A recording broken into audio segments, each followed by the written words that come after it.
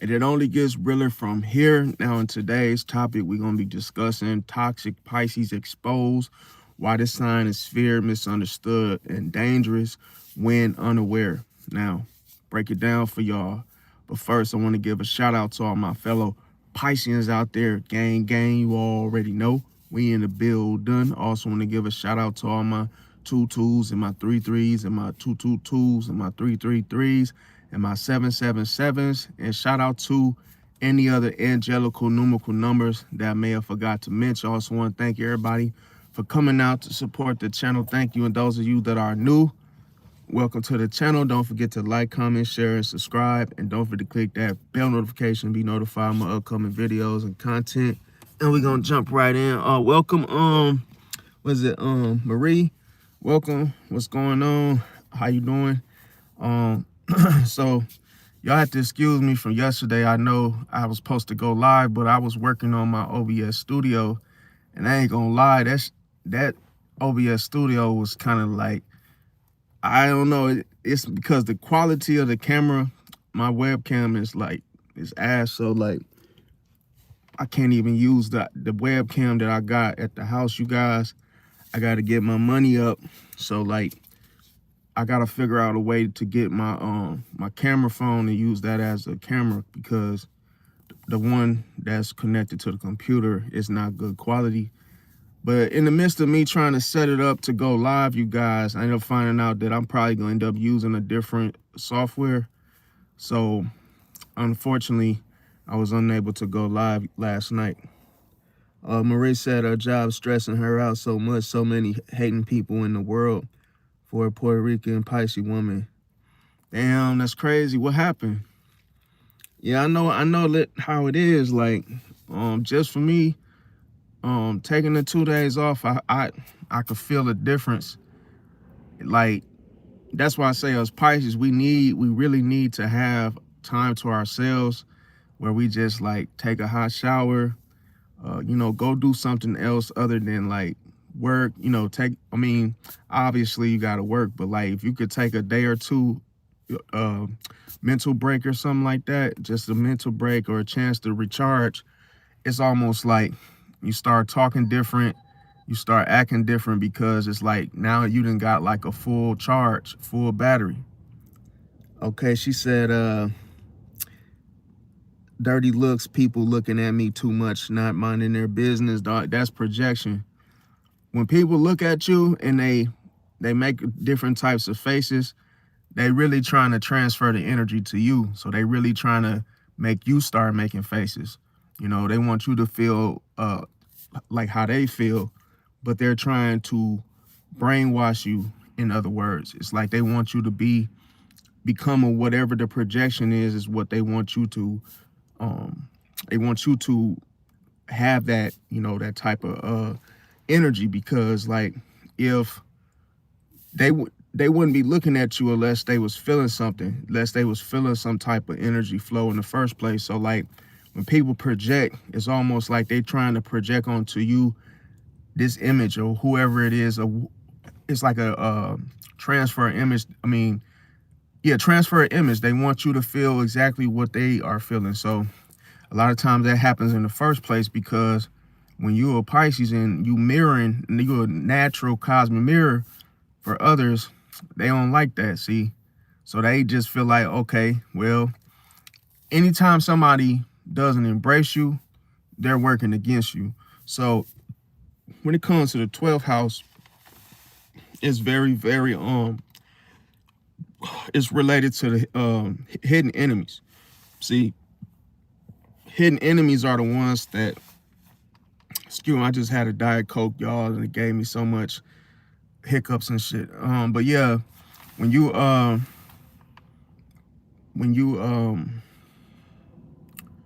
hidden enemies. So when you deal with annoyances, people like staring at you, giving you weird looks and whatnot, just know that that's energy. What that is bad energy. It's not yours. See, but it's funny that you were aware that you picked up on it. See, because the average Joe Blow doesn't understand or really pay attention to the people's looks, or doesn't notice it. So if a person makes a certain type of face and it doesn't, like I say, it's not really a pleasant, like a happy, happy face, or like it's not inviting enough to where you could trust and feel a little comfortable, then it's ice projection. See, because even a hidden enemy will use projection to distract you in order to get a reaction. See, that's why you just gotta stay calm and just ignore it. Because if you once you try to like defend yourself or try to say, hey, what are you looking at? Hey, knock it off, or you respond to it, then a lot of times you're going to end up making the faces just like they projected it to. See, let me see. Yeah, that's the thing. All you said and it's not working. All you talking about with the dirty looks and whatnot. Marie, welcome everybody that just came in as well. Yes, I believe in Jesus. According to Michael.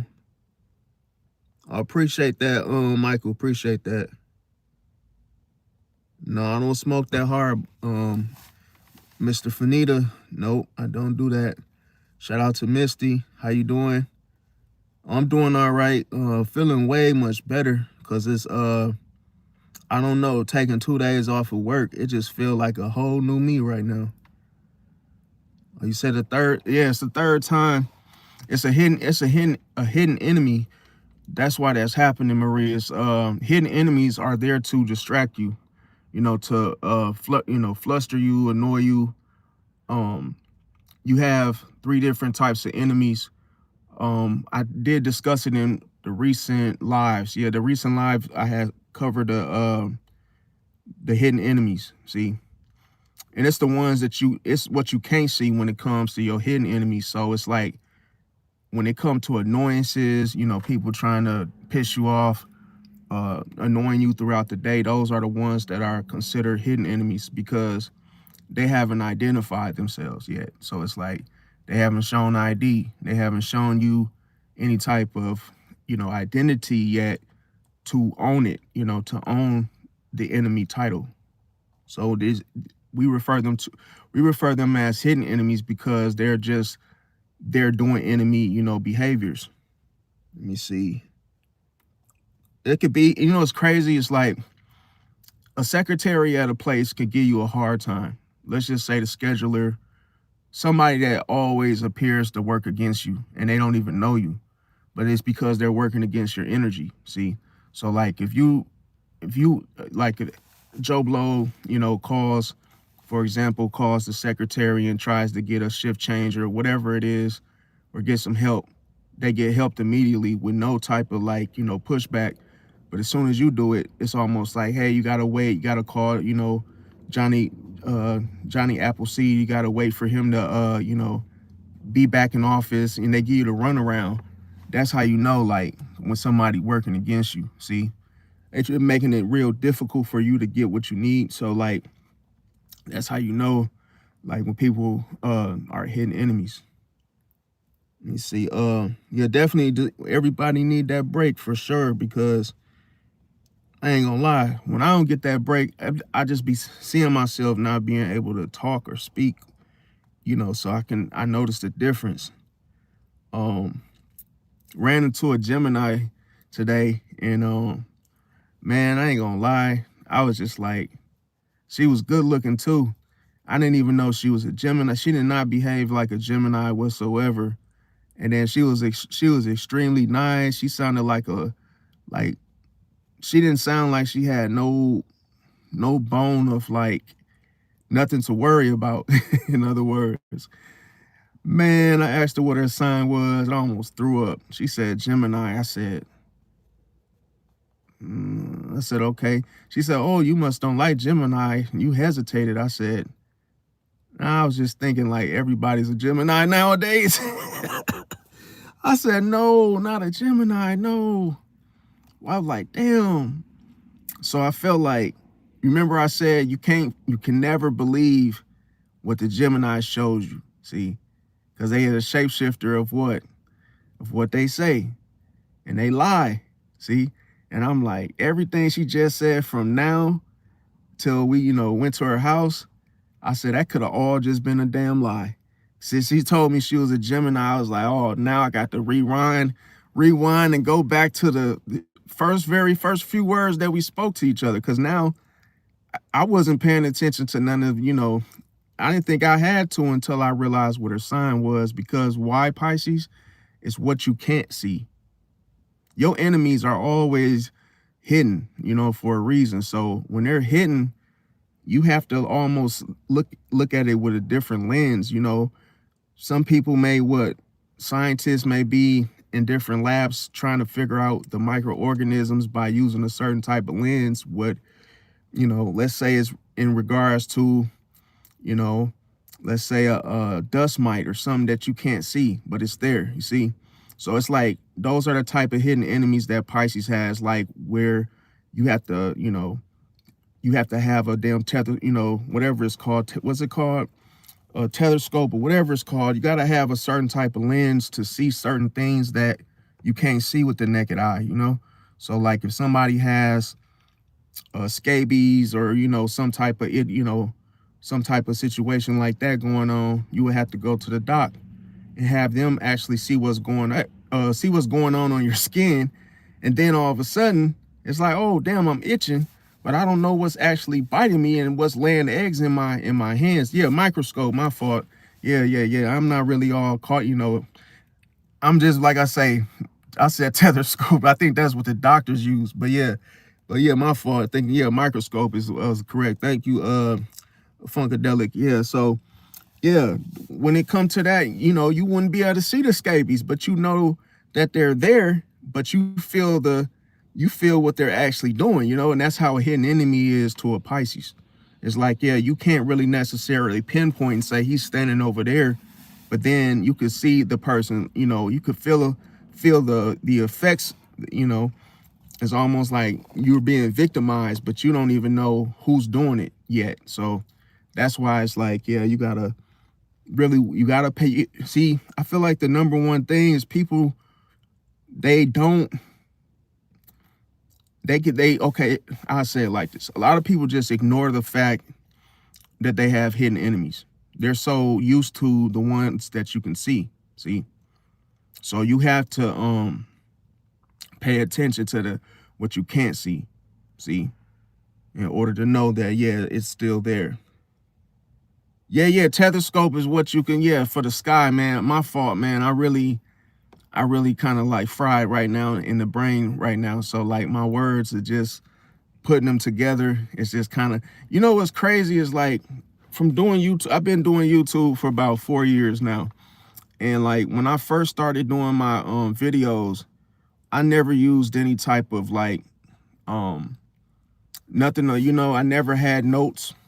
Everybody that's been here since day one, I never used notes when I first started my YouTube channel.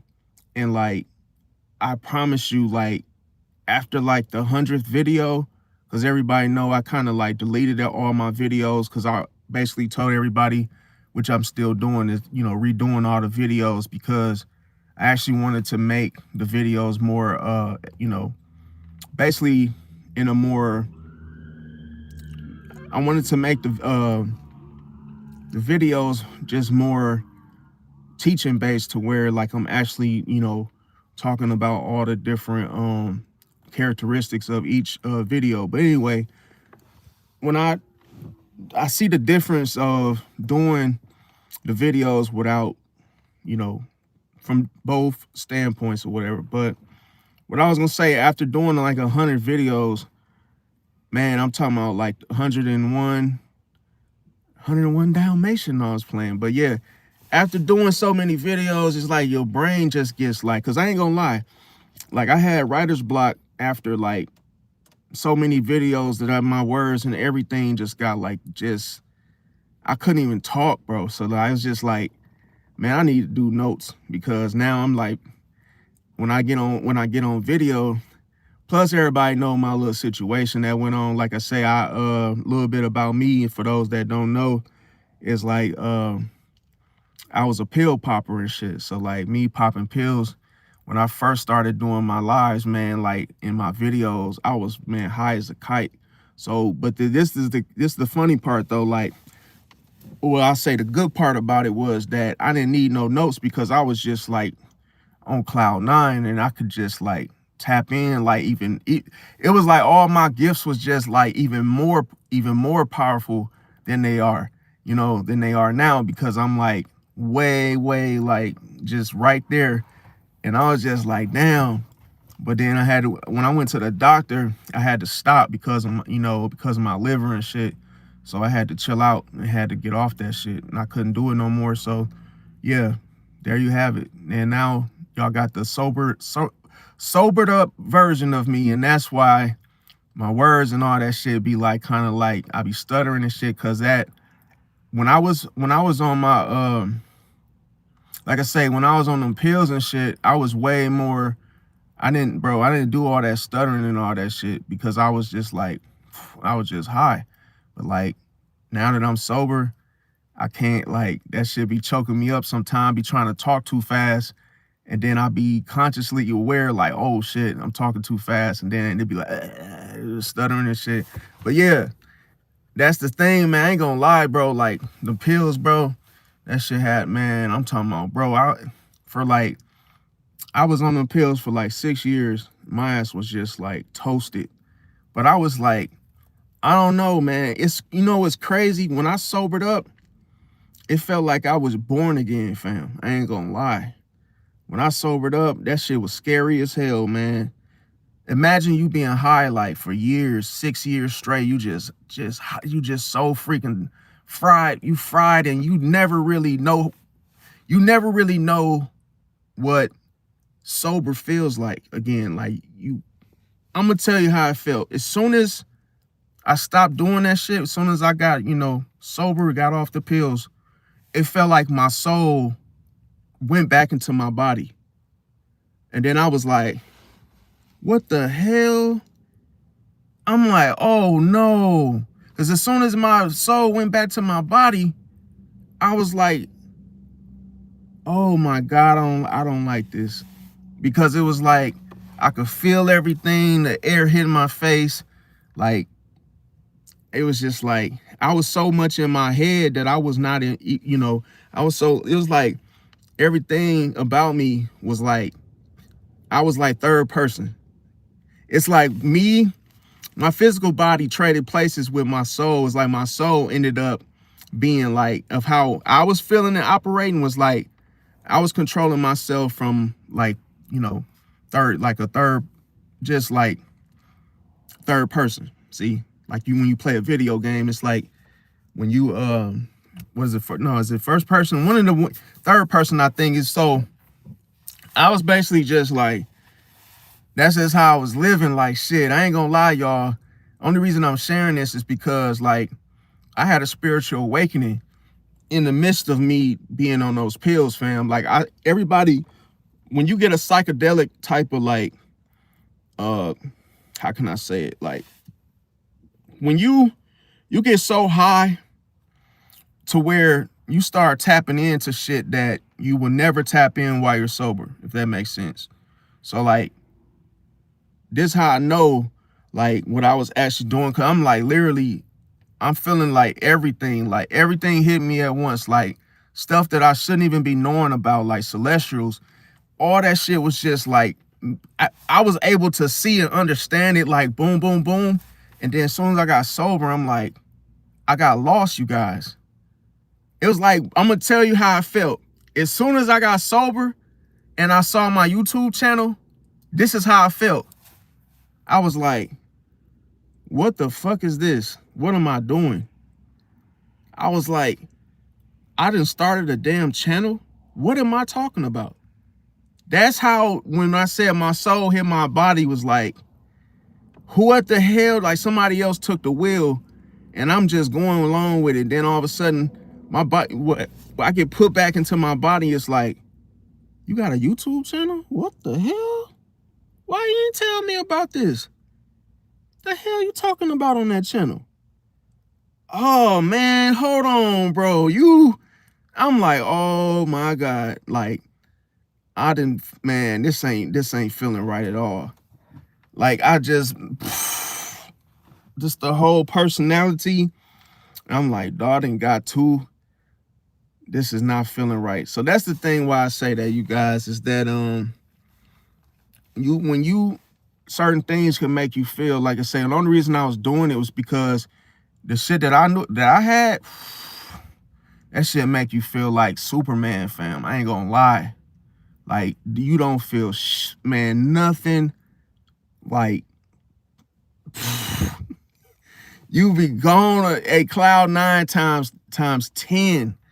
So I was like, man, I got so ashamed that I had to delete all them videos, because I was like, bro, I can't even look at myself the way, knowing I was high like that. I can't even, like, it's all. That's why I said you can have, when Pisces is 2 fish. So like, my other fish was like literally right there with me. I'm like, nah, this ain't happening. I'm not, no way. I don't know this guy. This is not like, who the hell is this guy on this live, bro? I don't know him. I don't know who the hell he is. So that's why I say you gotta be careful. You gotta be careful. But yeah, you know, thank God I was able to stop, bro, because I had the cold turkey and the withdrawals hit my ass out, bro. I couldn't even man, I was throwing up. I couldn't even like function, bro. That shit was like terrible. Cause withdrawals, I was like shaky. I couldn't even stop shaking, bro. But yeah, another thing is, okay, so we was talking about toxic Pisces for today's live, you guys, getting back to the topic. So when it comes to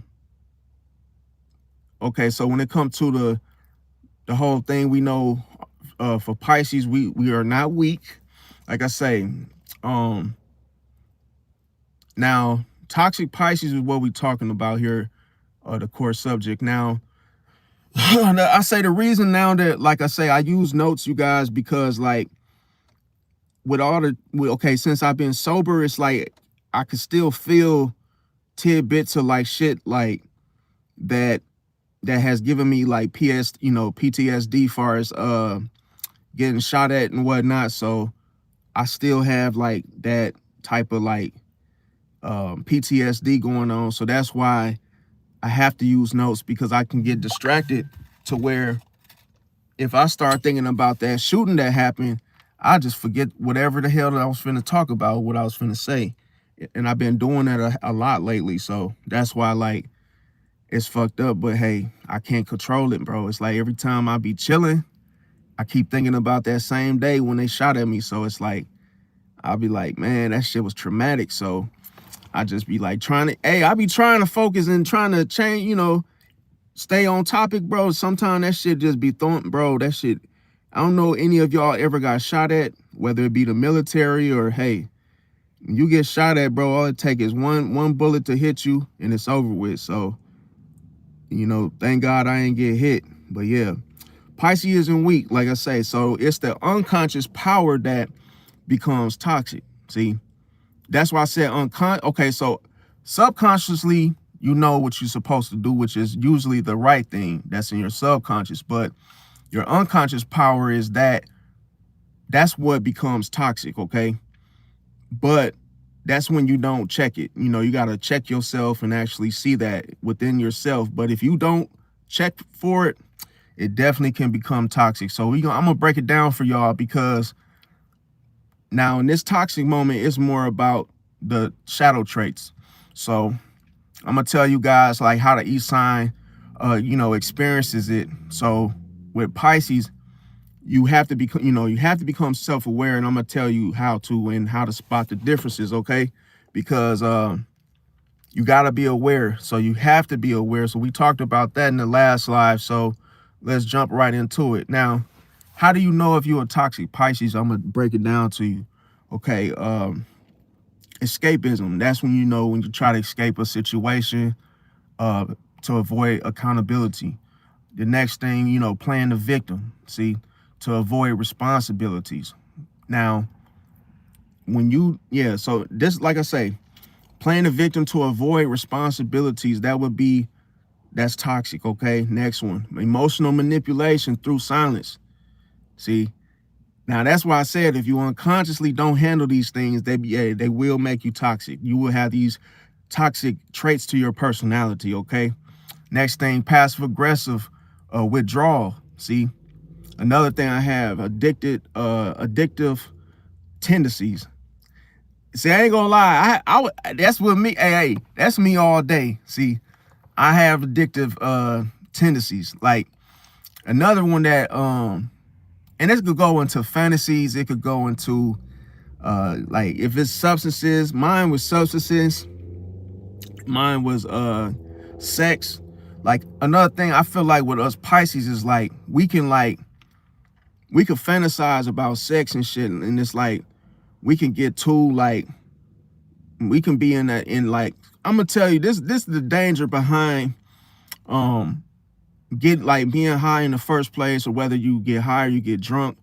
But like when you start doing things that's like intimate or like, you know, sexing and stuff, you got to be careful because your threshold of what is considered normal is not normal for Pisces, because everything is what cranked up.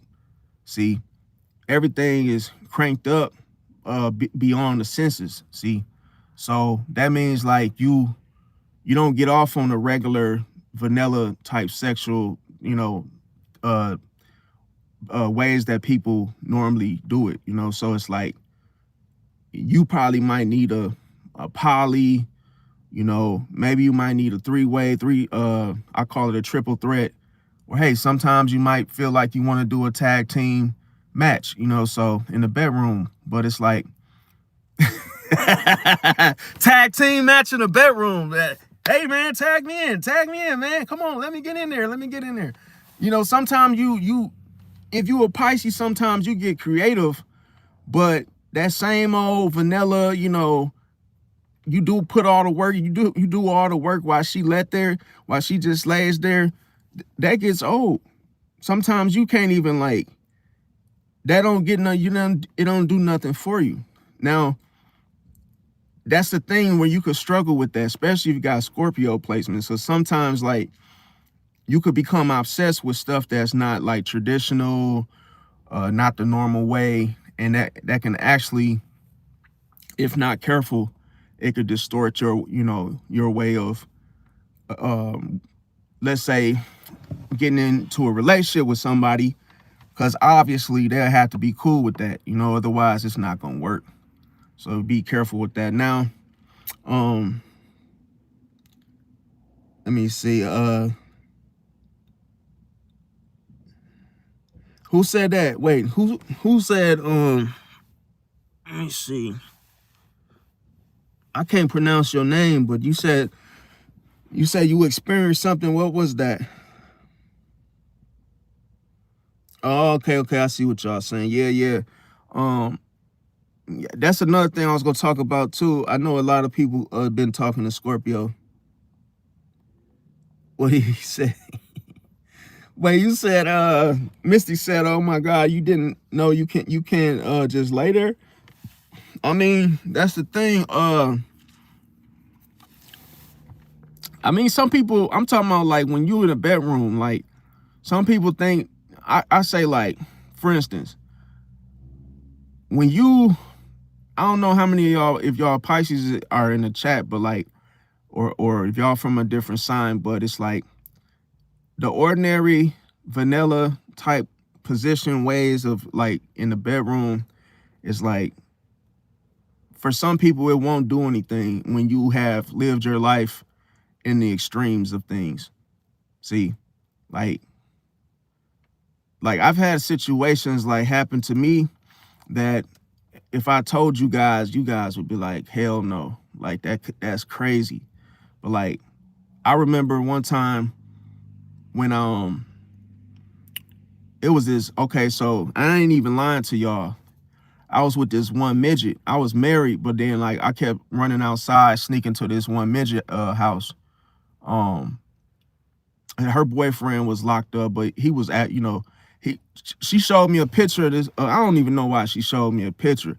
It's like people be like locked up, they always showing you pictures of people, but she showed me a picture.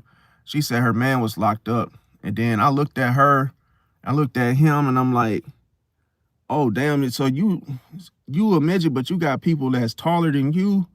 But like she was I ain't gonna lie, I was desperate because like me and my ex-wife, we wasn't really like sleeping together because it was like she talking about she worked all day. I felt like she was cheating anyway. She was a Leo too. You know, Leos be lying and shit. Um, Long story short, it was like, it's a lot of men want what they can't have in the marriage. You be married and sometimes like all the stuff that's offered to you while you're married, it's like, damn, why didn't this type of opportunity come when I was single? Like, cause now you see a little thick, man, you see a little thick, nice looking midget running around and she got a fat booty and you like, come on, bro. Why this gotta be presented to me now when this wasn't even on the menu when I was single? See what I'm saying? Now I feel like, come on, man, you teasing me now. I got to at least get a piece of that now. But then at the same time, morally, you like, damn, but then I'm putting my marriage on the line and everything that's on paper. And it's like, but I feel like I'm being tempted and I can't, it's like, damn, I want to say no. And it's like, come on, bro. And then it's like, I got to at least like see what that's like. Man, because me and my ex-wife, we was having issues, bro. And every time I try to lay down with my wife and whatnot, she was always telling me, nah, I just got off work. Well, what's the point of being married if if that's going to be the case? So long story short, man, that midget had hit me up one night, was like, oh, you should come over, whoop-de-woo. I'm like, bet. Man, I'm talking about, I ain't even give it no time, no shower. My ass just woke up like the Undertaker. I was just like, what the hell? Let's go. Man, I flew out the house, told the wife, like, yeah, I'm going to the casino. I went around the corner. She stayed around the corner. She was a Capricorn. Man, I ran over there. Didn't waste no time. And then I went down south. On her, bro. I'm talking about, bro. That was a moment to be reckoned with. But here's the thing, bro. See, when you do bad stuff, bro, you gotta be careful because like that shit come back to bite you in the ass and really in the worst ways. So I'm gonna tell y'all what happened, man. So I went down south on her and shit, like, and it was dark, in the room and shit. And then all of a sudden, like, I did feel something like kind of pasty, but I ain't really know what it was. I'm like, okay, maybe it's just, her little stuff going, her little flavor aids and shit. I'm like, okay, whatever. Bro, tell me why. Oh my God, bro. Me and the girl got into an argument, bro. And then she was like, that's why you ate my stuff on my monthly. I'm like, what the fuck? On your monthly? What do you mean on your monthly? She's like, yeah, I was on my monthly and you went down there. I'm like, you know what? You motherfucker. But I said, you know what? I'm still alive though, see? But it is what it is. I ain't catch nothing. I'm still alive and breathing, so hell, even a gorilla has taste blood before. I mean, shit, what you gonna say? If a gorilla he done survived it. Hey, I just be feeling like, you gotta look at yourself as being, you can't be afraid of blood, fam, just because like people think that that's supposed to poison you or something, fam. Because listen, if I'm still alive and breathing, then hell, I guess I'm just maybe what they call them, a cannibal. No, I'm just playing. No, maybe isn't a can. Let me stop because I just said a stethoscope and I was wrong about that. But you know what I'm trying to say? When you eat meat, it come with blood on it, right? Am I right or wrong? Wait, no, that's when it's not done. So scratch that. I'm not trying. Scratch that. Scratch that. I ain't trying to say it like that, but hey, I just feel like this, man. Like this the thing why I say all that in a nutshell is because when you start doing extreme stuff, nothing bothers you. Like nothing is not, it's nasty, yeah. But you gotta think when people say, oh, I did this, and they trying to like one up you, thinking like you stupid, or saying it like, oh, you know, you did something that was dirty. Bro, in my mind, it's like so many things that we do dirty that's like crazy. Cause I did something dirty with her that she don't even know about. See? But I didn't say what I did, because us Pisces, we really like when we do something dirty, we ain't finna call it broadcast it and be like, yeah. But if it's somebody else trying to do something to us, then it's like, hey, I'm only broadcasting it because it didn't work. The move that she tried to use on me, boom, it didn't work. I told her, okay, well, and I mean, shit, I still got the cheeks. I ain't worried about all that other stuff. Whether you want to be a vampire and you want to hit your arm and spread it around, that's on you. But yeah, it's nasty. I get it. But check it out. I mean, I didn't tell her to do it. She said it was like that on her own. But it says that's the thing. Capricorns be doing too much, bro. They be doing too much, bro. But I'm like, bro, I ain't seen nothing. I put it to you like this. I ain't seen nothing that has made me feel embarrassed or feel anything. That's why I said when you are an extremist anyway, there's nothing that can really put you into the type of mindset like, oh man, damn, that's bad, or hey, that's, you know. And even if something's real good, sometimes that's like, you don't really, like, I don't let my empathy just be open to the point where somebody just come in and throw a rock and it's gonna hurt. Like, nah, that makes sense. Oh, now that one, now I had that happen, and that, like what you said, young Kia, yeah, I had that happen too. And I was pissed because, like, basically what happened was I had went down south, and then she did that same shit you talking about. Yeah, she had passed gas, bro. I'm like, bro, you was nasty mother effer, bro. Because like certain stuff, like when you're a female, you gotta know how to stop. Like you can't just like do certain stuff, think it's funny, or thinking, oh, you know what she told me? Oh, oops, that slipped out. No, it didn't. Ain't no fucking oops. You farted, man. Like, damn, you pushed that mother out. You know you didn't just talking about some oops. Get out of here. That's the thing. Be classy. Yeah, you shouldn't have to smell nothing, do nothing like that. But even to this day, you guys, as I shared that story, I don't believe her. She says she was, but I don't believe her, because it would have been like visibly everywhere. I would have been seeing it all over my, my clothes, everywhere. So, maybe it was one of them things where she just started on it, but it wasn't nothing down. You know what I'm saying? So I'm like, nah, bro, I ain't falling for that. Nah. But just, I didn't, like I say, I was with this one Cancer woman, and man, this woman was nasty, bro. But like the type of stuff she tried. So I don't know if I told y'all that story about that Cancer woman, but the Cancer woman, she was in and out of prison. So she was already like, somebody had already took advantage of her already. But like she, when she got out, she was just like vicious, bro. She started, so she was trying, okay, so we got drunk, we was drinking. And then all of a sudden, like, I fell asleep.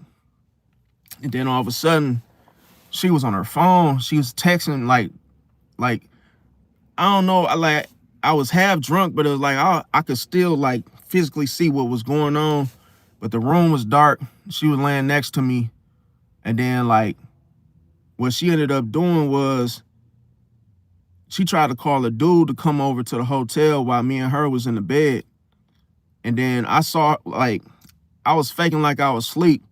And I had looked up while she was texting on her phone. I was just looking to see what she was writing. And she said, oh, he's asleep right now. She said, come F me. I'm like, what the fuck? Then I said, I woke up, I snatched her phone and I broke that. I said, threw that mug against the wall like, ain't nobody coming over here. What you talking about? But that was the thing. When I saw that, I'm like, what is she bro? What is she doing? But I learned that that's because, her butt was in and out of jail, in prison, bro. And when she went to jail for it, bro, I was like, you freaking wicked. That's a wicked cancer for you right there. I'm a Pisces, by the way, Brooke. Yeah, but it was the Gemini, the Gemini girl, she I just didn't trust, like, I had to go, okay, so the Gemini girl, she wanted to hang out, but I was like, nah, not right now. It's too fast. Like, remember I said, like, when somebody try to do something real quick, you should always wait. You shouldn't rush to do something like that a person wants you to do, because at that particular time, it might be a setup, because that person trying to get you to do something on their terms and their time, where if you take a step back, you could slow them down and actually do it at your pace, at your time, or just a mutual, fair, random time that it's like, so that way, that person is not trying to set you up, in other words. But no, I don't have nothing against Gemini personally. The thing about it is, I've been in situations where if I move too fast, I've seen a situation go left, like, to where if I say, okay, let's slow this down, let's slow it down, because I might miss something. Like, if it could be in her behavior, it could be like something she tells me, but she kept calling me and stuff and blowing me up.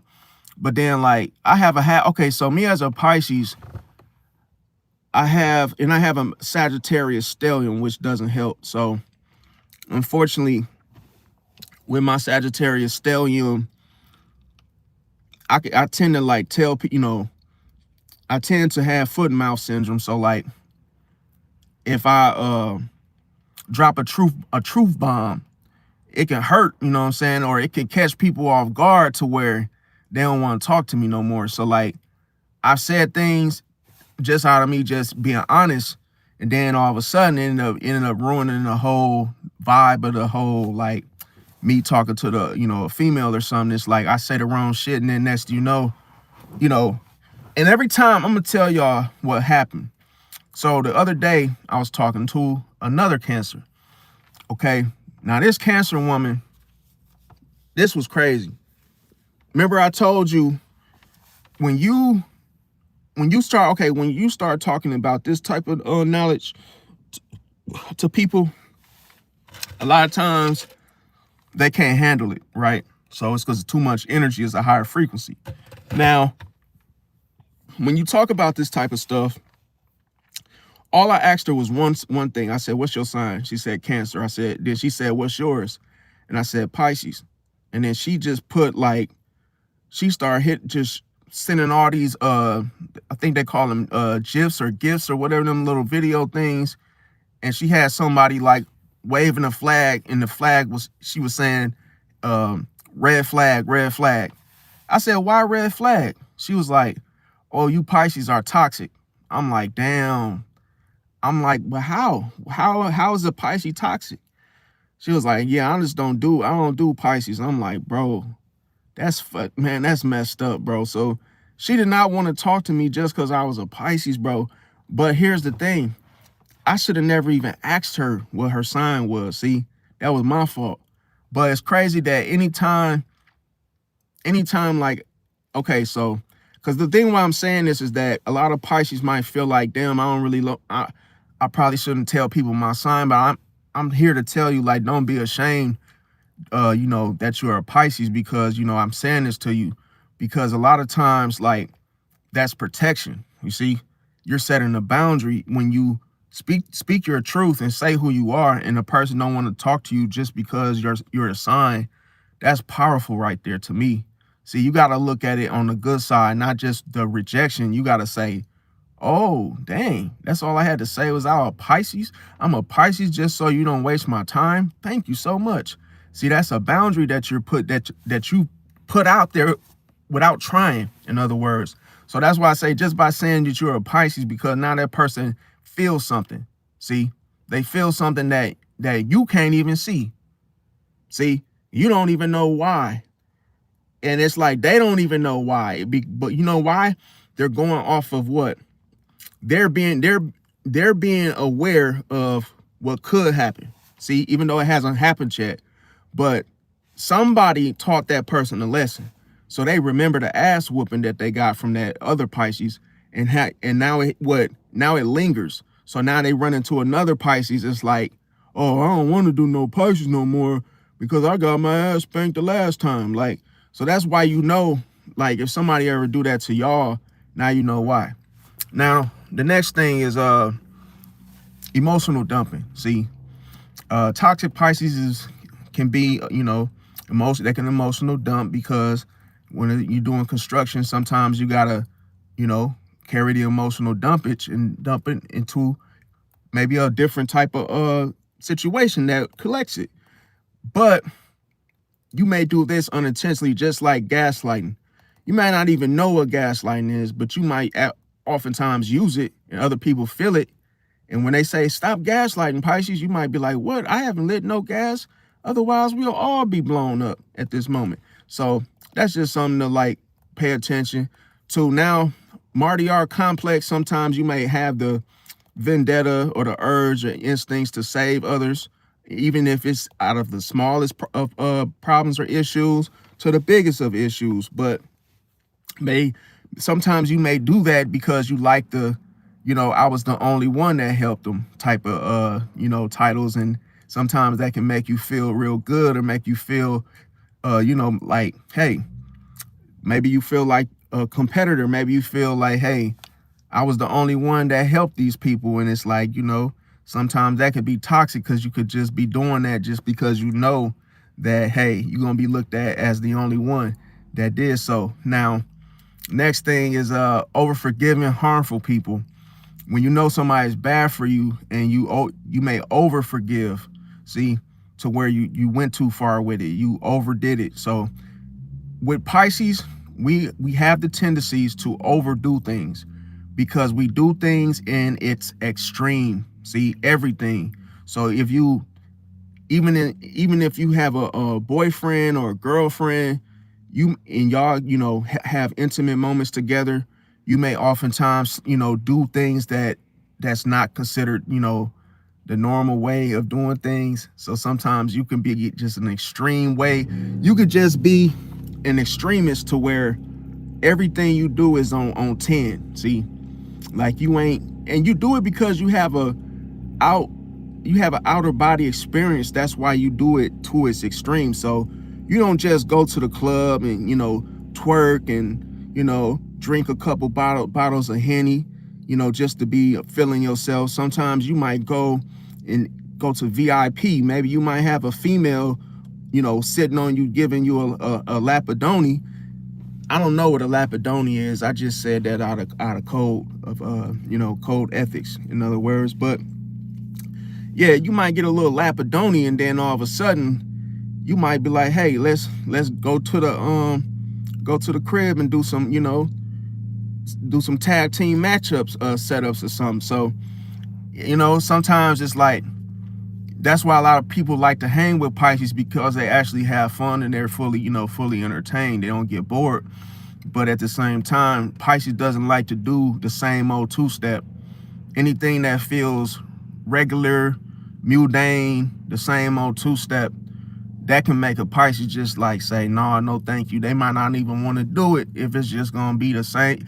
See, Pisces always want something that they've never experienced. So if you do something that they've experienced a million times or 100 times, it's like they can always get that. It's like, why get burgers and fries when you can get a crab boil? Hey, let's get that crab boil. I get that maybe once a month, twice a month. So you might want more of it, but you might not want any burgers and fries because you get that all the time. So that could go with you. You could be faithful until something something crossed your path that you never had before, never seen before, and you like, dang, like if you seen two women just, man, talking about huge, talking about nice little frame, and you saw two women stuck together walking down the street, and you ain't never seen that before. And you see two women stuck together, and they two beautiful women stuck together too. I'm talking about, they got pedicure, just doing, you might be thinking about some freaky shit as a Pisces. You might be like, man, if I ever had, man, get her to the crib, I'd take both of them down. And see, you might secretly feel like that, and then all of a sudden, like, you might actually say that to yourself. Then, like 5 minutes later, you sitting there exchanging numbers with the twins that stuck together, and little do you know, now you are already clapping them cheeks, and you like, damn, that was fast. Like, I was just in the car, even just thinking about that.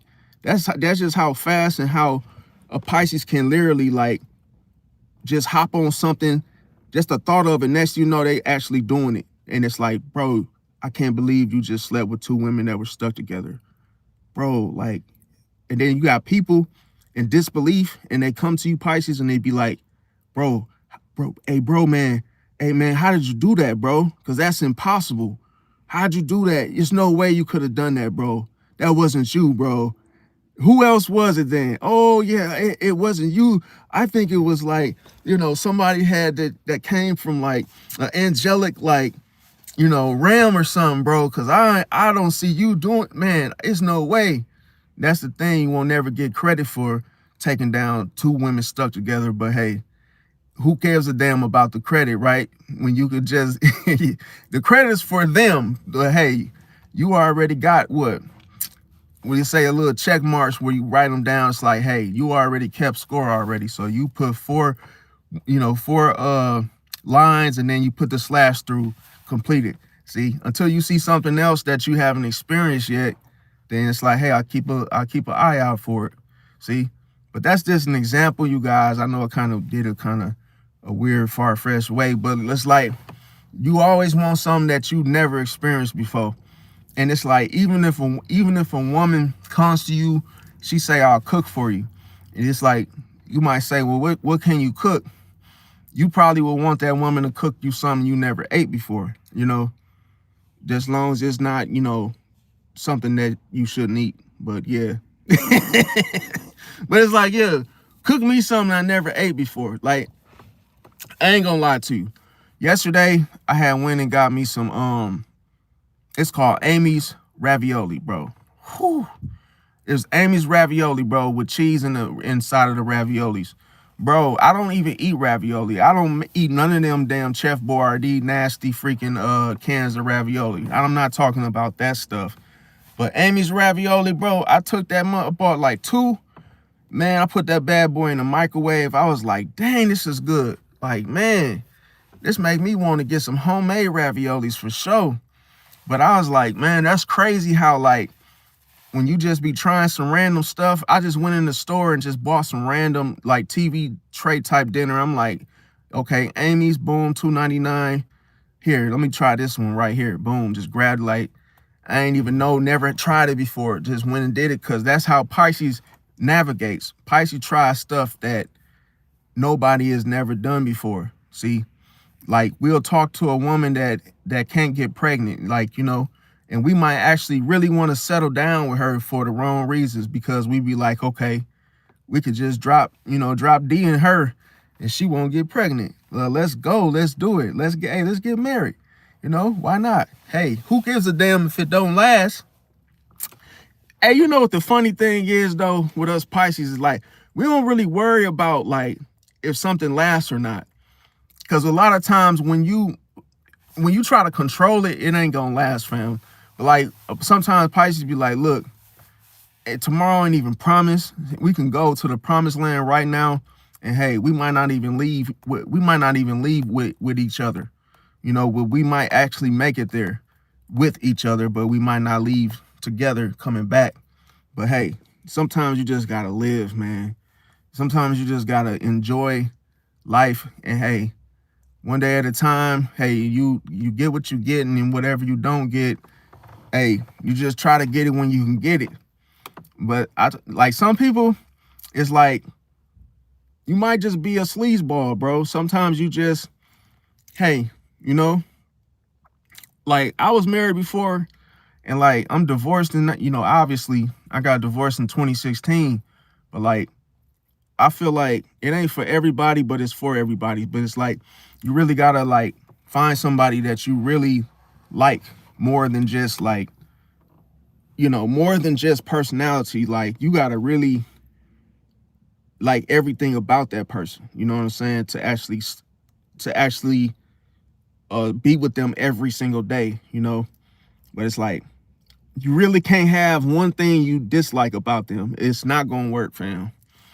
Like if you hate one thing about that person, it's gonna end up manifesting into something bigger that you're gonna be like, damn, I shouldn't even got married to her, bro, because that one thing you didn't like about her. Like, and that's the thing. Like when I had pets, bro, man, it's like I love the cat more than her, bro. Like the pets I had, bro, that was sad right there, because like the pets, bro, man, I don't know something with them cats, bro. They be really like locked in, fam. So like that's something you gotta really pay attention to. But yeah, the next thing, self-sabotage. The next thing, emotional dependency, far as the toxic traits, um, emotional spying, that's another one. Um, withholding the truth, that's another one for toxic Pisces. Emotional revenge through absence, and then spiritual ego. See, now when somebody is using the ego and saying, "Oh, I'm spiritually." If you ever heard of someone that has a ego spiritually, what I'm referring to is people that go around saying, "Oh, I'm more evolved, than this or that." So that could be toxic right there. Let me see here. Now, how do you know a Pisces is toxic? So those of you that want to know, who said that to you, Misty? Are you talking to Michael? Okay. Um,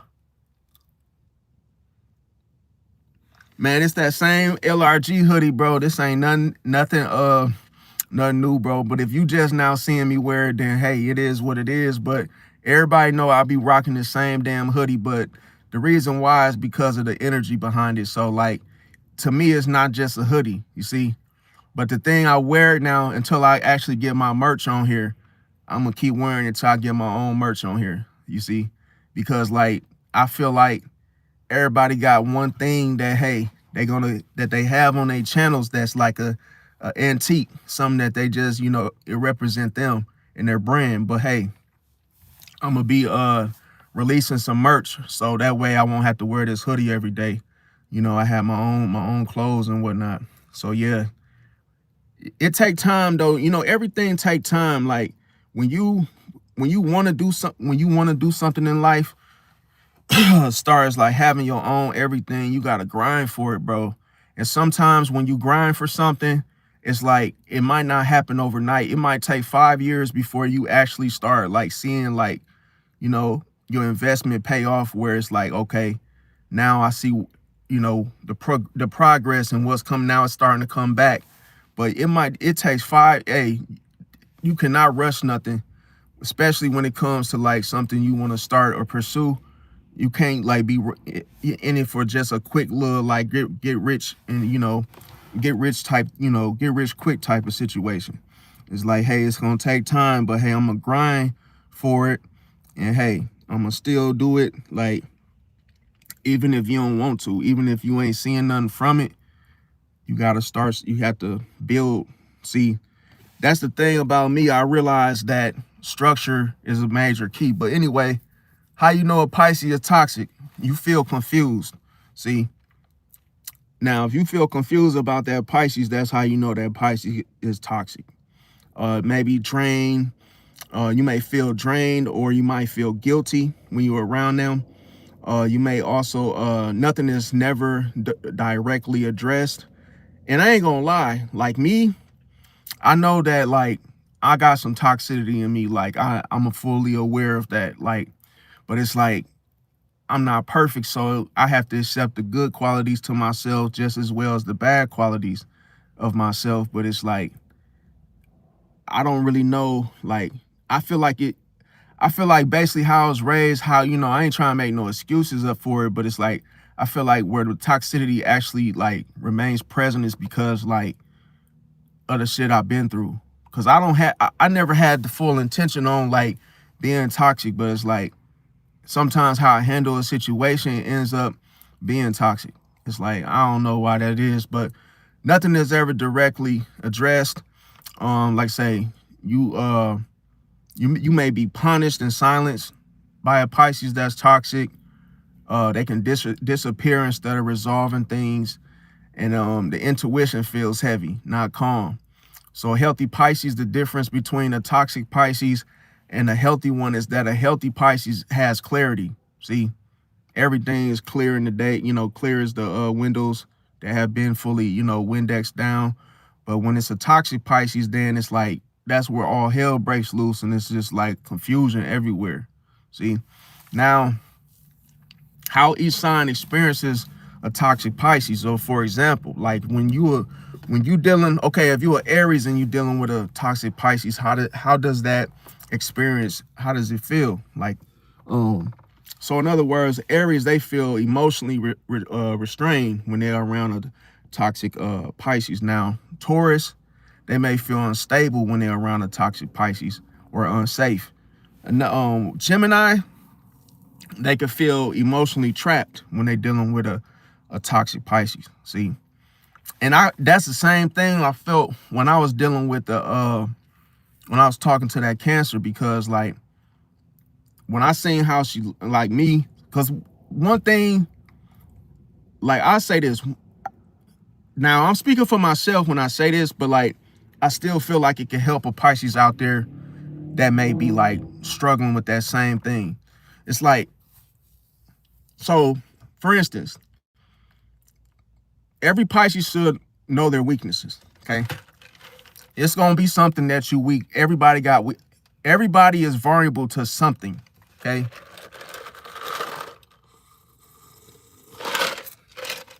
Now the problem is that that's because you want something where you're vulnerable at. So it's like anything you're vulnerable and open to, that's really what vulnerability means. It means you're open to it, meaning you don't have any boundaries towards it.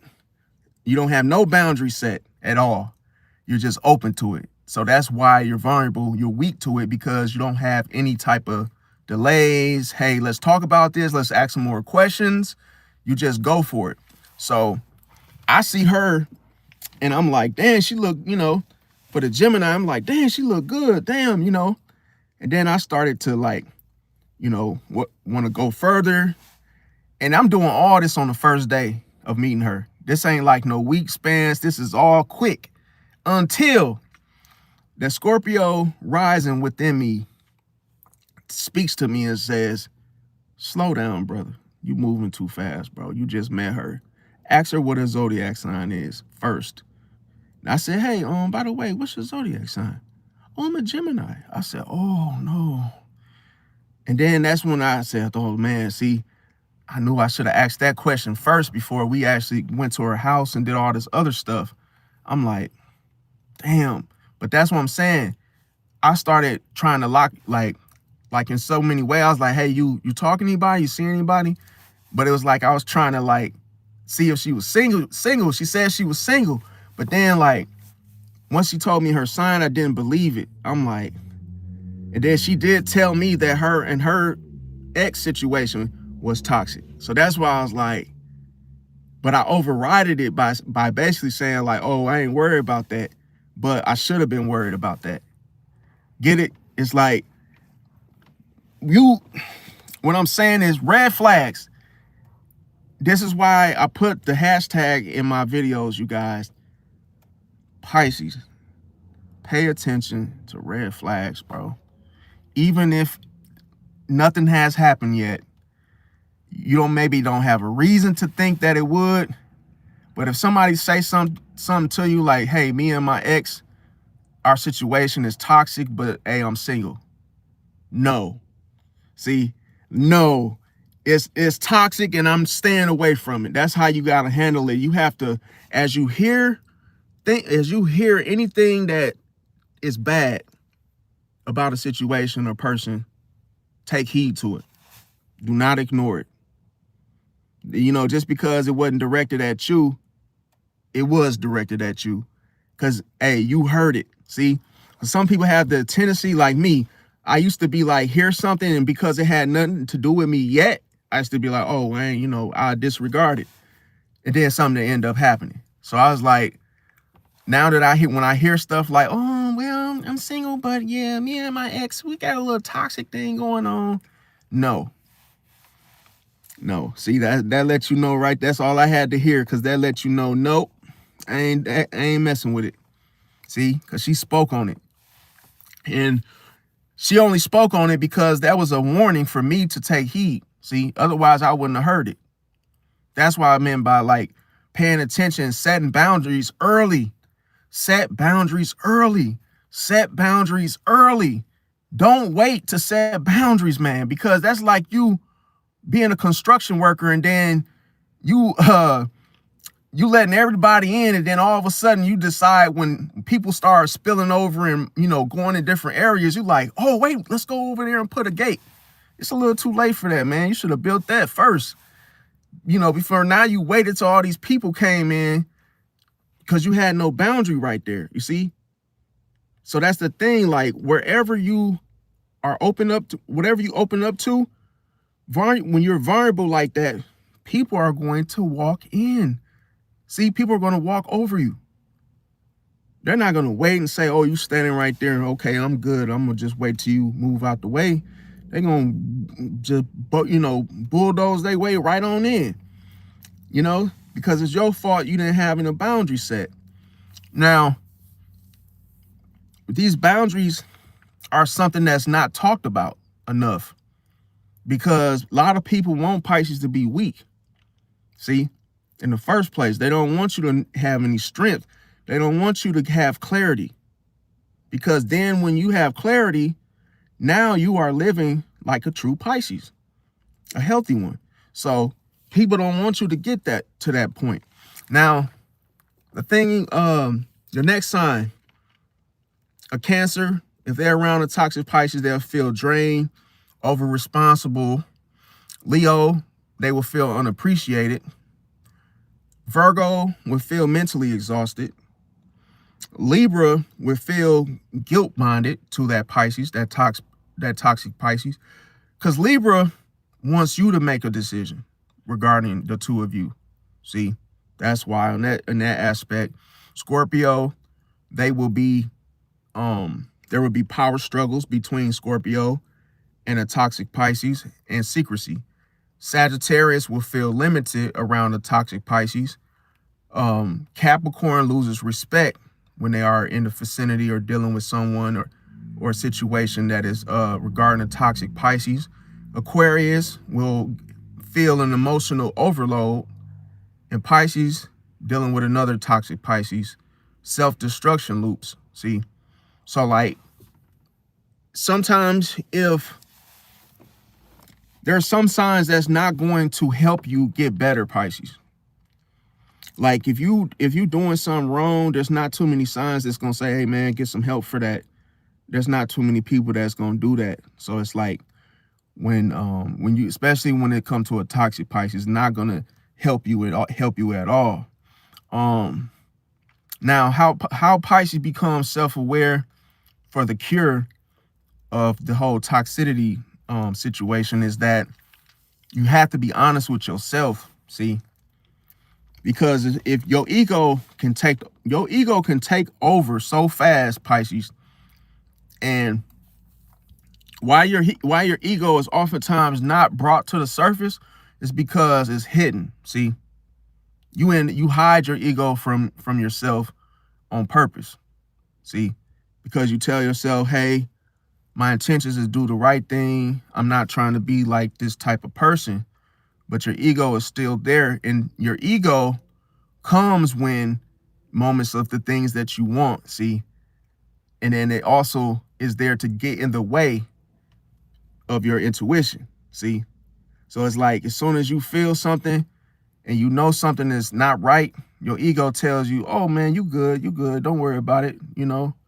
She wasn't talking about you, she just said no. It's like, no, ego, I'm not listening to my ego, because the ego wants its way, wants something when it wants it, doesn't want to wait. Now, when it comes to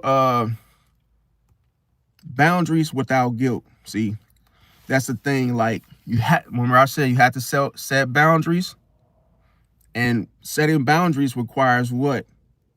No guiltiness. See, you got to just set them. Don't feel bad for setting boundaries. You know, turn it on. You know, do not disturb when you go to sleep, because you know you got to work in the morning, and don't feel like, oh, the people that you will keep you up all night. You don't feel guilty for them. Like, oh man, they're gonna think I'm acting funny if I put on do not disturb. Like, no, you gotta set boundaries, because obviously they're not gonna say, hey, Pisces, you need to get up for work. Why don't you turn your do not disturb on so we can't call you? So it's like you have to set boundaries, because that's you looking out for yourself. Now, the next thing is feeling emotions without escaping. When you feel emotions, oftentimes you get overwhelmed by them. See, that's what the emotional overload means. And then when that happens, you feel the need to escape. See, because it's too much.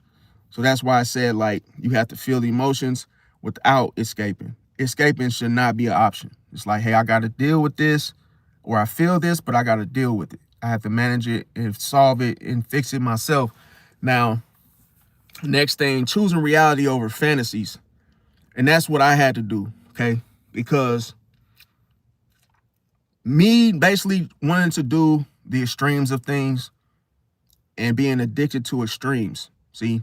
So I had an addiction for extremes of all kinds. And I had to, like, really realistically, like, tell myself, you are a human being and you need to stop. Like, the stuff that you want to do is unrealistic. See? And you have to, hey, I know you don't like eating chicken on a bone, but mother effer, that's how it comes. Like, so you don't do nothing extreme, because you're going to hurt yourself. So that's what made me realize that you have to choose. You have to make a choice. Are you going to live life realistically, or are you going to live life in a fantasy? See, because you could fantasize over something because the energy behind it. See, and it can give you a temporary feeling, or you might feel real good for a while, you know, and whatever that may be. Now, the next thing is accountability before compassion. So before you could show compassion, you must hold yourself accountable. See, so for whatever happened, whatever you did, then after that you can show compassion. The next thing, detachment. So detachment and then abandonment. Okay, so when it comes to detaching yourself from situations, you know, that may help you not to be in a situation where now, oh, people feel abandoned. Like, no, that doesn't mean that, hey, you're abandoning yourself just because you're detaching from things that are bad for you. Now, another thing is grounding rituals. I don't mean a ritual like in a bad way, or like a evil, witch, or, which type of situation. No, I'm saying grounding rituals such as like putting your body over your mind. See, so it's like your mind. If you put your mind over your body, then you could get yourself caught up in those loops that I was speaking of. So you want to make sure you keep your body and put your body over your mind, over your thoughts. See, because your thoughts will get you in trouble, especially if you have weakness in your thinking. and you're not thinking rationally, or you're just thinking like crazy type of thoughts that can actually mess you up, even and to put you in a bad situation. Because where your mind goes, your body follows. See, so you have to work on resistance, self-control, boundaries. See, then that's when detachment and compassion comes in handy at that moment. Now the next thing is therapy and shadow work. You have to do therapy and you have to do shadow work. Like me, I used to be a gambling. I had a gambling addiction. I used to, man, I couldn't even stop gambling for the life of me, bro. It was like I almost, how they say, gamble your life away. I used to gamble like Superman, always at the casino, gambling. I gambled for like 5 years of my life away, whether I won or lost. It didn't even pay off. It didn't pay off. It wasn't worth it. But I was just addicted to just the winning aspect of it, where when you win, you get this like subtle type high that makes you feel like you're in control. And what I had realized is that, in a sick way, is that when you have a dominant personality, and this is when people project onto you and they say, "Oh man, you're controlling, dude. You just want all the control. You just want to take over." Or this is, they basically misunderstand you and how you coming off to people, how you coming off to a situation. They may know that you're dominant, but they may mistaken that for being, trying to take over, trying to be in control, or narcissist or something like that. Now, the thing about it is, when I would win playing, the games at casino. Now, when I would lose, I would feel awful. I would feel like a loser, okay? And it's times 10. Then when I would win, I would feel like the man in the room, like I feel like the one, the chosen, I feel good, really good. And not just good because I won, but because it's almost like you feel like you're in control of the game, like you beat the game or you beat the odds. Here's the sick part. To stop doing something like gambling, to cold turkey just say, I'm done, I had realized that I had to tell myself I was a loser. You'll never win. You'll never beat the casino. You'll never beat the odds. See, I had to tell myself that. And you want to know the sad thing behind it, you guys? Guess who told me that? It's cold-blooded. My subconscious. It's cold-blooded. My subconscious mind spoke to me and said, you'll never win. This is whatever you're feeling right now. It's not you. See, this is a spirit. See, and if you keep on letting this spirit take over, you're going to end up somewhere you don't want to be. Now, I was homeless for bro, I'm not even lying to you. I was homeless. That was the first punishment, fam, for not stopping gambling the first time. Bro, I was homeless, bro, one of the worst moments of my life. And bro, I don't wish it on my worst enemy. And I'm telling you, bro, being outside in the cold, not really knowing your meal's coming from, and you just sitting out there just, I'm talking about, it did something to me where it was I was like, why is this happening? Come on, bro. And I was like, what did how can I fix this? Bro, literally, your resources are all where's my next meal coming from? My phone bill ain't paid. And then all of a sudden, I had a outer body experience with that. See, and then it was gambling had destroyed me as a person, you guys, to where my ego, everything collapsed. It's like a whole head to toe, just like where you put something to the side and all the blocks fall apart. So it was like when I actually looked at the whole like money aspect, I had a dollar bill and I looked at the dollar and I was like, this ain't worth nothing to me at first, right? I'm like, damn, I didn't gamble so much money that I'm like, I'm not even looking at a dollar bill for what it's worth. I'm like I literally lost my money at the casino one time.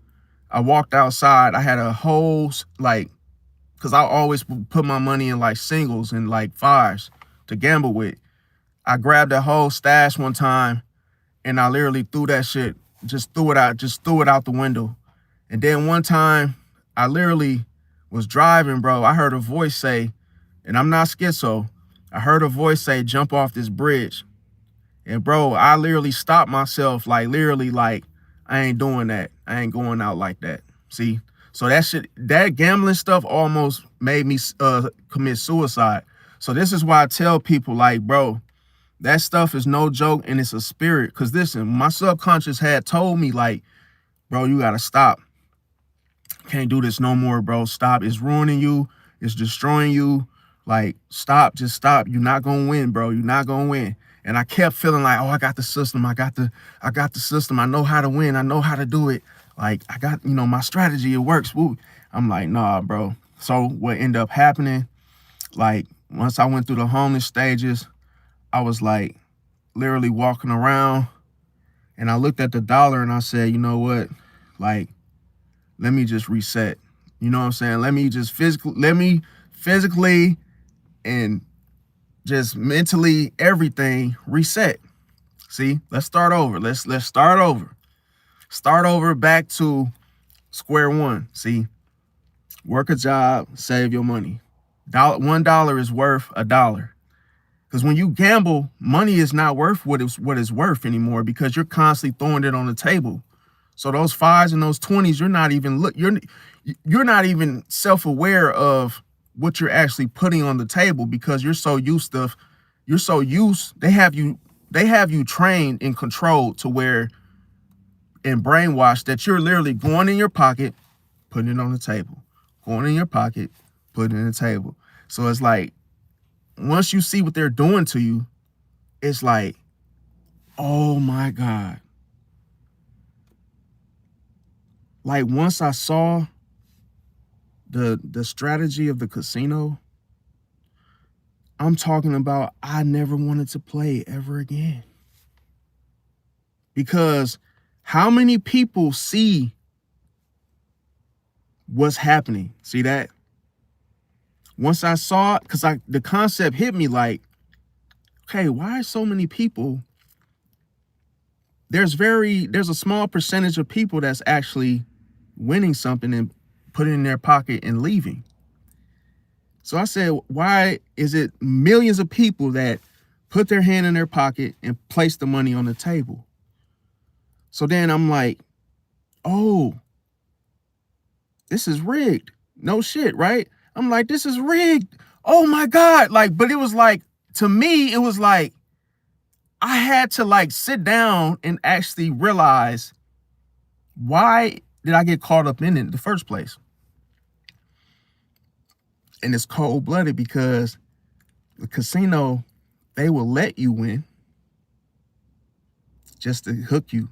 See, every fish gets hooked to the bait. See, they let you, because listen, if you come from nothing, right? You come from nothing, you're probably not really working a good job. Let's say you work at a McDonald's or you do like whatever your profession is, right? Or your career, job, whatever. You probably ain't really coming across like just a whomping $3,000 win or $4,000 win, right? Until you go to the casino for the first time, right? They've never seen your face, so when they actually do the camera system, it's almost like, oh, here's a newbie, here's a new person. And then you come to the table and they see you watching the game like you could possibly be hooked, right? They let random people, they let them win, right? They let you leave with like what? They hit you with what, a little bit at a time. Some people get a whopping 3-4 grand. Boom. Now here's the catch. You just won 4 grand, right? You didn't work for it. How long would it took you to have made that 4 grand, right? And you should leave at that moment, right? But they know once they hook you, you're gonna come back trying to get some more. See? So you do that same thing. You put your hand in your pocket, put it on the table. Now you're playing back to what you just won, right? The 4 grand. Once you lose that 4 grand, now they're dipping into your money. So once you start chasing to hurry up and win that 4,000 back, now they done got a whole nother 4,000 out of you because you're chasing the hook. It's cold-blooded. See? And you keep chasing once you're baited, then you keep chasing the bait. So that taught me the ultimate lesson in life. I said, wow. So if I actually stop, see, this is why I said, you guys, there's nothing wrong with boundaries. There's nothing wrong with taking a step back, because you will see you will see what's actually happening, the machines and everything about a situation for what it is, clarity. Pisces lessons are all clarity. These are all to enhance, and what the clarity is what the Pisces needs, is to see things clearly for what they really are. See, not how it's presented to you. Because when people sell you on something, they're applying all their little sprinkles and fairy dust and like magic and all that. Then they like, hey, look at this. This is really cool. Come see it. You should have one. And it's like you don't see through it because your rose-colored glasses are making you think that it is what it's making you think that it is what they said it would be. And that's how they get you. See, because you accept it without questioning it. And the thing about it is, when I realized that all these mother effers, they hooked me, and I keep chasing the hook. Because even if you win, you don't win any of their money. You're just winning all the money. The times you lost, you just winning a piece of that money that you lost. You're not winning nothing. Even if you were to win, you didn't win. So I said, wait a minute. If this is what I learned, if you are hooked, you will forever be what? Hooked. You belong to them, and it's almost like you're a slave to the casino because you never stopped. They can't control you unless you go back. They can't use you ever again until you stop. Right? So here's the thing.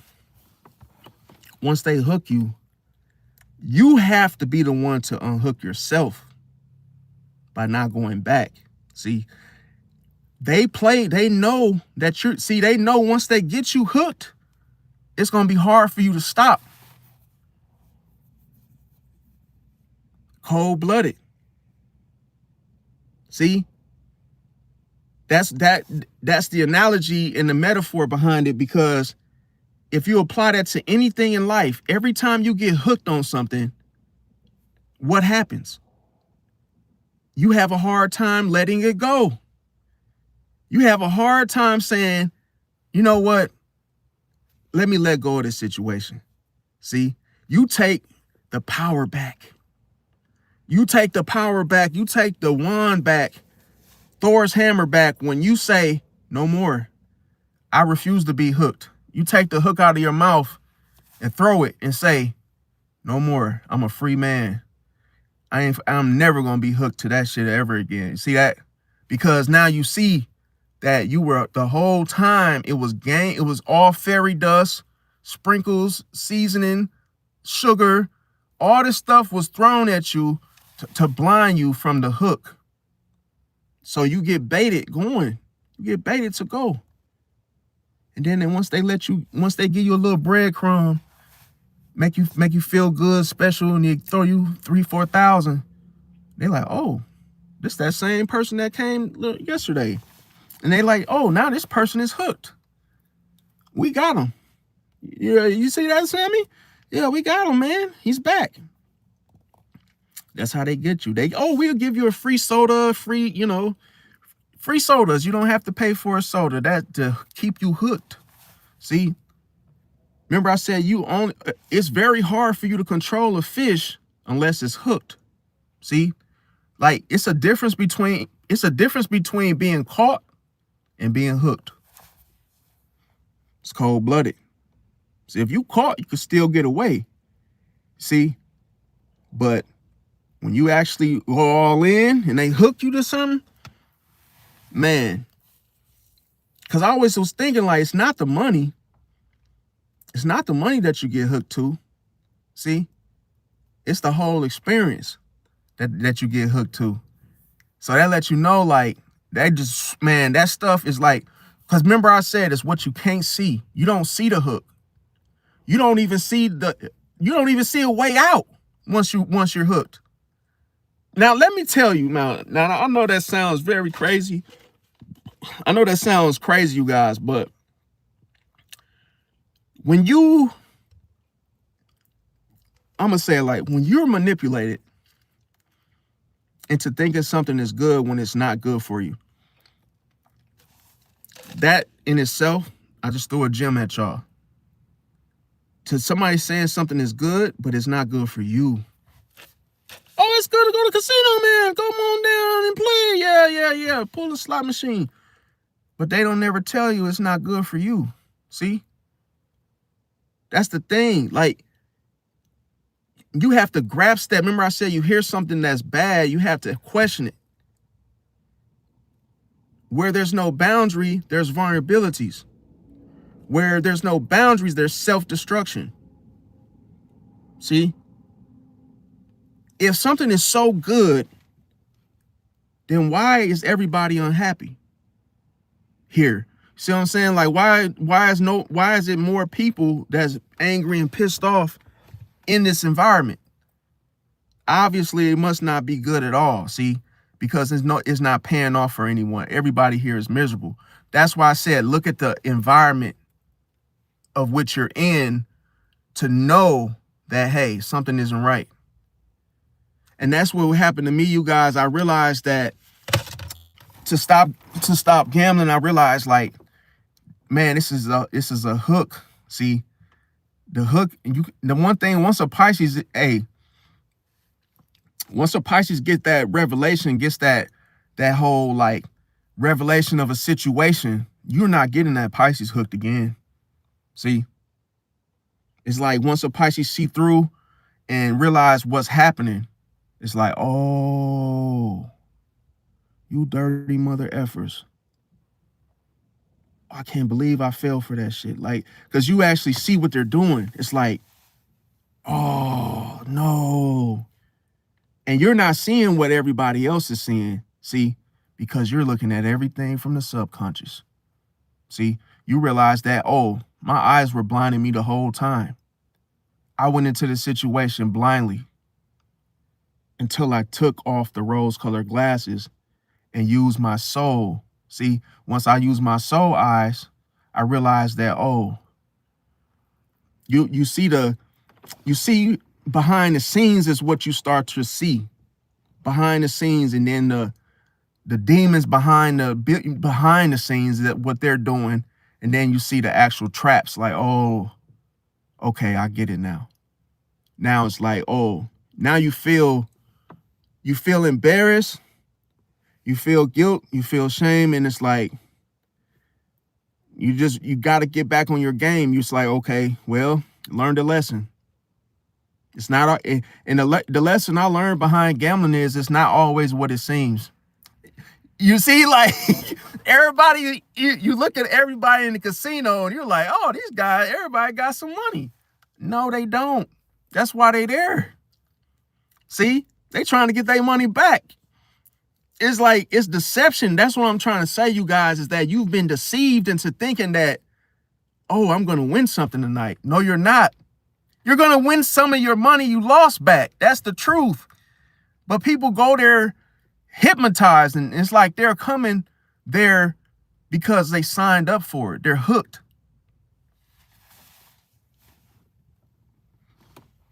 See, it's a difference between being hooked and being addicted. See, being hooked means you can't say no.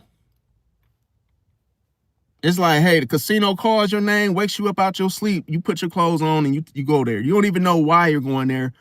You got rent to pay and you got $200 for food for the week.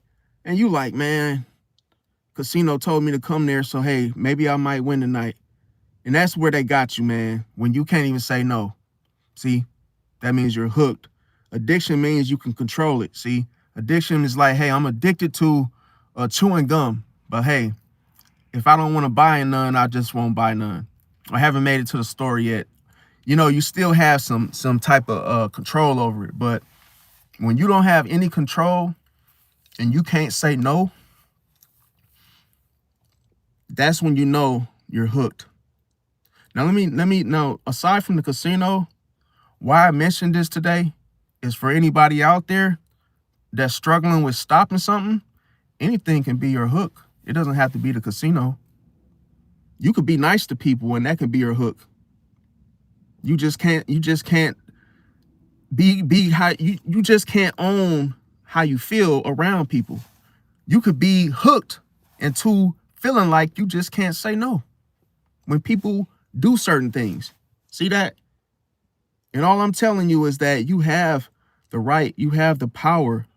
And if you don't, you can empower yourself to say, hey, I'm not hooked to this anymore. Let me tell you a secret. Whatever you're hooked to, it has power over you. You want to know why? Because you're not aware of it. You want to know why you're not aware of it? See, because you're not aware. See, you're not aware that it's happening. For me to stop the casino, for example, I realized that this is something's going on. See, something's going on of which my eyes can't see. My natural eyes can't see what's going on. See, so then I realized, like, once I became aware of the fact that it's something outside of myself that's making me feel like I can't stop. And then I said, you know what? This was all a setup to begin with. I said they actually hooked me. This is what that was. And then I realized that I have control over that. See, the power of awareness means that I can pull the plug. Listen, it's always a way out. See, when I was homeless, you know what I kept telling myself? You can only suffer for so long. See, it's temporary. You know why you're put into a situation that seems so bad to everybody and everybody else? Because they have no hope. But the real reason is because the lesson. See, once you learn the lesson, your situation is going to change. The sun is going to come out brighter and you'll be working again and you'll be driving again and you'll think back and say, well, you know what? I made some really, poor decisions in my life, but hey, I'm still standing. Oh, damn, that was the guy that used to gamble every day. I wonder what he's doing today. See, then you realize when you go back, you realize that I never thought I'd ever make it out of that. See, because it was a lesson. Once you get the lesson behind it, and once you admit and say I was wrong, I effed up, that's when the tables turn. I was wrong. You're out there homeless to acknowledge your mistake, be accountable, and just say, man, I messed up. I made a mistake. I ain't doing it no more. Guaranteed, as soon as you do that, the power of restoration will hit you. Boom. Somebody will come out the woodworks and be like, look, man, I can get you off these streets. See, God will send help to you, but you have to learn your lesson. See, the lesson. You were hooked, man. You were hooked. See, now that you know what they were doing, you have the power to stop. See, you have the power to stop. Once you realize what they were doing, you are fully aware. Now you have 100% power over it. Whatever hooks you means that it owns you. Temporary. See? That you have the power to take. You have the power to stop the situation. See? Once you become aware of it, it no longer controls you anymore. See? And that's for all vices. See, that's the thing. When you take your, man, listen, when you get the power back, your whole mind will change. And you will look at that situation and say, I can't believe that I was hooked to you as many years as it was and all the times and me spending my paycheck after paycheck. You were just a small thing. I had so much power over this situation that I no longer have a thirst to go back. I don't even think about it. But it's like, once you snap out of it, it's like all of a sudden that situation is like this. Now you can step on it because it has no power. Anything that has no power, it's easy for you to walk past it, step on it, throw it, you know what I'm saying, kick it to the curb. And it's like this. Before it was like this, huge. See? Because I gave it power over me. That's how you got to look at every situation that may have you stuck. You may feel stuck. But let me tell you a secret. When you feel stuck, that's awareness. See? It's a tiny little light that's in a dark cave that's trying to get your attention. And that light is like, hey man, hey bud, I'm trying to let you know this. I want to show you something, man. Trying to get your attention. Because subconsciously, that's what it's going to take. See? And then all of a sudden, when you let the subconscious take over, that's when your intuition just, Thor's hammer just comes, boom. Now you got full power. Now everything that's dark is light. Now it's easier to figure out what is what and to get rid of anything that doesn't serve its purpose. The cycles. Then when you see all the illusions come out, you're like, wait a minute. All these cycles, they need to be stopped. That's when you start what? Instead of plunging them out like you used to, you putting all the fires out. See? And then you are what? Reborn. See? And then all of a sudden you're 10 times stronger now because the awareness. Once you find out the truth, man, listen, once you find out the truth and it wasn't easy for you to see it to begin with, now you are enlightened. It's cold-blooded. You become enlightened to a spiritual awakening happens to where you start to tap into things that you cannot see. Once you're able to identify what's in your subconscious, man, can't nobody mess with you, bro. You will always be aware. See? And that's the reason I'm telling you guys my testimony, because once I realized that it's not over. It's never over. Stop thinking that, oh man, it's too late. I spent too much money. Bro, it's never too late to change. Because if you still notice things and you notice that, oh, something feels off, that's awareness. See, that's awareness. You could use that even if it's this small. You can use this much awareness to take out a big, huge situation. All it requires you to have is awareness. See? And once it gets on 10, it could be a spider crawling. It could be a poisonous spider just crawling near you and you not even paying attention.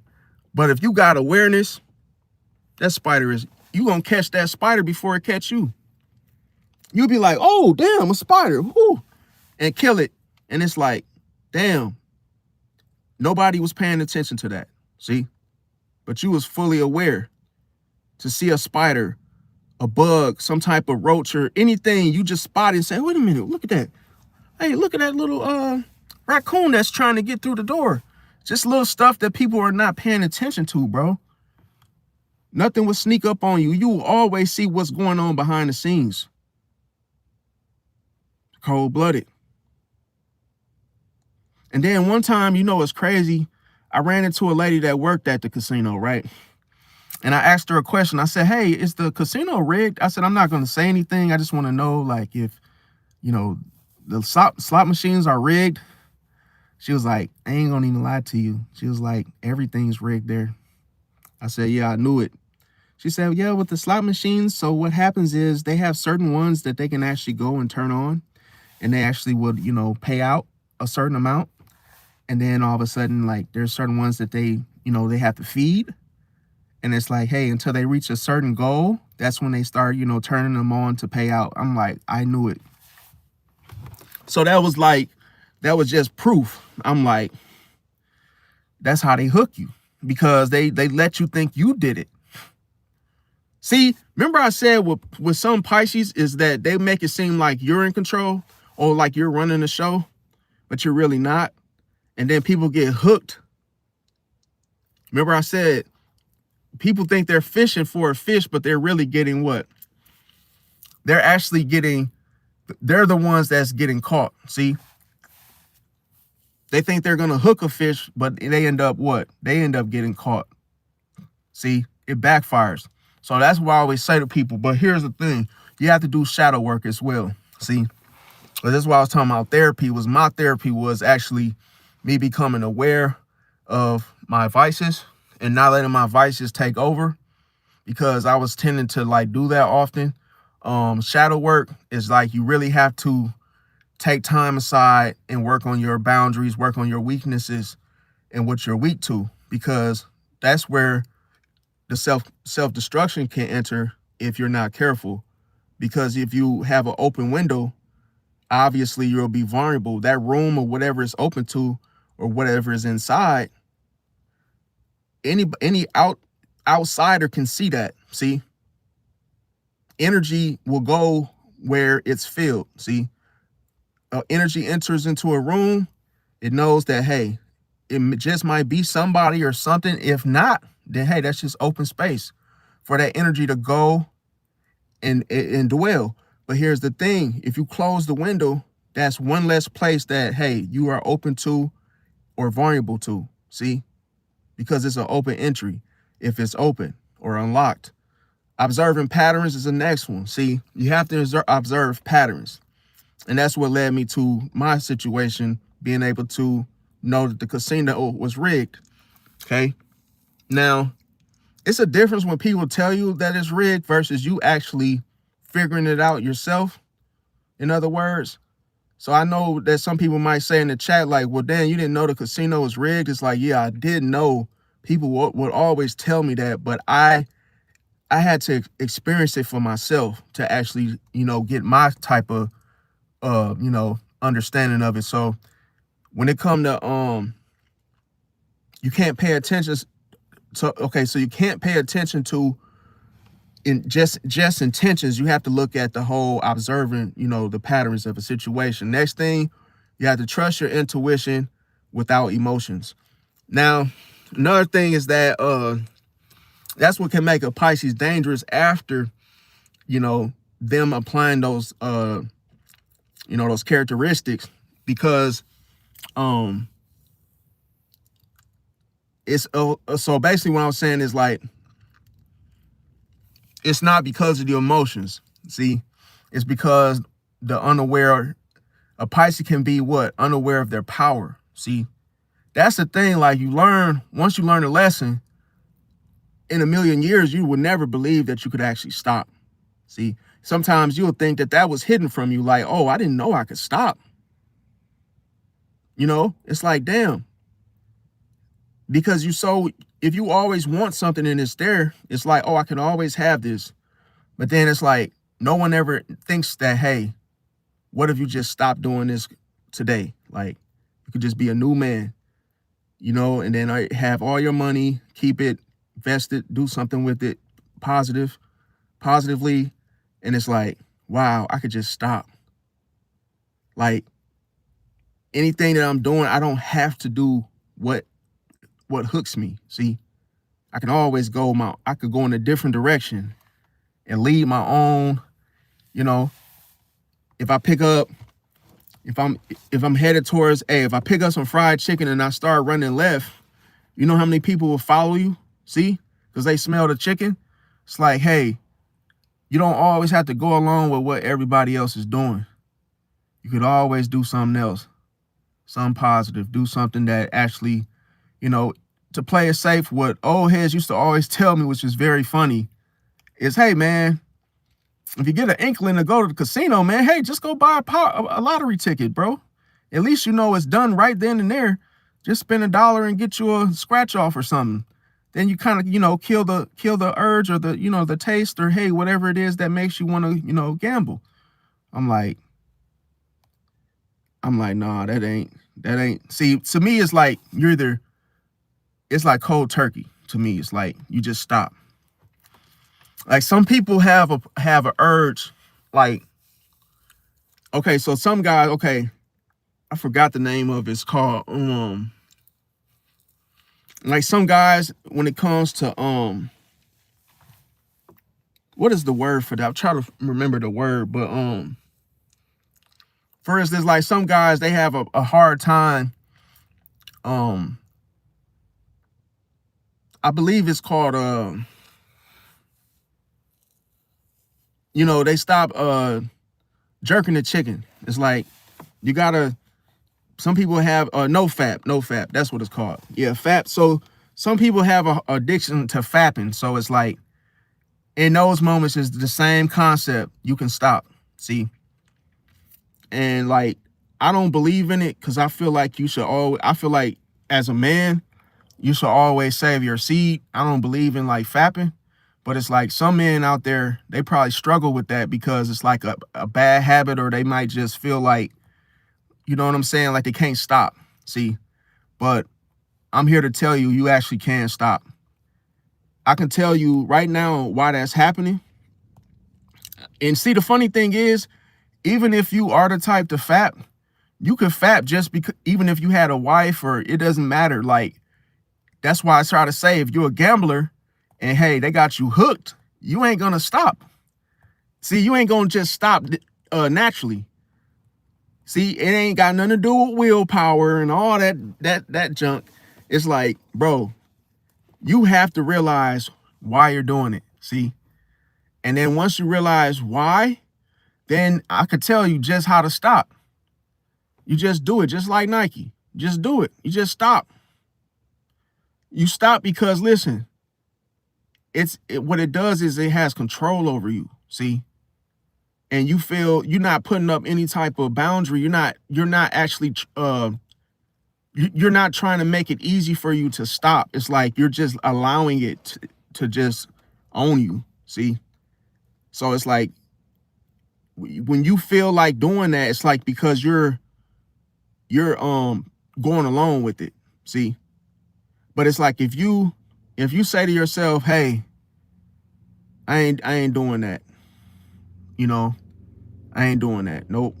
I feel something, but I don't feel like doing that. I'm not doing it. And I'm gonna tell you, the best way to stop fapping, bro, is every time it comes up, find an excuse to do something else. Like, go outside, go for a walk, go, call somebody, play a video game, go do something. Don't give in. That's all you gotta do. Don't give in. And then it starts getting weaker and weaker. far as the urge, it's like boop, boop, boop. And then, like I say, once it gets to this, you give it no power over you, then you start realizing, oh my God, I don't have the urge anymore.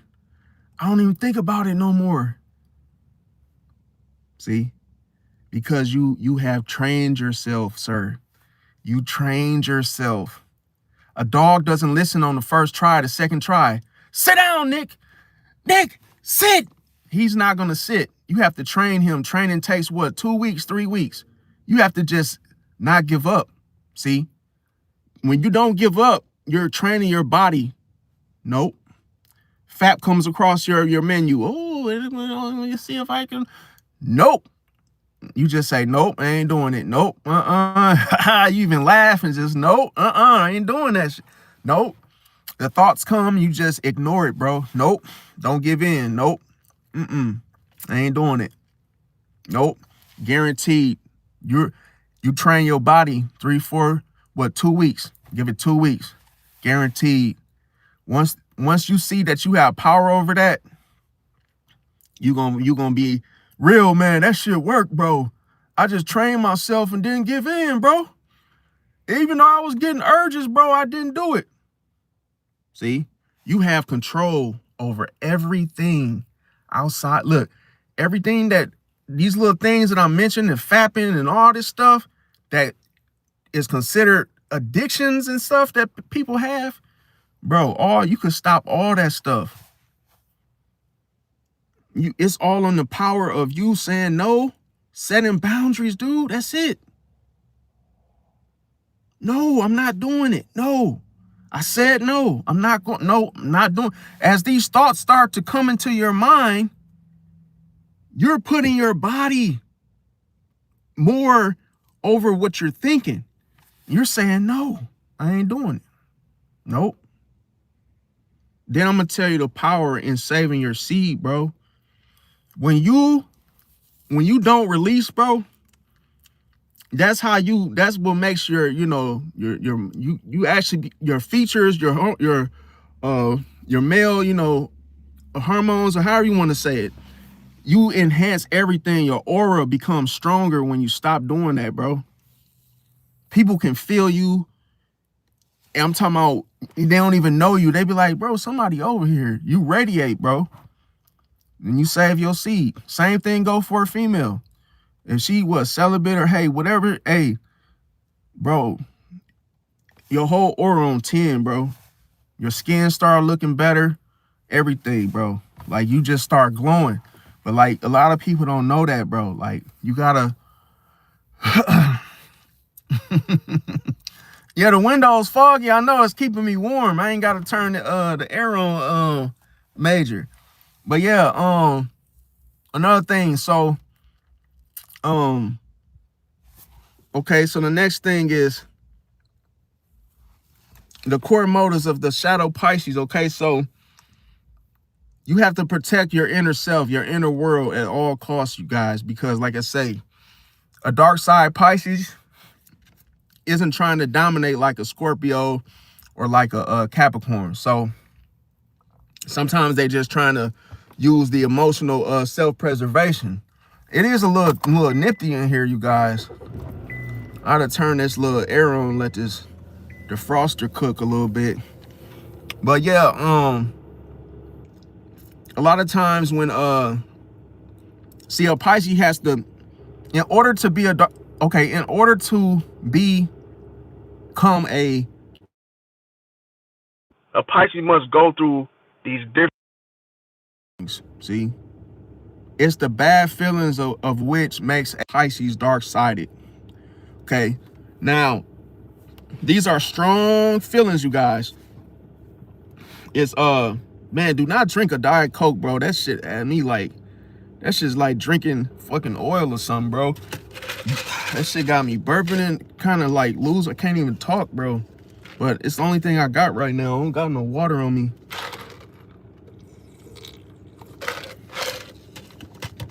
Now, here's the thing. The first feeling is that when a Pisces feels misunderstood, this is a big one, okay? Because when you feel misunderstood, you start to what? You start to absorb all these negative feelings. You start to absorb more with it. Being misunderstood is like it's like a stigma. So it's like, soon as you feel like people don't understand you, you start to absorb just like all that type of like, you know, the pity party and like everything that comes with it. So that stirs up in you. And then that's when that shadow dark side Pisces energy starts to enter. See, but you introduce it to yourself. Now, the next thing is, you know, exposure. See, when you feel exposed, if somebody calls you out or does something to you publicly or anywhere or anyway, that can lead to the dark side Pisces energy and, you know, introducing it into your life. And then you become dark side Pisces. Now, the next one, and you feeling betrayed, somebody betrays you, that can start that. The next one, emotionally unsafe. Someone or something makes you emotionally unsafe, that can lead to the dark side Pisces awakening within yourself. Now, there's different motives of dark side Pisces though. So one of them is the fact that you can avoid emotional pain. See, and what this could feel like is that a Pisces feels everything on 10, so the shadow ends up learning from it. See, and it's like, oh, if I don't face it, it can't hurt me. Sometimes that's the motto of a dark side Pisces. Now, what you want to do is, so yeah, you want to watch out for this, because the intentions change when you're dark side Pisces. You will have more, you would be more swayed into like escapism, and you would become more numb about situations and people. You could disappear often. See, and how does this show up regarding other people that perceive you with this? Is that, hey, a lot of ghosting could be going on, denial, distractions, addiction, fantasies. See, now another thing is maintaining the psychological control without confrontation. See, and this goes into dark side Pisces. You know, they hate direct conflicts. And see, but this the catch is that they like the leverage. Okay, they still want the leverage. Now, the intention behind this is to control the emotional environment altogether. How does this show to others? Is the fact that they may see it as silence, emotional withdrawal, you know, mixed signals. So that's something to watch out for. Like, sometimes it's not even on a conscious level. Usually it's instinctive. So that's something to watch out for. Also, when it comes to preserving the idealized self-image. Okay, so we'll say a dark side Pisces, they may want to believe. See, now this is why I said this. When you're dealing with a dark side Pisces, they may oftentimes believe that they are kind. See, so that's why I said they can have the mixed signals. They could believe that they are kind, they could believe that they are spiritual, innocent, or misunderstood, and be, you know, and that totally not be the case. Now, the intention is to what? Avoid guilt and accountability. That's why they're doing it. But if other people, like I say, when other people perceive a Pisces, a dark side Pisces like this, a lot of times it'll show the whole victim narratives, because, you know, at that point they can change them. Also, deflection. See, and I'm gonna tell you, deflection is nothing like projection. You gotta be careful, because I'm gonna tell you what zodiac signs tend to use deflection is Leo. They tend to use that a lot. Now, what may come with this is that whole "I didn't mean to" energy. So you gotta watch that.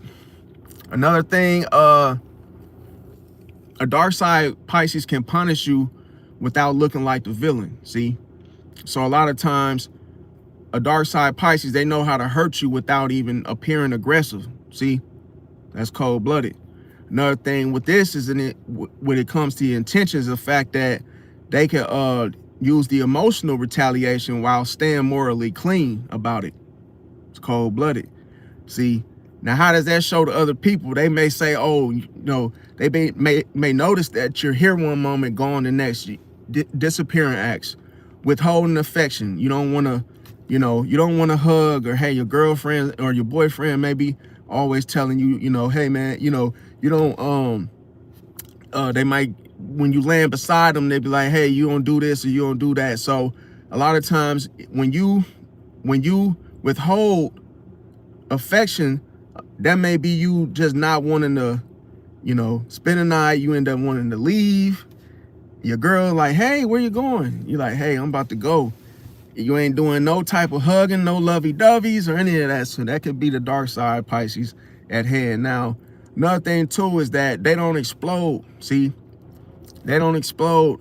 A dark side Pisces, they just erase your ass. See, the next thing is feed emotional supply. Okay, so dark side Pisces can absorb energy like water absorbs dye. You know how you put dye into water and it absorbs it? So that's what a dark side Pisces can do. When it comes to the intentions of this, is pretty much related to, feeling needed, desired, and emotionally significant. So how does this show up? It's this shows up to others in when it comes to those savior complexes, trauma bonding, and emotional dependency loops. So that's something you gotta watch out for. And why is this? Because dark side Pisces confuses intensity with love. See, now another thing too is escaping reality. Now that I know we heard this one before, escaping reality when it threatens the fantasy.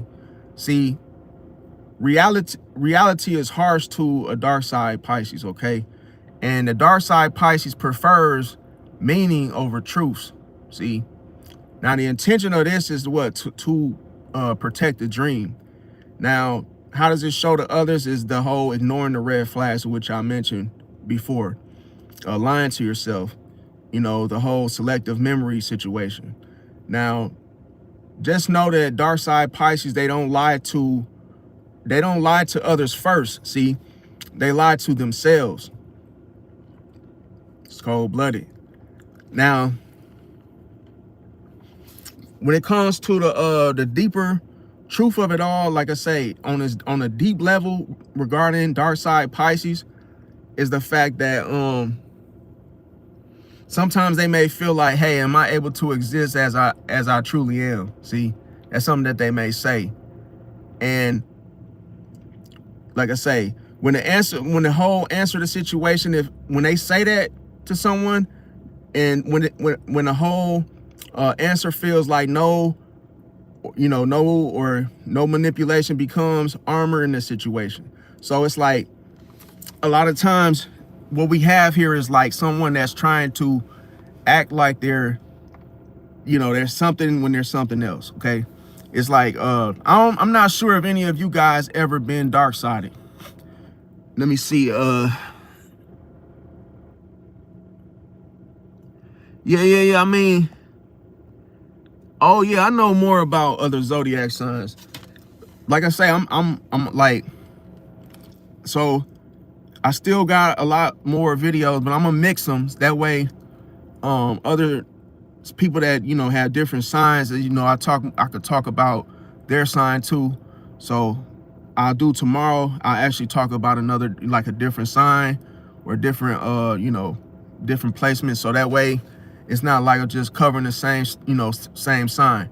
But so the next one is, like I say, how does a dark side Pisces manipulate? Understand, when a dark side Pisces manipulates, it's more on an unconscious level. See, so they can manipulate with the whole emotional, when it comes to on a whole, okay, so they manipulate mainly with the emotions. Now the thing about it is, they could use silence, see, as a master weapon. Primary weapon, however you want to say. Think about Call of Duty and having silence as your every single weapon that you got in your inventory. So it's like they will use silence instead of boundaries. That's the catch. Man, now that's cold-blooded. That's why I said, like, messing with a dark side Pisces is no joke, bro. Because what silence can still feel like boundaries to a dark side Pisces. That's why they use it. Now, thing about it is withholding clarity. See, that doesn't mean that they don't know the truth. They just don't, they withhold it. The next one is guilt-based empathy. That's how they can manipulate. Playing misunderstood when they are understood, you know, letting other people overinvest in them. See, like sometimes a Pisces can use you if you start over giving, over sharing, you start over, you know, investing. That sometimes dark side Pisces could just, you know, eat it up. Next thing, not malicious, but at the same time defensive. See,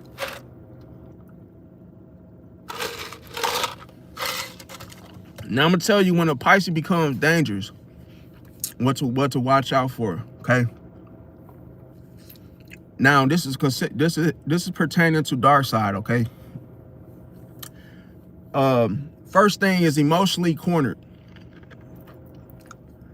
Never never corner a dark side Pisces. If you heard it here first from real, okay? If you emotionally corner a dark side Pisces, that's when you're gonna see that Pisces becomes super dangerous. Betrayed by somebody they trusted. Hey, it's gonna be a bad situation for that person that did that. Forced to face reality. They didn't want to face reality in the first place. You forced them to do it. Hey, think again. Shame publicly. Don't try to embarrass them publicly, like I say, and then spiritually disillusioned. That's not going to work. Okay. So, like I say, that's when we look at dark side Pisces, we are looking at someone that is what? That somebody with empathy, or that used to use it in a good way, except here it turns cold. See? Now, the intentions, to break it down between the two, when you have a healed Pisces, they can feel pain without becoming the pain. Dealing with a dark side Pisces, this type of person, they have to survive emotionally. See, that's the difference. Now, just know when a Pisces manipulates, it's not for ill will intent. They don't manipulate to win, see? They manipulate to feel safe. Now, the next thing I have is, why do people, okay, so another thing, why do people say, now I know a lot of people, not only myself, but like every time you go somewhere, Pisces gets the worst label, see? It's like, oh, that Pisces this and that Pisces did this Pisces that. And you always hear, oh, they're toxic, or hey, you know, just giving you the worst label altogether. So the thing about a Pisces is oftentimes they don't fight, they vanish, see, most of the times. Now, as you guys know, most signs, they argue, they explain, they explode. But see, a Pisces, just know they disconnect. Now, to others, people will say that Pisces are cruel, cowards, manipulative. But to Pisces, it's all self-preservation, okay? So it's not punishment. Now, when it comes to people emotionally, they become emotionally addicted to Pisces. Now, why is this? Because Pisces gives what? Deep listening, emotional mirroring, and unconditional feeling accepted. So that's why a lot of people feel accepted by Pisces and they become addicted emotionally.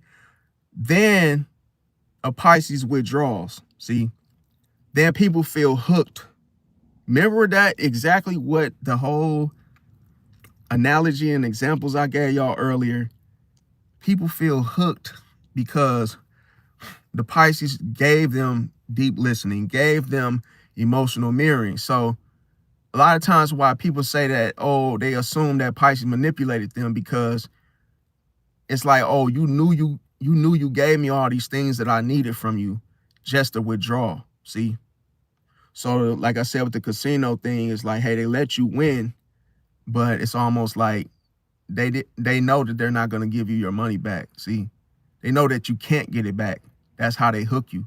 Then it's like you come chasing it, trying to get it back, it's not designed to give you the money back. See, it's only when they allow their machines to pay out again. See, so you have no control. So only control that you do have is when you become self-aware, and then you get the power over the hook to stop chasing. See, because you're not gonna get it back.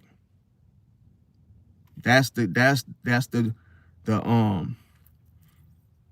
American dream. You know, that's the thing to get out of the situation.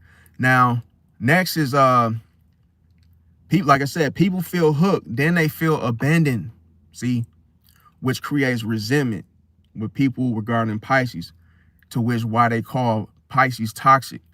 See, they would say something to a Pisces like this. They'd be like, "Oh, you made me feel safe," then disappeared. See, and then, hey, what hurt? Then what? You ask yourself, what hurt? Then it's like, damn, I stopped, I left, but hey, maybe I just felt unsafe for the moment. Hey, if you are dark side, right? Then it's like, that hurts worse than a fight. If you were to be with someone, giving them all of that, they become hooked, then you disappear. That's worse than a fight. So that's why a dark side Pisces wouldn't fight. Get it? So like, another thing is they people play the victim, okay? Sometimes without no, not people, but like a Pisces could play the victim. Okay, this is what they say about us Pisces and why we're toxic. They'll say we play the victim, but we do it without realizing. See, and when confronted, like I say, Pisces oftentimes they say things like, "Hey, I didn't mean to hurt you. You're misunderstanding me," or I'm just sensitive. See, I'm just sensitive to energies. But to other people, this feels like you're dodging accountability because you're saying these things. Now, even when the Pisces didn't even truly, mean to harm you in such a way, the impact is more than the intention. See, now, sometimes a Pisces can avoid answers. And I know a lot of Pisces know of this, is that Pisces can communicate in vibes. See, hints, emotions, silence. So other signs, they demand Pisces of what? For clarity. They want it right now. But sometimes that's what make a Pisces avoid those direct answers. You see, because we actually look at the energy behind it. Other signs, they want the clarity up front. So people feel confused when this happens. They feel, led on. They feel like they've been gaslighted, even when it was unintentional. So confusion is what breeds over the anger regarding people in Pisces. Now, another thing is Pisces, they absorb, then resent. See, so Pisces gives too much, doesn't set the boundaries, then all of a sudden, quietly, people, start taking advantage. But the thing about it is they quietly resent people for taking too much from them, if that makes sense. So that's why I tell Pisces to, don't overgive, don't overshare, because you're going to get upset, especially if you don't set boundaries. You have to give a little, set a boundary. Don't let people take, and then all of a sudden then you're gonna end up resenting that person. See, so from the outside, a Pisces might say, well, hey, why are you mad? And then all of a sudden that person be like, oh, I didn't know. See, something like that, or that's how they will respond. Now from Pisces, if a person were to ask that, let's say a person asks a Pisces, oh, why are you mad? I didn't know. A Pisces would say, you should have known. Like, okay, well, hey, I gave you all this stuff, but you didn't give me nothing back.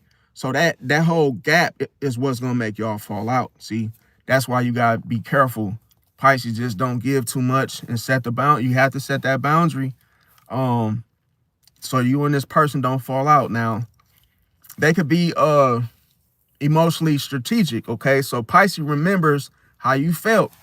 They remember, how they hurt you and what you feared. So when wounded, then all of a sudden they can weaponize, emotionally the whole insight subtly. So it's like, yeah, you gotta be careful because you don't know what kind of weapons that Pisces can actually use from the situation. And this is not going to be done by screaming, yelling, punching, kicking, no threats. Like I say, just a whole distance and silence. See?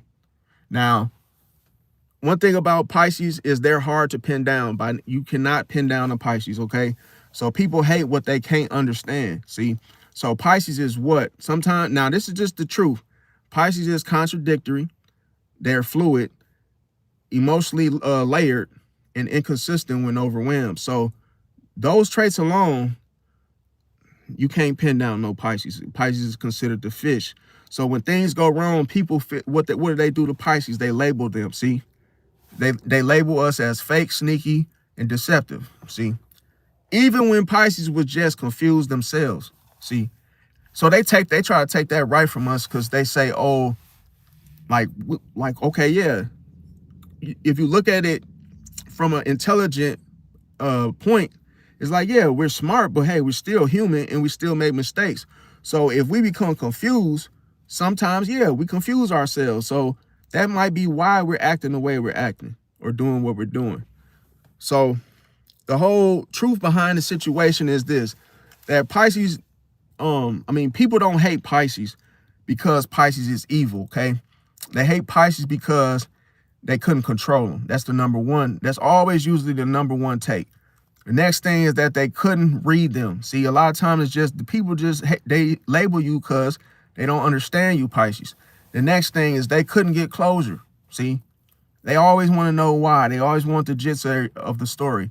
And the next thing that I got is they felt replaced or erased. See, because a lot of times Pisces is quick to move on. So why does this hit Pisces hard? Okay, it's because Pisces actually feels guilty afterwards, but instead of explaining it, they just disappear. See, because sometimes they don't have the energy. Sometimes they don't feel like it's even worth it sometimes too. Or hey, they may have, internalized it, or they could just carry the shame quietly, but it can make people angrier. Now, the thing about it is Pisces isn't the worst, like I say, because they're cruel. They're just the worst because they leave without explaining. See, they leave without the closure.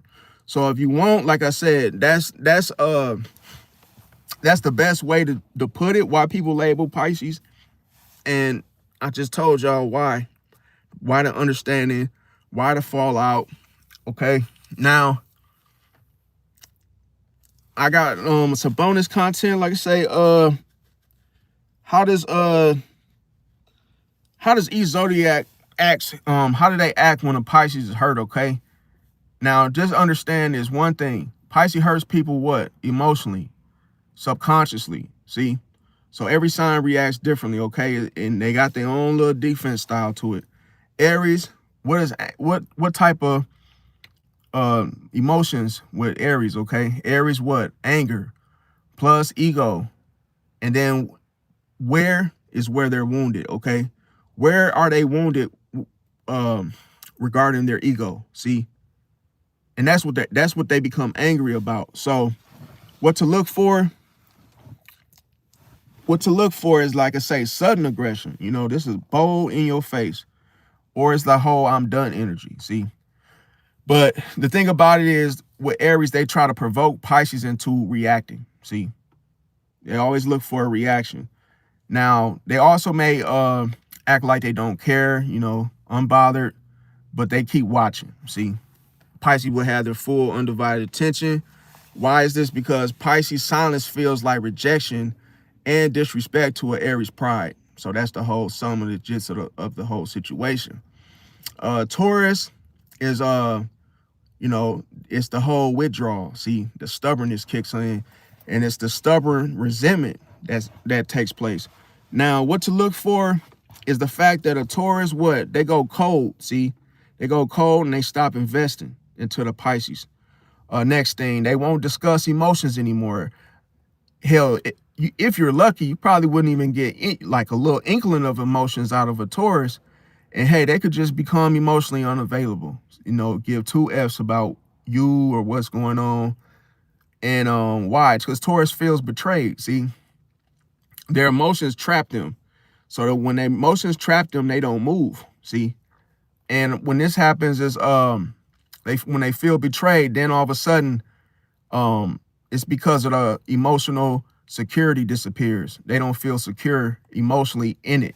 Now, the next thing is Gemini. Gemini is they get affected while they're talking. See, and then all of a sudden, they could be talking, then they start posting, over explaining themselves. And then, like I say, what to look for is over communicating or gossiping. And then all of a sudden, when you're a Pisces and you're dealing with Gemini in such a way, you will feel like they're trying to figure you out as they're speaking to you. See, and they'll do this more intellectually. It's like they'll be asking you questions, and it's like, wait a minute, they're trying to figure you out. That's why they're doing all this in the first place. Another thing too, they could joke about the pain, so they could sugarcoat, water down how they feel, and joke, especially if their feelings is hurt or through rejection. Why? Because Pisces emotional fog, it frustrates Gemini's need for clarity. Remember, Geminis, they live for clarity. See, so if you ever catch a Gemini going quiet on you, that's why. See, because last thing they want to do is look dumb for like not knowing what's going on. See, in the conversation. Now, remember, they have to feel like what? They're in control of the conversation. That's why they do it. Now, Cancer, they will be feeling the silent pain through the situation plus emotional retreat, because they have the shell as armor.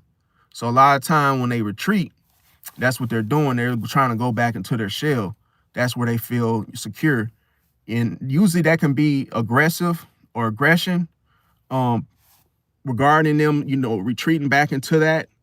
So that's the last thing that a Cancer wants to do is what? Not have their armor on. See, now what to look for when that Cancer pulls back emotionally. See, another thing is they become moody or passive aggressive.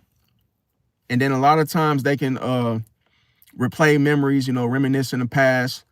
Why? Because Cancer feels emotionally abandoned by Pisces. Detachment. This is always going to be the problem, Pisces. This is always going to be the problem. Anytime you get into it with a Cancer, it's always going to be because, you don't spend enough time. You're never available. You're always busy. And you could just have work. You might just be working.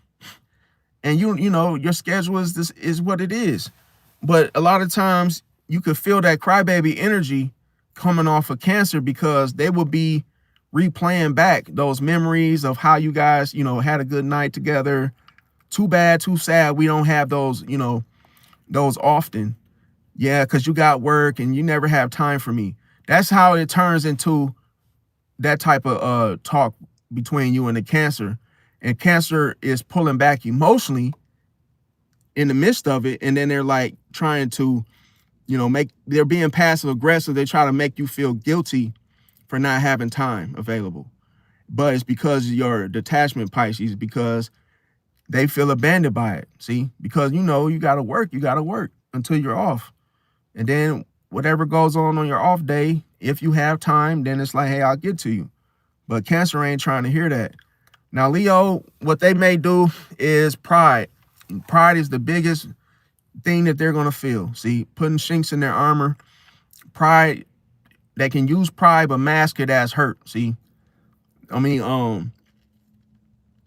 so yeah, what I mean by that is pride is what masks it is what masks the hurt. Okay, so when they're hurt, you're gonna see that pride jump right out at you. They'll cover it up, acting as if nothing bothers them, or they're not bothered by what hurt them, in other words. Now, another thing to look for is, acting confident but avoiding Pisces. At the same time, they will act as though they could live without you, move on without you, Pisces. Subtle shade, they could throw shade, or they could be attention seeking in situations. wants validation in different, from other people around you, people that you may or may not know.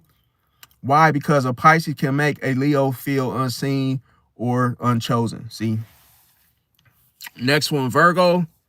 Well, Virgo can, overanalyze, have, plus emotional shutting down during the situation.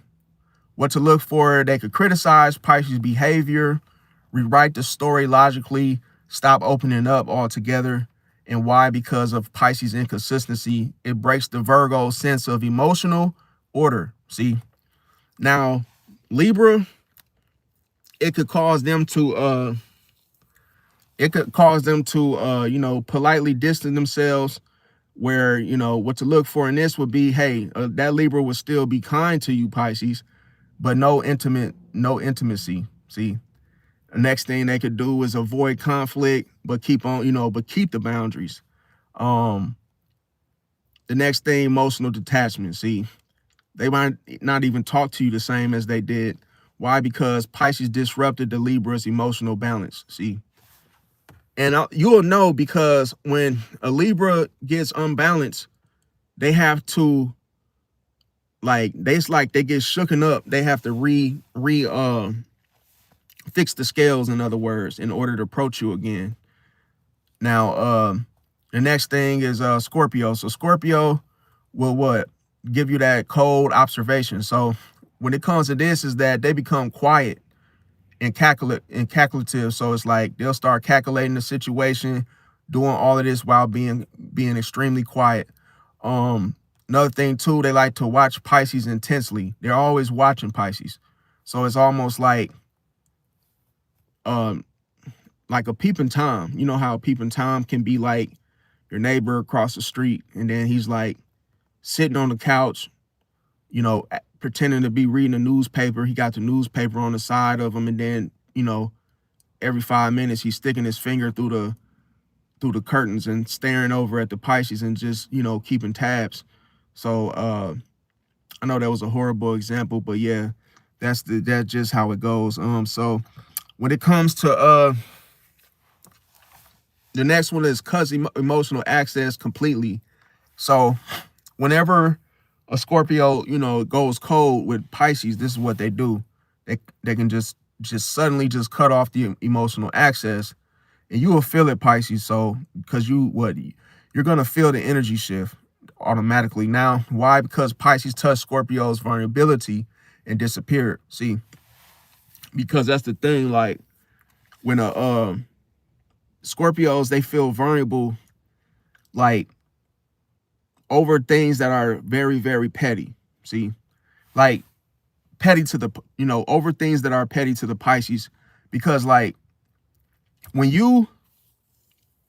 let's say like you guys have a falling out, the very thing for you would probably be easier to like, hey, just take some days, get some, spend some time, away from each other, let each other heal, whatever, from the situation. Then we'll come back and be cool again. But see, the thing about it is Scorpio sees that as vulnerability within themselves, because they probably wouldn't be the first one to like hit you back, to reconnect. Sometimes like they'll wait and wait, even though they want to, they just don't want to do it because of the vulnerability that comes with it.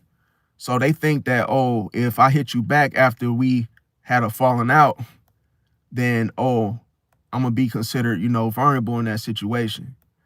But I hate to break it off to most Scorpios, but you're vulnerable by nature. See, this is why you oftentimes, have to hide in the first place, because you are super vulnerable. When people meet you, Scorpio, you tend to like, get won over by people's like, approaches. See, because you're like, oh man, all these people, you don't know who you actually want to use or who you actually want to keep around. So it's like you get excited when people start talking to you because you come from a dark place. Sometimes you may not have no friends, and then you go to work, and just because somebody say, good morning, Mr. Billy Bob. It's like, oh, good morning. How you doing, man? Yeah. It's like, bro, they just made your day by saying good morning. But but hey, outside of these four walls, you probably be going, crying yourself to sleep, or any of that. So you just gotta be careful, because when Scorpio is always keeping score, like even when it's not meant for or deserving of it. The next thing is Sagittarius. A lot of times they can go through avoidance, but they add humor with it. So a lot of times what to look out for is they can act like it didn't matter. They can do a lot of traveling, crack a lot of jokes, and cause a whole bunch of distractions. And another thing too to look for is that they won't go deep again with you, Pisces, like they did before, whether that be you guys as talks, any put it like this, any other way how you guys used to kick it, how things originally were. Why? Because Pisces can make the Sagittarius feel emotionally trapped. See, they really try to guard their freedom, by all costs. So they really try to really be free, but Pisces can make them feel trapped emotionally. So that's the worst type of thing that a Sagittarius can experience. And then on top of that, it's because of the whole thing of them not liking restrictions. Now, Capricorn is could go through emotional, welling off. So what this means, like I say, to look for is they could focus on work, try to distract themselves with responsibilities, their career, become informal and distant. You probably wouldn't be able to get a hold of them, and they could become emotionally unavailable. See, and another thing too is why? Because Pisces emotional unpredictability feels unsafe. See, because from one thing to the next, a Capricorn can't gauge the whole concept of Pisces changing. See, being a mutable sign, being able to to do two things at once, and also the duality aspect. So when it comes to just one thing, staying focused on one thing and then climbing their way to it, that's the thing where they don't, when they see Pisces throws them off. See, because a Pisces can do two things at once. Like Pisces can like this dude right here is game stalking right now. Yeah, but anyway, the next thing is Aquarius. So Aquarius can they could basically try to detach logic. Okay. What to look for is that they start rationalizing the situation. Next thing, they start avoiding the whole emotional discussion behind it. The next thing is keeping distance intellectually. You see, like this type of distancing feels like it's different from avoidance. It's like you're not really grasping or getting the answers that you're looking for. That's what I mean by Aquarius detaching. And they detach the logic when they're actually in this situation. See, and why is this? Because Pisces emotions overwhelm Aquarius mental space. Cold-blooded. You don't even have to ask a real extravagant, like hard question. You ask Aquarius something simple, and they can take it like, oh, like they can get overwhelmed emotionally, like frazzled, or they could just feel like super what's the word for it? They could feel bothered, just on a whole, annoyed by what, just mentally. It's like you end up just, your emotion pipe so strong, you could just like say something, the next thing you know, you overwhelm that Aquarius like crazy. Just because you ask them like, hey, how do they feel about, something that's going on in the world today? They can be like, why'd you ask me that? Like, I don't care. Like, and it's like you could tell emotionally they're bothered by it. Now, Pisces, well, here they can internalize pain. And see how this looks is the fact that sometimes if they internalize pain, they can, this looks like, blaming themselves for anything that happened, went on, whether it's, you know, you, them, the past, withdraw silently. See, that's without closure. You know, can feel misunderstood in a situation. Why? Because Pisces, when they hurt another Pisces, they do it through mirroring. See, mirroring and unspoken expectations. Like I'll tell you an example. So I knew this one Pisces I used to work with, and he was on first shift, right? I was on third shift. I was a manager on third shift, and we was at the security job. Unfortunately, it's the same damn. I worked there for a couple years. That's why a lot of my stories kind of like evolve around that whole job. In other words, but yeah, I got plenty of stories about me working there with different people and experiences. So anyway, me this guy, he worked on first shift, but he will always come to work early. And I'm like, why? Is he spying on me? Like, I used to always feel like that. And you know, that's the awareness and the intuition was always telling me, like, watch this dude. Before I even knew he was a Pisces, it was like this dude was always coming in early, like 30 minutes early, with croissant cheese sandwiches from Quick Trip. I'm like, bro, you know, your shift doesn't start until like 20 minutes later. Like, you don't want to go eat at McDonald's in a lobby, or sit in your car, or like go to the cafeteria, you know, break room. You don't gotta be sitting beside me trying to act like you know, trying to see what I'm doing. But I already felt like he was spying on me, you guys, because the Aquarius boss on first shift, we had a run in already. So I felt like he was on my ass. So I felt like he sent his little stooges to, you know, try to hidden enemies, in other words, to try to like aggravate and irritate me, because I used to sleep. So like in the mornings it gets slow at work, and I had sleep apnea. So like I'd be like, this was before I even knew I had sleep apnea. What I used to do was I used to go to sleep and turn on my fireplace on my phone, and then I used to turn my fireplace on the left side of me on the table to reflect against the cameras, so it looks like I'm watching something. And I used to sit up, adjust my seat, and I used to put my hat down, my brim of my hat down, like kind of real close to my eyes. And I used to have my hand on the mouse, and I used to be like, just sleep like this with my hand on the mouse. And I used to have my fireplace going on my phone, and it looks like I'm actually like I'm just vibing, like I'm just chilling and watching the little fire thing.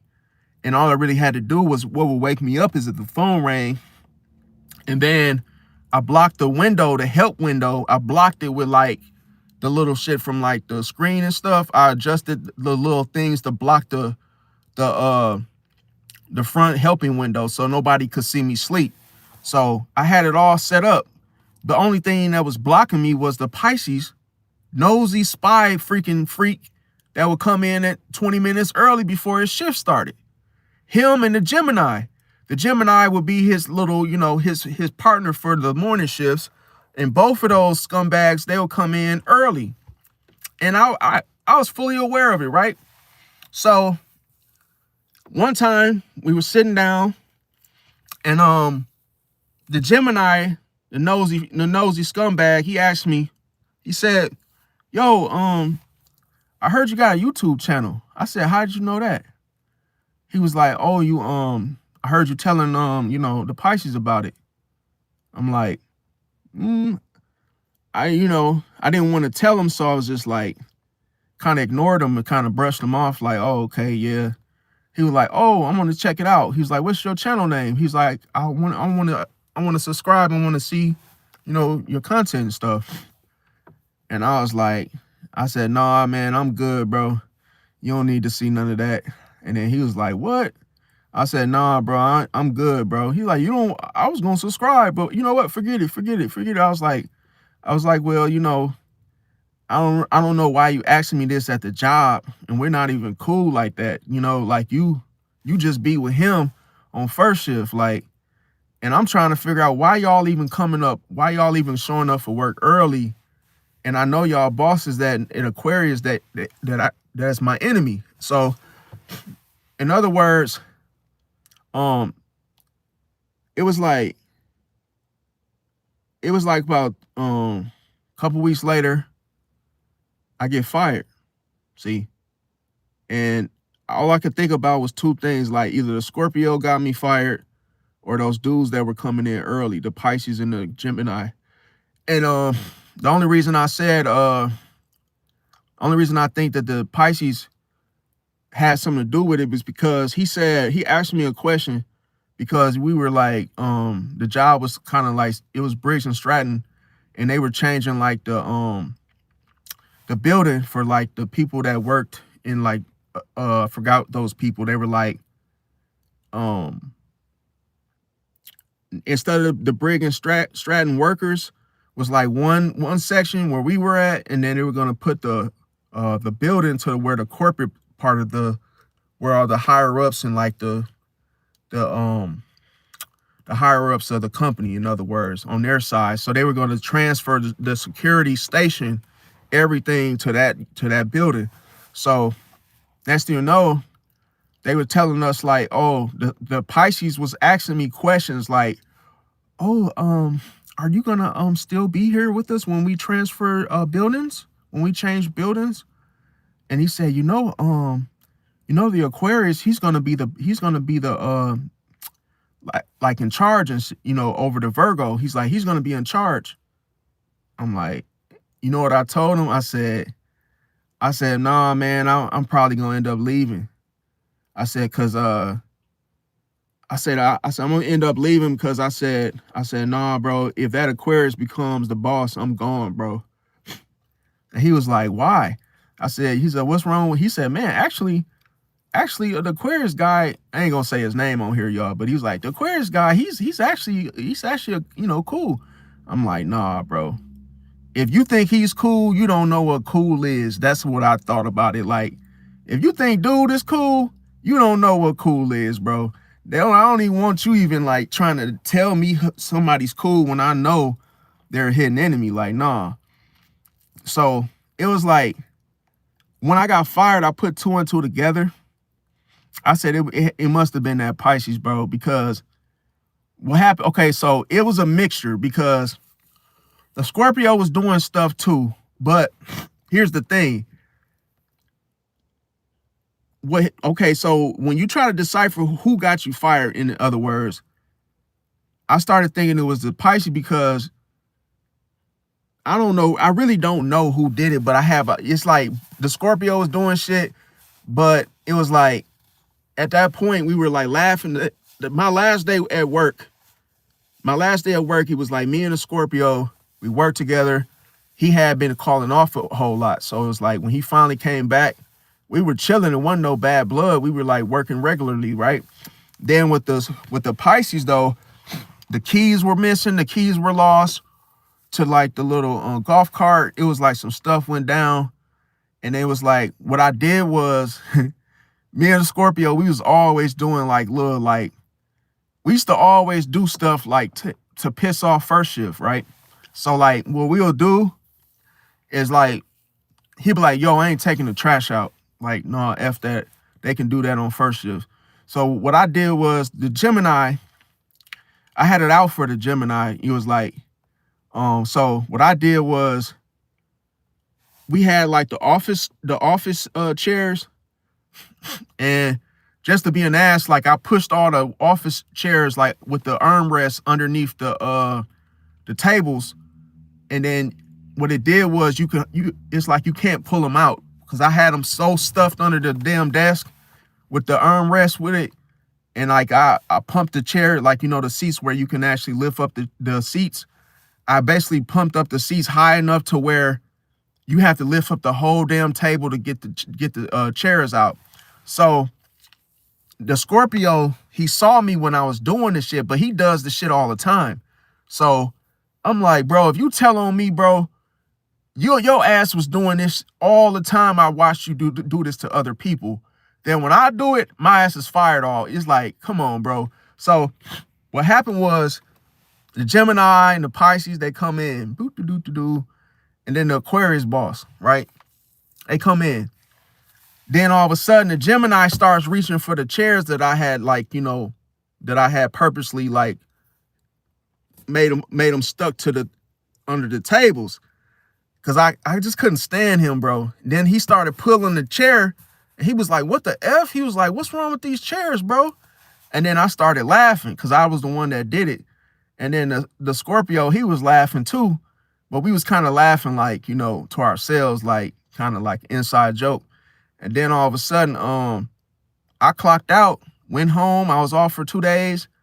And then all of a sudden, my boss from the actual security firm, he's like, "Hey, yo, real." He's like, he didn't call me real, but he's like, call me my government. But he like, "Yo, real, yeah, yeah, they told us you're not allowed to come back."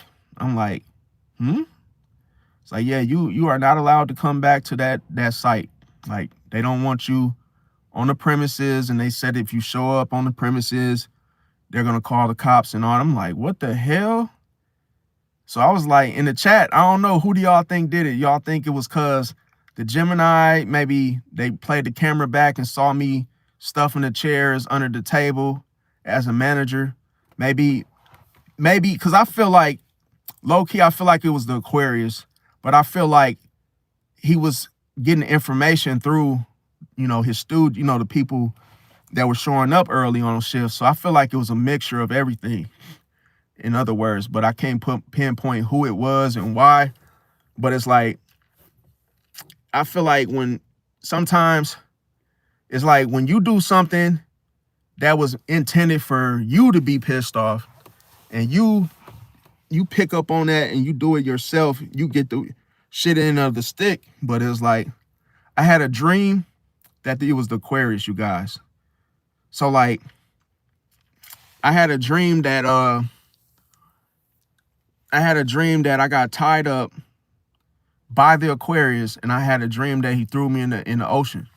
So when I had that, I know that sounds crazy, but that is the dream that I had.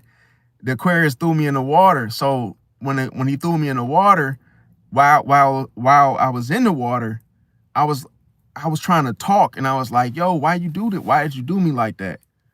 And then it was like, he was like, "Oh, I don't want you here." He was like, "I hate you. I want you out of here." So while I was drowning, it was like, I ended up, once I got further down in the ocean, I like broke myself free and started to swim back up to the, to the shore, to the light and shit, where I was out of the water. Then it was like, I woke up and I was confused, like, what the hell was that about? But I did ask God to show me, like, who told on me, like, who got me fired, show me, like, who it was. And sure enough, it was the Aquarius that popped up in my dream. And I believe it was him too, because we already had one run-in, and that one run-in was like, he was trying to stop me on my first day of training, because we was like, he was showing me the job. And when I first started that job, long story short, you guys, I'm just telling y'all about this, but like, the first day me working there, I thought I wasn't gonna like it, because it was so, like, the job was kind of difficult because it was all computer based. So it was like, if you couldn't work that computer in the office, you couldn't do the job. So it was like CCTVs, all this complex stuff, tedious type codes, and like, you gotta 80% of the job is pretty much of you sitting down, but then you got paperwork, you got like all this stuff, like people hurt themselves, you got to know how to do, CPR, all that type of stuff. But like I say, my first experience with the Aquarius, he was trying to like abort my whole experience, because he was like, he trained me, and then he said, "Okay, it's my job to watch you work today." And I was like, "Bet." And then when I started working on it, it was a lot of stuff he was throwing at me on the first day. I'm like, damn. So I got hands on. I'm like doing the computer stuff. And then the first thing this dude asked me, he's like, He's like, yeah, you think you got a hand up? I said, yes. I said it probably take me like a week to get, fully grasp of this stuff. But you know what the funny thing this man said? Somebody quit on third shift, and I was supposed to be working on first shift with him. And then next thing you know, he was all cool and everything because he thought I was gonna be on his shift. And then all of a sudden I went behind his back because I knew he was an Aquarius. And I went behind his back and I showed interest in that shift. And then his boss at the time was like, yeah, you can go on third. Yeah, it's cool. And he already signed me up for it. Then when the information came back to the Aquarius, he was like, yeah, so you're gonna be on first shift with me. I said, no, I'm not. He was like, what do you mean? I said, I'm on third. I said, that person that just quit, I said, I'm about to take their job. He was like, I don't know about that. He was like, I don't know about that. You just got here. Like, you can't just call shots when you just got over here. Like, he was like, you're gonna have to I'm gonna check into that. Like, he said, because there's people that been here longer than you and they have seniority over you. I'm like, man, shut your robotic. I'm looking at that Aquarius like, bro, man, shut up, bro. In my mind, I'm like, bro, you ain't stopping nothing. I'm on third. I'm staying on third, or I won't be working here. So we had a run in way before, like, I actually got even, before I even got even into that job as I did. It was like he was always trying to like argue with me. Like, he tries to make, what I don't see what Aquarius try to do is they try to it's like hold on, y'all, let me excuse me, you guys. But yeah, Aquarius is like,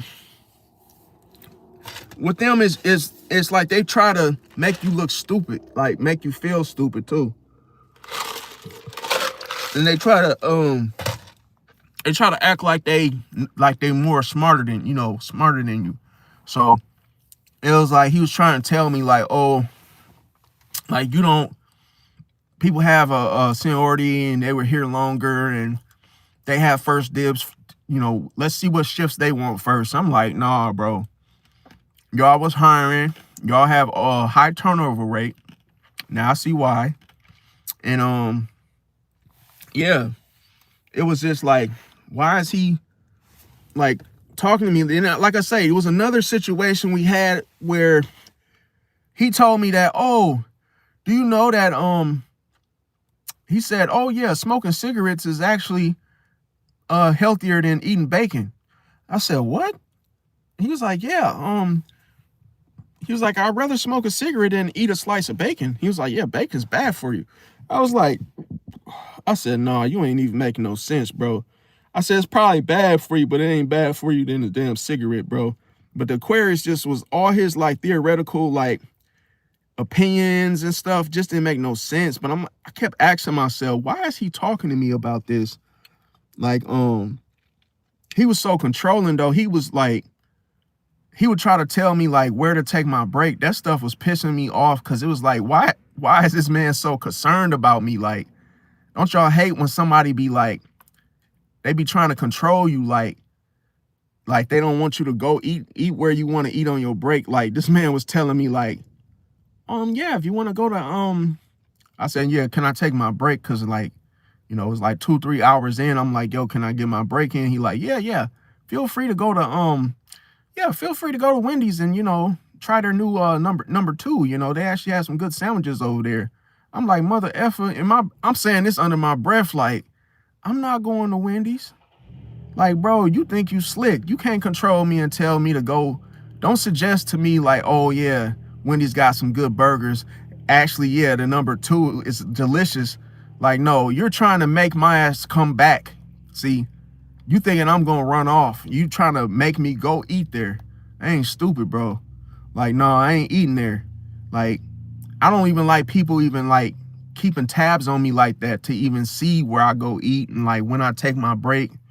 It was just, man, y'all wouldn't have liked that Aquarius had if y'all met him. All his teeth, I'm talking about every single tooth in his mouth, rotten.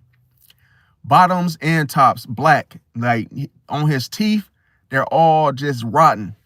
And then he looked like Jaws off 007, bro. Like, you know, Jaws, he kind of got that silver, like kind of like um it's like a silver grill, but it's like it kind of looked like that, but it's tainted. It's like just all just black, like rotten teeth, right? Do you want to know why his teeth was rotten, bro? This man is the king of Mountain Dew, bro. Every single day, the Scorpio told me that since he knew him working there, that man drinks Mountain Dew, breakfast, lunch, dinner. Every time, I'm talking about the 1 liter. This man would come with a 1 liter of Mountain Dew every day, drinking it by the bottle, just drinking that mug. I'm like, bro, I know your mouth hurt, bro. You drinking that damn Mountain Dew every day? He's like, only thing that keeps me awake. I said, well, you guys got it, bro. Because even on third, they was drinking like Monster energy drinks and stuff just to stay awake on the shift. Like, I ain't gonna lie, bro. He tried to get me hooked on them things, bro. I said, man, that shit mess with your heart. Like, I know somebody that died from, you know, drinking Red Bull all the time too. I was like, no, I can't drink that stuff. Ain't healthy. But yeah, so the next thing I have is patterns of your okay, so when a Pisces hurts someone, when it comes to the fire, if you heard a fire sign as a water sign, they react outwardly. I just want y'all to so y'all had an understanding of how each element of a sign reacts. Okay, so fire signs, they react outwardly. When it comes to if a Pisces hurts a earth sign, they shut down. See, if a Pisces hurts an air sign, they start analyzing and talking too much. See, when they when a Pisces hurts another water sign, then they start to internalize or observe. See, now the difference is that like you don't know a sign was hurt by a Pisces until you notice how they change. See, that's the difference. That's what they go for. See, because they start to change how they normally will behave, if that makes sense. How to know if somebody is still hurt by a Pisces, where it lingers more than a week, day, month. Like I said, they react more to your silence, not your words. The whole absence thing still triggers them. They start posting indirectly.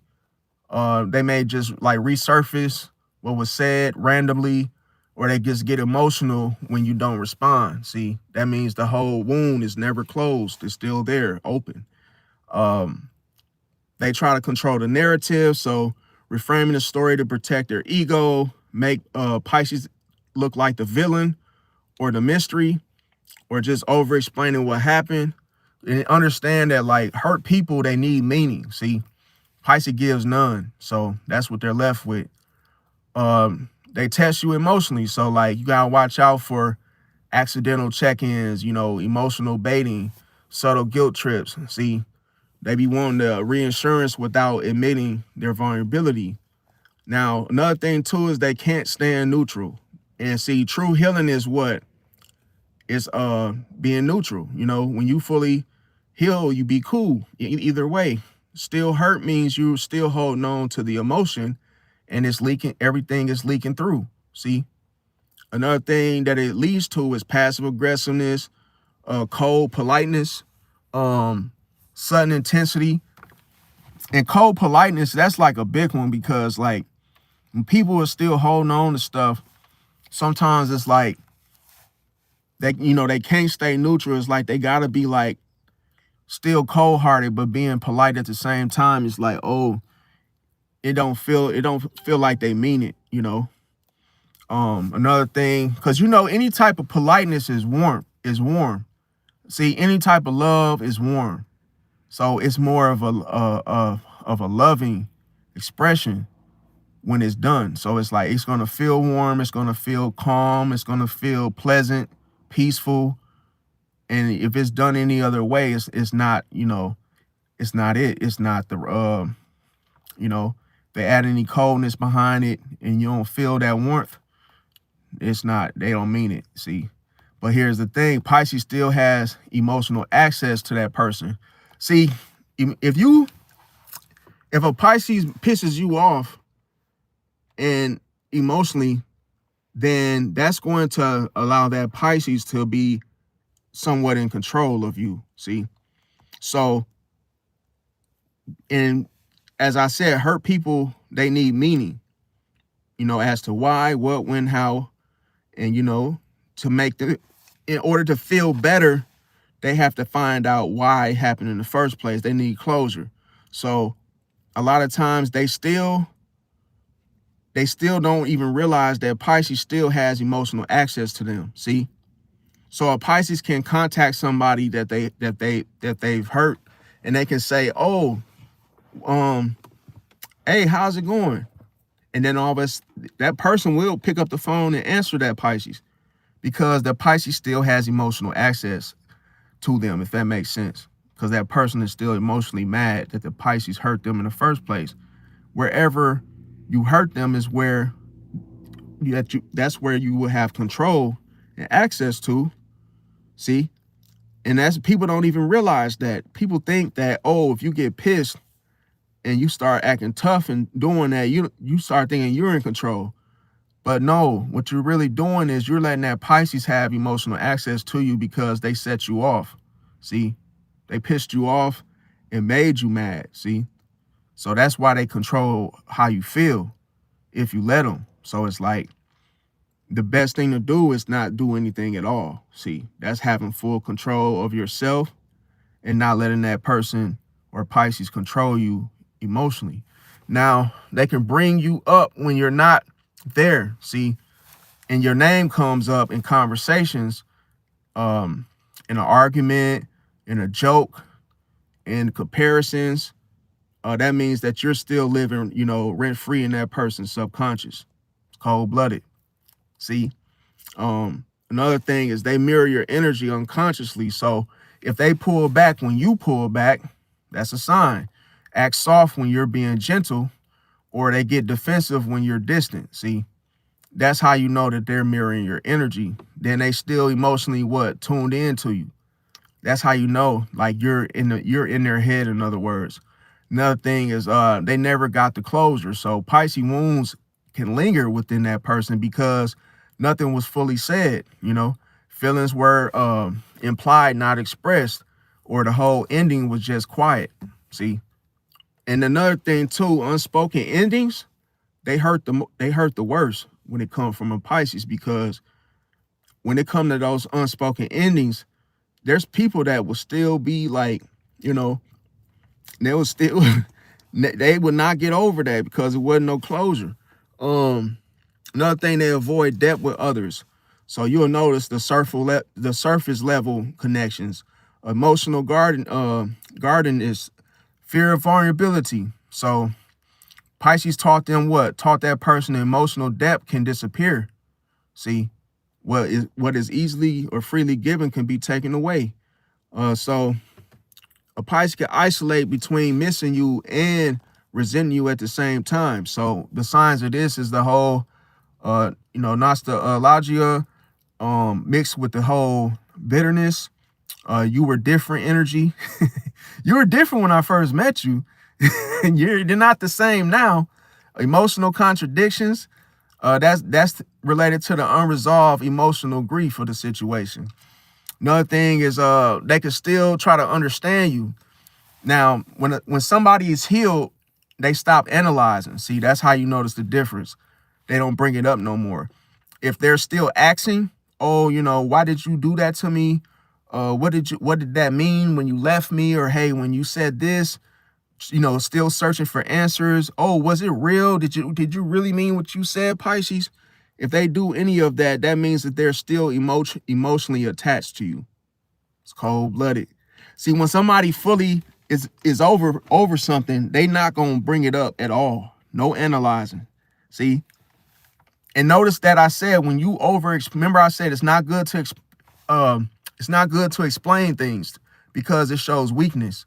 See, it's better to just let it go. But anytime you try to explain things, what are you doing? That means you're emotionally invested in that. You still got this person in your head. See, you got to be careful. That comes off as emotions. Now, the thing about it is that Pisces doesn't hurt people by attacking them physically. Pisces hurts people by leaving them emotionally, um, leaving them with emotional questions that haven't been answered, in other words. See? So that's how Pisces hurts people the most. Now, and that's why the pain lasts forever. Now, the thing about it is, if somebody is still trying to understand you, they're still hurt by you. That's cold-blooded. That's a gem right there. See, I'll say it one more time. If someone is still trying to understand you, they're still hurt by you. See? Now, next thing, okay, so this one is for Pisces that might be into a Scorpio. Okay, so why does a Scorpio and Pisces, why are they so compatible? Okay, now the thing about it is the pairing works because they meet each other where most signs can't reach each. Damn, I can't talk today. Every time I try to talk, man, I just cut my own self off. Okay, so I say it again. The pairing works between the Scorpio and Pisces because they meet each other where most signs can't reach each other. Okay, now the core dynamic here is that Pisces, what they represent, emotional intuition, empathy, spiritual depth. Scorpio represents emotional intensity, loyalty, and psychological insight. Okay, so both are water signs, and they both feel before they think. They bond emotionally, not superficially, and they value loyalty over popularity. Okay, now why does this work? I'm gonna tell you why. Scorpio what activates the 12th house within a Pisces and the 8th house energy. Okay, now that's connected to the soul, and that's what bonds each other. That bonds them to each other naturally. Okay, now Pisces, they soften the Scorpio's control and distrust. So Scorpio feels safe with Pisces emotionally. See, and I just told y'all because Scorpio is way more intense to any other sign, way more distrustful. But when they come around Pisces, it's almost like, oh, I trust you, Pisces. See, because they don't feel vulnerable in such a way. They don't think that the Pisces will take advantage of them. See, now Scorpio protects Pisces vulnerability in return. See, so Scorpio knows when you're vulnerable, Pisces, but when they see where you are weak at, they protect you from where you are weak at. See, so it's good to have a Scorpio as a friend. You just got to find a healed one. See, that's the difference. Now, Pisces helps Scorpio release emotional armor, cold-blooded. See, so where all that armor that Scorpio has, equipped, a Pisces will help that Scorpio release emotional armor. See, because then it's like, oh, I'm helping you heal. I'm helping you live. I'm helping you relax. See, so this is not a whole light relationship. It's a transformational relationship. See, now the risk. Now here's the bad thing. What could go wrong between a Pisces and a Scorpio? And Scorpio can become possessive. See, because when they find something like a gem or a diamond in the rough, such as a Pisces, for example, they could become possessive over anything that they become hooked. So they end up wanting to have a grip on the whole situation. Pisces can become avoidant with Scorpio. And see, both can hold grudges silently. And like I say, if it's unhealthy, it could turn into emotional obsession. Emotional disappearances can happen between the two of them. And when it's healthy, it could be a ride or die. See, it could be a whole psychic level connection. Very powerful twin flame. See, now I'm going to give you guys the compatibility ranking with Pisces from 1 being the most to 10 being the least when it comes to the different signs and the whole, emotional compatibility and attraction between Pisces and the other signs. Okay, so If for those of you in the chat that had the question of, hey, well, hey, who are Pisces most compatible with? This is for you. So Scorpio would be number one. That's the one of the most compatible signs for Pisces. Now, why? Is because the emotional depth, the loyalty, the intensity. How does this work? Because Scorpio grounds Pisces and Pisces heals Scorpio. Now, the bond type, this will be what? A soulmate. This could be a soulmate. Yes. This could be karmic, or this can be transformational, okay? Transformative. Now, the next one is Cancer. Okay, why? Cancer has the emotional safety, nurturing, shared sensitivity. How does this happen? Because Cancer provides what? A home for Pisces. See, Pisces provides understanding for Cancer. Now, the bond is long term. See, family oriented. So if this is someone for you, definitely if you find you a Cancer as a Piscean, vice versa, it could work. Yes. Number 3 is Taurus. Now, Taurus, why? Because they have stability. They represent stability and softness.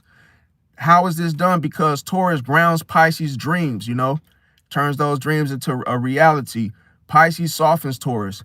And see, the bonding here is healing between the two of them, and then slow burning love. See, like an essence or incense, or how you want to word it like that. Now, when it comes to Capricorn being number 4, why is this? Because structure meets intuition.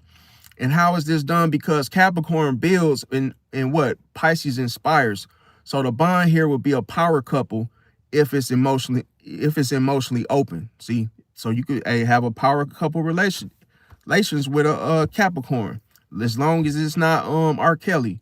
Now, Virgo, why? Because the opposites that balance. Now, how is this? Because a Virgo organizes Pisces chaos. Pisces humanizes Virgo. Now, the bond here is the growth oriented, and they both can challenge each other, but it's rewarding if y'all actually last. So that's number 5. Now, number 6 is Pisces and Pisces. Why is this? Because the deep understanding that goes in between Pisces and Pisces. How is this done? Because of the whole mutual empathy that both Pisces embody. But they risk the avoidance. See, that's the only thing. They risk the avoidance. The bond here is magical, like I say, or messy. Depends on the boundaries. Cold-blooded. So that's number 6. Number 7 is Leo. Why? Because the attraction, the creativity between Pisces and Leo.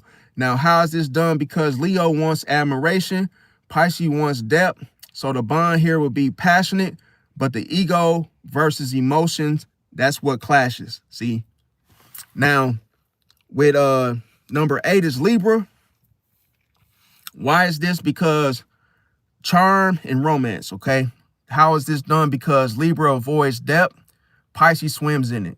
So the bond here would be the beautifulness, but often ungrounded. See?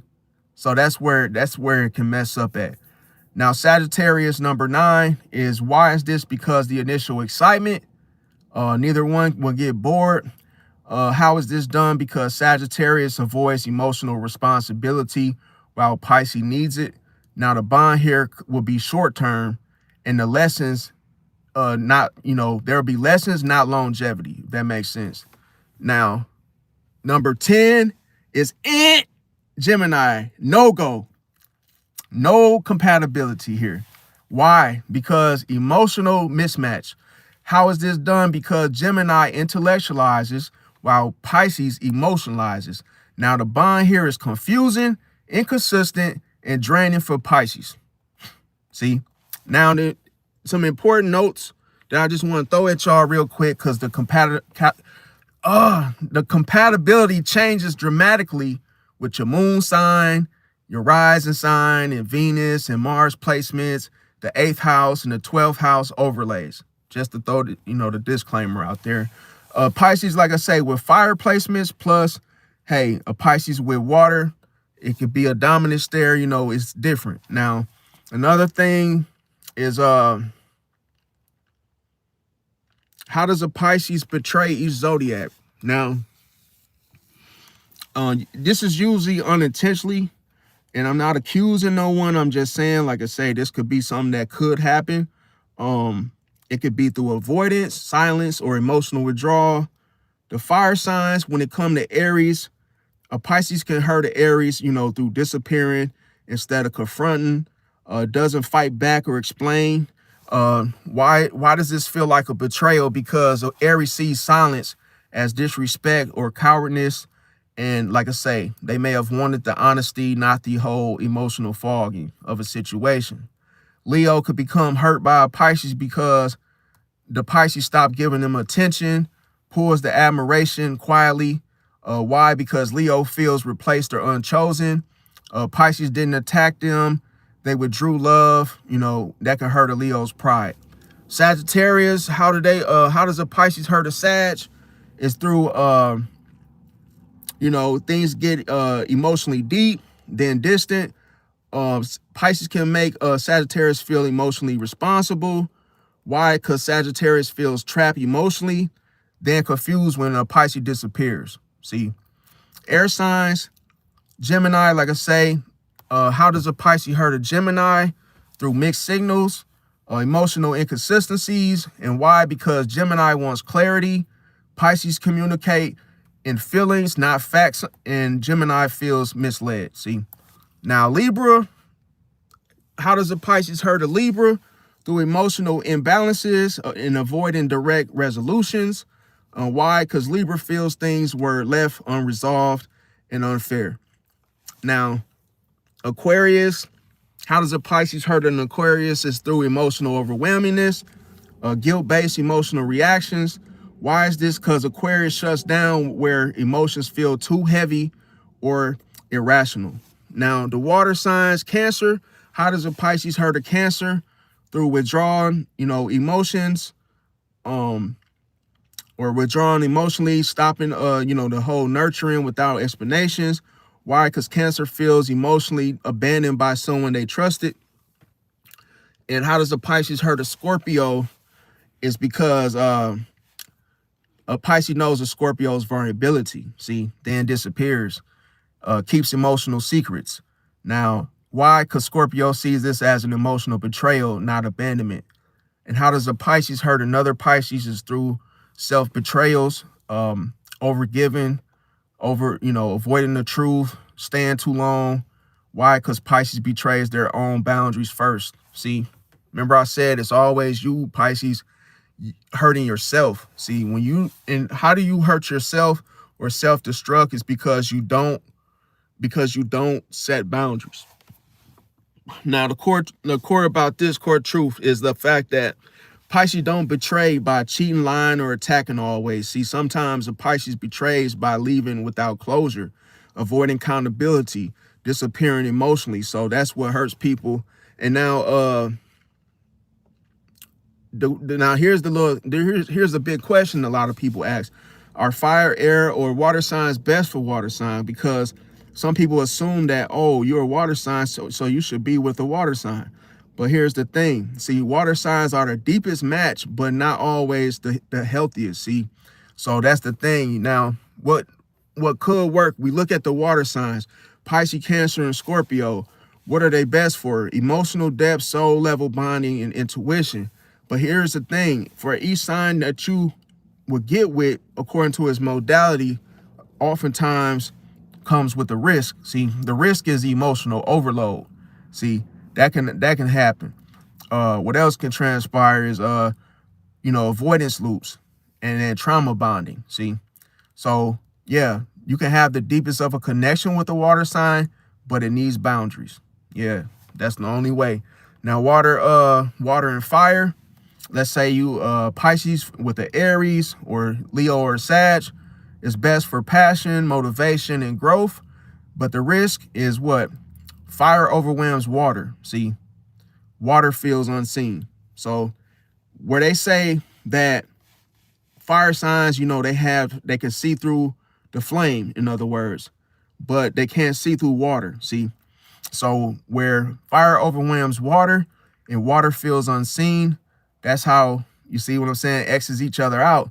So that could be very energizing, but at the same time, it could burn out emotions at the same time. Now, when you put the modality with water signs plus the air, when it comes to Pisces plus Gemini, Libra, Aquarius, it's best for perspectives. It's best for communication and mental balance. But here's the risk: emotional invalidation, see, and detachment. As you guys know, that's how air signs can bring a lot of confusion. They can bring that detachment, see. So that's like you telling the air sign about your perspective. Like, you guys, can exchange perspectives upon different topics and whatnot, and different ways of communicating about different things. But here's the thing: as soon as that detachment happens, that's when the confusion happens. And it's like, yeah, you can ground the emotions, but then it often lacks the depth. See, that's when you start realizing, as a water sign, damn, is this air sign really listening to me? Like, did they really like pay attention to what I was saying to them about what happened, whether it's personal or not? So that's something to pay attention to. Water and earth, best overall, like I say, Taurus, Virgo, Capricorn. Why this works: because earth grounds water, water softens the earth signs, and we see emotional plus the whole practical balance that's there. So stability, longevity, and healing. So this is usually the healthiest pairing for water signs is earth signs, you guys. See, so that was the question for one of my subscribers, because they were saying, oh, when it comes to the whole earth signs, well, what modality is good or best for water signs? I just told y'all. See, just gave y'all the sauce on, yeah, water and earth go together. See, overall. Now, the thing about it,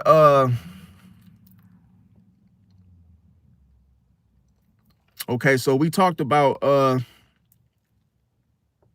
then we'll talk about the triggers. Okay, when it comes to which signs will, when they feel the most betrayed by Pisces, like I say, we already said Scorpio. See, the thing about it, we talked about, it was because of their vulnerability, then Pisces leaving them in this situation. The trigger here is the silence after intimacy. Ooh, this is cold-blooded, because like, if a Pisces and a Scorpio, sleep together, usually it's because the Pisces ends up, in silence. They end up, maybe they stop talking to the Scorpio. Worst fear for Scorpio regarding Pisces is abandonment. See, now Cancer, the trigger here is that Cancers can become emotional with, the withdrawal without an explanation. See, so that's a thing that can happen. And also Scorpio can do a silence, a ghosting after an intimate moment. But the thing about it is, it can feel like emotional exposure, okay, without protection. Now, the thing about it,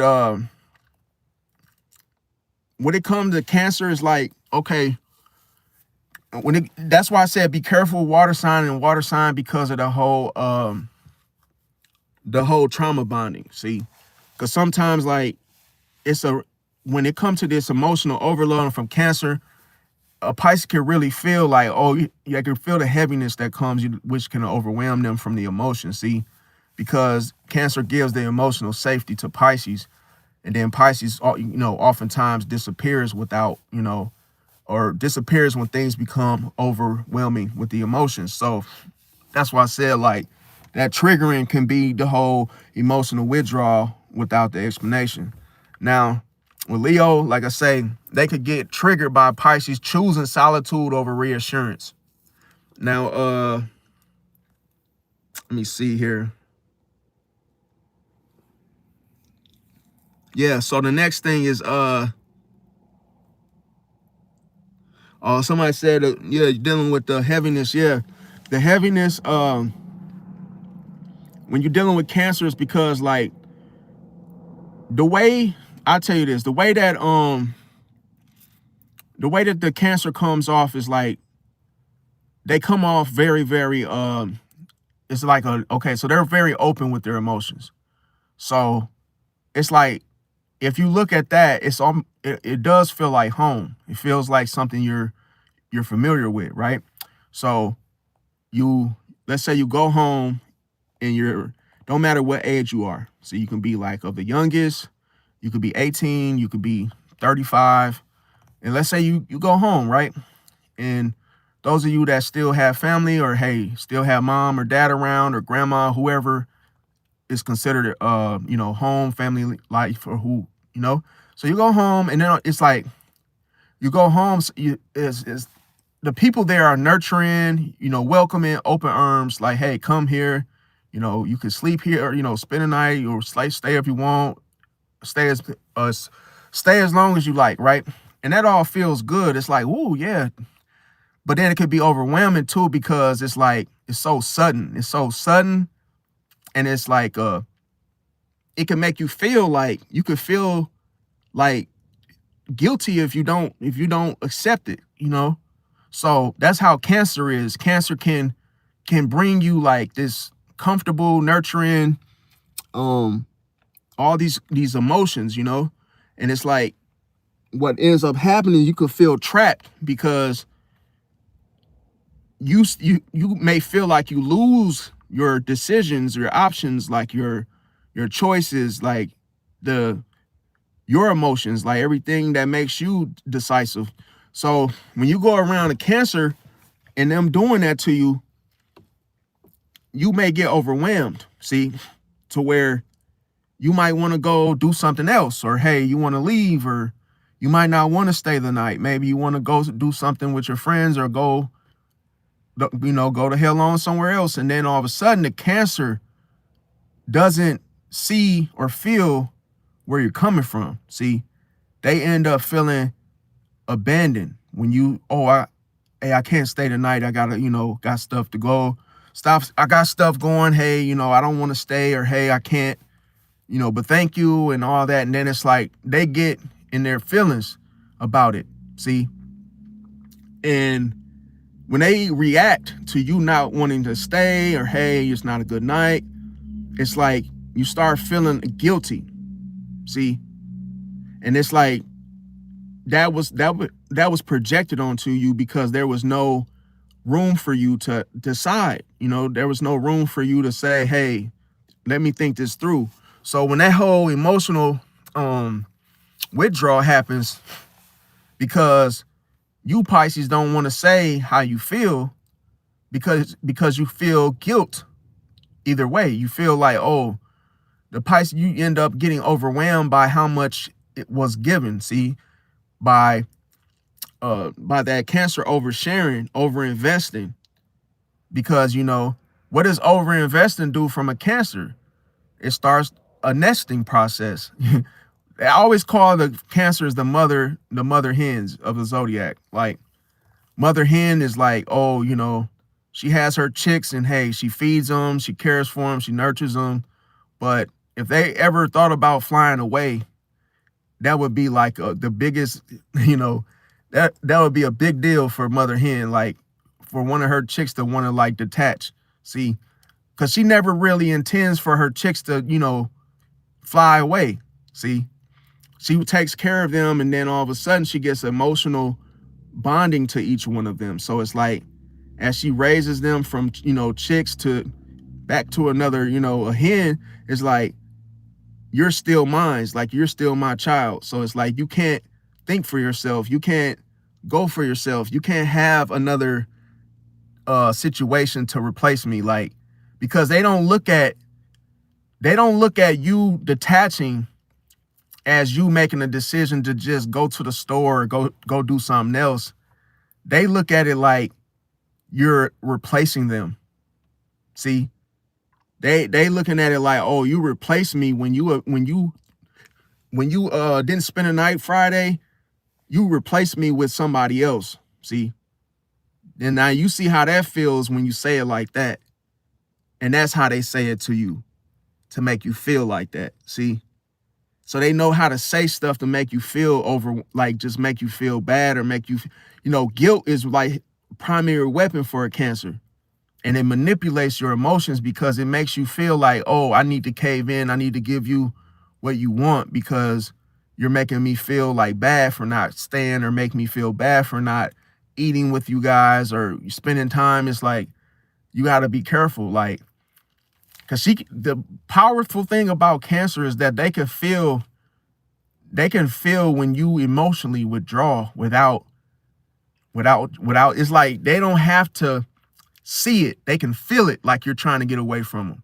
See, it's like you could like pull up, leave your car running, and just say, oh, you know what? I'm gonna just go home and say hi real quick to everybody, grab a plate, and then I'm gonna dip. If that person is a Cancer, it ain't gonna go down like that. I'm sorry to tell you. You ain't gonna just be able to come get a plate and just dip like that, leave the car running outside. Because a Cancer is so freaking, how can I say it? A Cancer is so carnal that like they'll take the initiative. They'll walk out there boldly and be like, hey, nephew, how you doing? And then you like, oh, hey, Auntie Shirley, how's it going? They're like, oh, what you doing? You gonna come in and spend time with your aunt? It's like, wait, Aunt, hold on a minute. This is my friend. Oh, hey, she can come in. Hey, how you doing? They'll say, how you doing? All your friends in the back seat, they'd be like, the Cancer be like, oh, y'all want to come in and get some cake? It's like you could feel the manipulation because everybody likes cake and ice cream and, sweets. But sometimes your aunt is like manipulative when she wants company. So she'll say things like, well, why don't you have your friends come in? You guys want some lemon cake? I just made it. It's so good. It's so delicious. Like, I want y'all to come and try it and tell me how it tastes. That's manipulation. I want y'all to come and try it and tell me how it tastes. A Cancer would say that because she's manipulating. She's controlling you at the same time, because her saying, hey, I want you to tell me how it tastes. She knows that somebody's going to want to do that. And if one does it, the rest follows. See that? So when you are dealing with a Cancer, you really gotta set boundaries. You gotta be like, nah, Auntie, I know you want me to taste it, but hey, I could call you and let you know within like 5 minutes how it tastes. I ain't staying. I'm not coming in. You gotta be you gotta be standing on it. You gotta be a damn detached, emotionally type of person to not, because the thing about it, when you are, put it like this, when you are the type of person that doesn't give in until when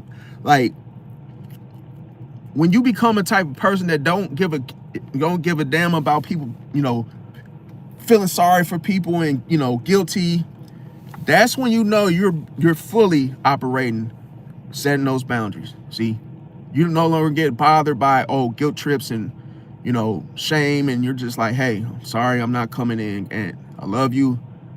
I know you can cook, but I'm not coming in. We're not coming in, because she knows if she can get one out the back seat to come in, then that's gonna stall you. See? So it's like now you're waiting on Craig, because Craig's little greedy ass went in there to try the cake. And now you like, man, come on, bro. You starting something. Like, we ain't going in for no cake. You almost gotta tell your whole camp to be like, look, man, we going to my aunt's house. She's a Cancer. And she gonna be trying to get y'all to try the cakes, the cookies and the pies, and we not going in. I'm just finna use the bathroom, grab a soda, say what's up to everybody, and we leaving. And everybody be like, all right, man. I go, well, yeah, amen. Yeah, we got it, bro. Because otherwise, that Cancer gonna get all y'all out the car, fam. And just because you didn't want to stay, they're good at having you do something against your will. Cold-blooded, because they control your emotions. They know how to hook you. See, a Cancer can hook you better than the casino. A Cancer can have you do anything that you don't want to do. They can have you eating the groceries, and you ain't want to do it. They can have you eating the groceries. See, because they can really seduce you and be like, oh, I just bought a new perfume. Oh. And then you could say something like, I don't eat groceries. I'm not doing that. And then all of a sudden the Cancer could be like, but it don't even taste like what you think it tastes like, because I just got, hey, your cousin just got me that perfume, that new perfume that just came out. I just put it on too. I just got out the tub. Like, hell no. But some people will fall for that though. See, trusting what she just told you because she knows how to say things a certain way to move you, to manipulate your emotion, how you feel. Hell, she could change the way you feel about the stuff that you say you don't want to do or that you wouldn't do. Think about it. Y'all pulled up in the first place. Y'all didn't think about going in there to eat, but she talked to the people in the back. She talked them into it. See, yes, gaslighting, definitely. Definitely. And then they like to talk about you behind your back after they make you do something against your will. See? And that's how they'll call you fake and say, oh yeah, you ain't really about that life because they tested you already. See? They'll be like, oh, I can get what's her name to do anything. I can get him to lick the dirt off the ground if I really wanted to. You gotta be careful with cancers, and they could be cheap too. Like they could be the type that like to get you to spend all your money but not put nothing on it. You know, go out to eat and lie. They go out to eat with them and then they can lie and say, oh my God, I left my purse at the house. Like, well, you ain't eating then. Or hey, you know, sometimes they be slick with it too. Now, so the next one, Leo, if your Pisces stop giving that Leo attention, watch out because it's gonna feel like rejection. That's how Leo would take it very seriously, and their pride will come in. They will feel replaced. Their ego will have, you know, be injured. And the trigger here is the fact that Pisces, they could choose to be, you know, solitude over reassurance. That's why it could feel like rejection to a Leo that, hey, a Pisces is no longer interested in giving them any attention. Not like they even said it was going to give it in the first place. Virgo, so when it come to Virgo, they can Pisces can avoid clarity and accountability. This could feel like chaos, disrespect, inconsistencies, and it could trigger a Virgo because of those unanswered questions. See, what is the point of overanalyzing when a Pisces is not going to give you any answers to your questions? See that? So that's why I said Pisces avoid clarity. Now, Aries, when it comes to let me see here.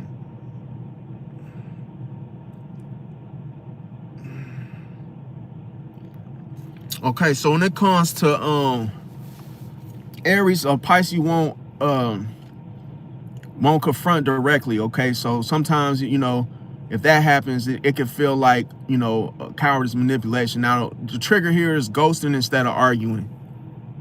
That's the thing Aries can't stand about a Pisces, because they could literally just go silent, stop talking to the Aries.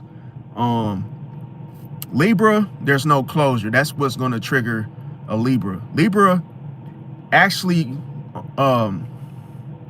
Libra has a weakness here. It's a vulnerability when things are not solved. See, think of her like the judge. The judge makes a situation, you know, complete after they judge the ruling, you know, and then the jury and whoop-de-whoop, right? But imagine if it's unresolved justice, see, in a situation, because a Pisces disrupts that. A Pisces disrupts the emotional balance. So what does that do for a diplomatic Libra? It makes them unbalanced, see? And keeping them unbalanced to where they can never balance themselves right again is through no closure, see? So that always makes that triggers the Libra. That makes him or her very nervous, very worried about where you guys stand, see? So sometimes she can actually lose it. He could actually lose it if he's a Libra, because there was no closure, see? And then all of a sudden, she could always have in the back of her mind, like, oh, trying to make it right with you, because they don't like anything lingering out there that they didn't solve. Like, if it's an injustice out there, they don't even want to, like, they would rather save face and keep keep things superficial and fake to avoid having no closure, if that makes sense. Because she can't relax unless she's balanced. See, she can't even tip the scales if she doesn't know why to skip the, to tip the scales because of the emotional imbalance. So that's why I said when you ignore a Libra, they can't handle it. At first, they might try to act unbothered. It's not going to work, Libra, because once that silence really hit and that 5-year sentence from that Pisces feels what? Hey, you end up feeling that internally. Your emotions get freaking vexed by that to the point where you start worrying like, man, when am I going to get out of this silence? When am I going to get out the hole? It's like a Pisces put me here and I don't even know who I am anymore. See, you lose your identity. See, your freedom of the kickbacks and the whole back end of the situation, how you guys used to like go to the club together, talk and have those long, deep conversations that were very stimulating to the Libra are gone. See, now Gemini, Pisces communicates emotionally, not logically. That's how, see, that's the nature, and a Pisces gonna do that naturally, but that irritates, that triggers a Gemini when a Pisces communicates emotionally. I just threw a gem at y'all, not logically.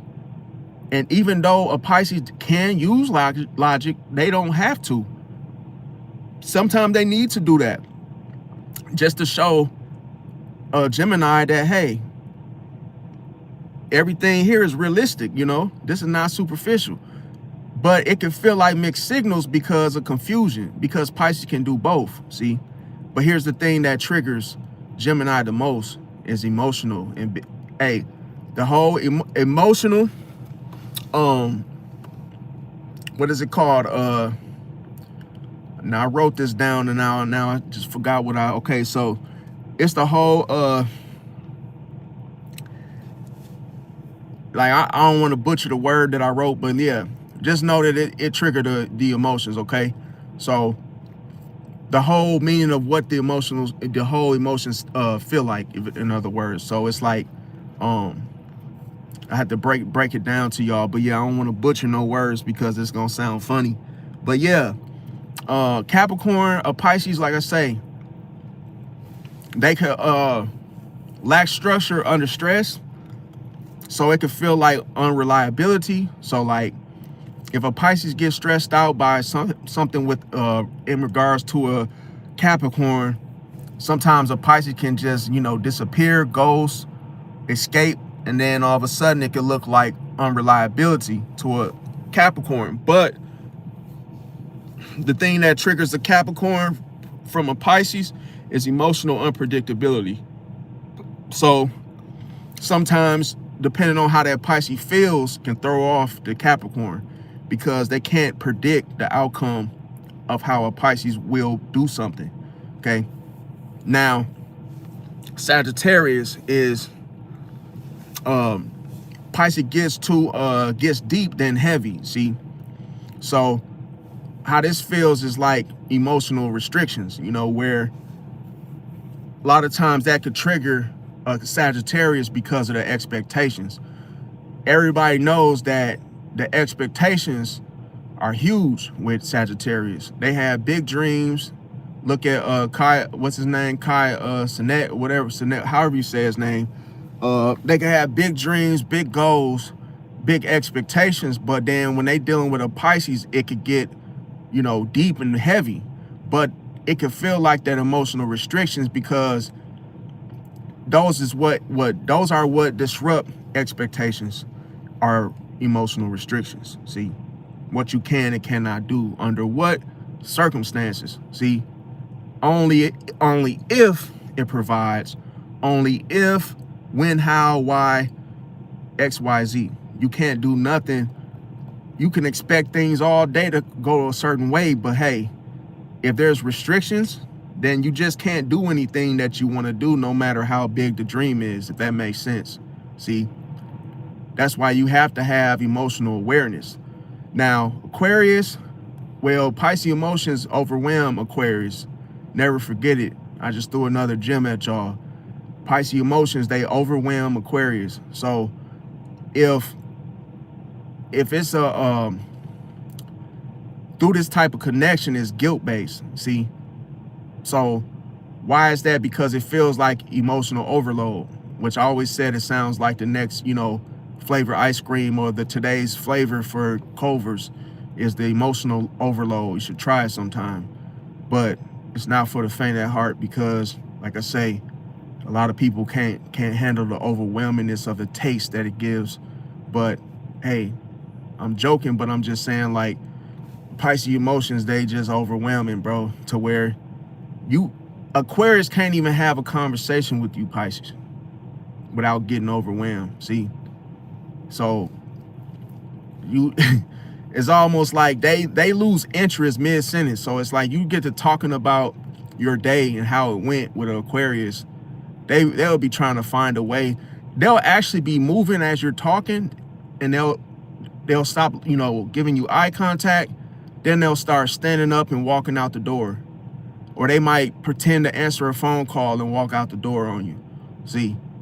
So they'll detach from you emotionally when you start to explain, like, oh, how your day went, something about your life that either you were excited about, anything related to the emotions. Now, the next thing, why does a Pisces hurt people without meaning to? Have you ever hurted someone and you didn't even try? You wasn't intending to hurt somebody. You were just meaning to love and just swim and just, get to know the world and experience it all together.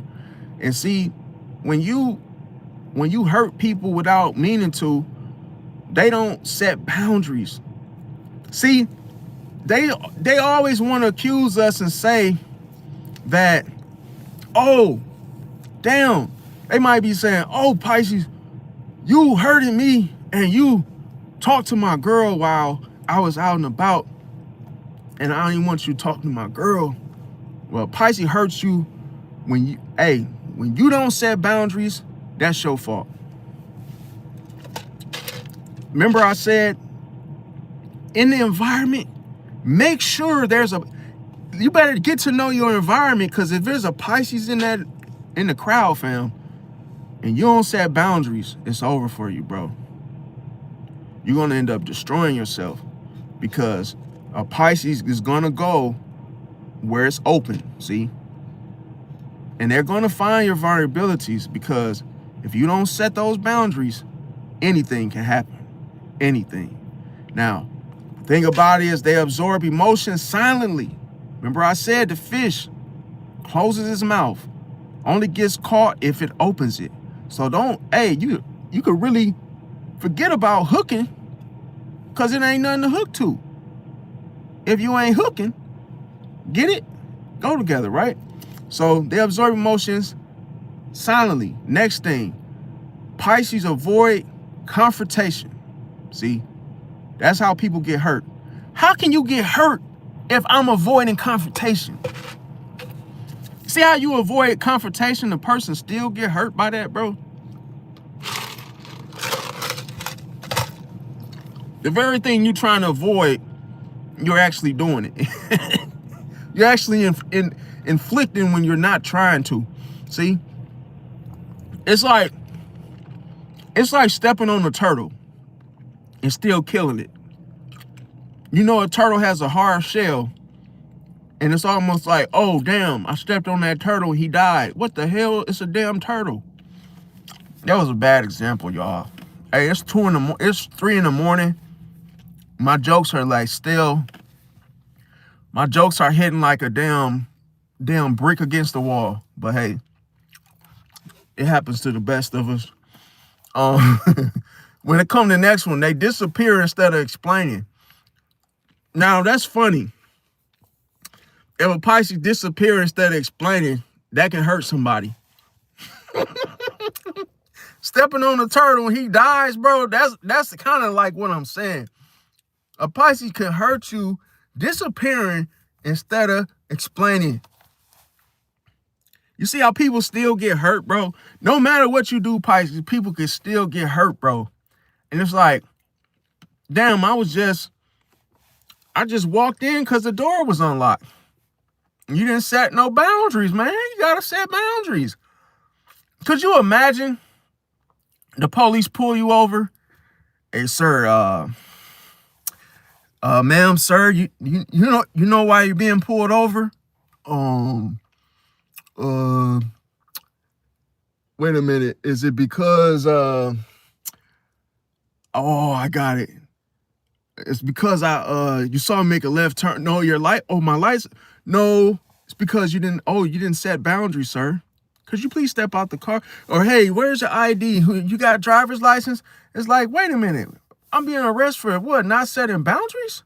Come on, man. It's like little stuff like that.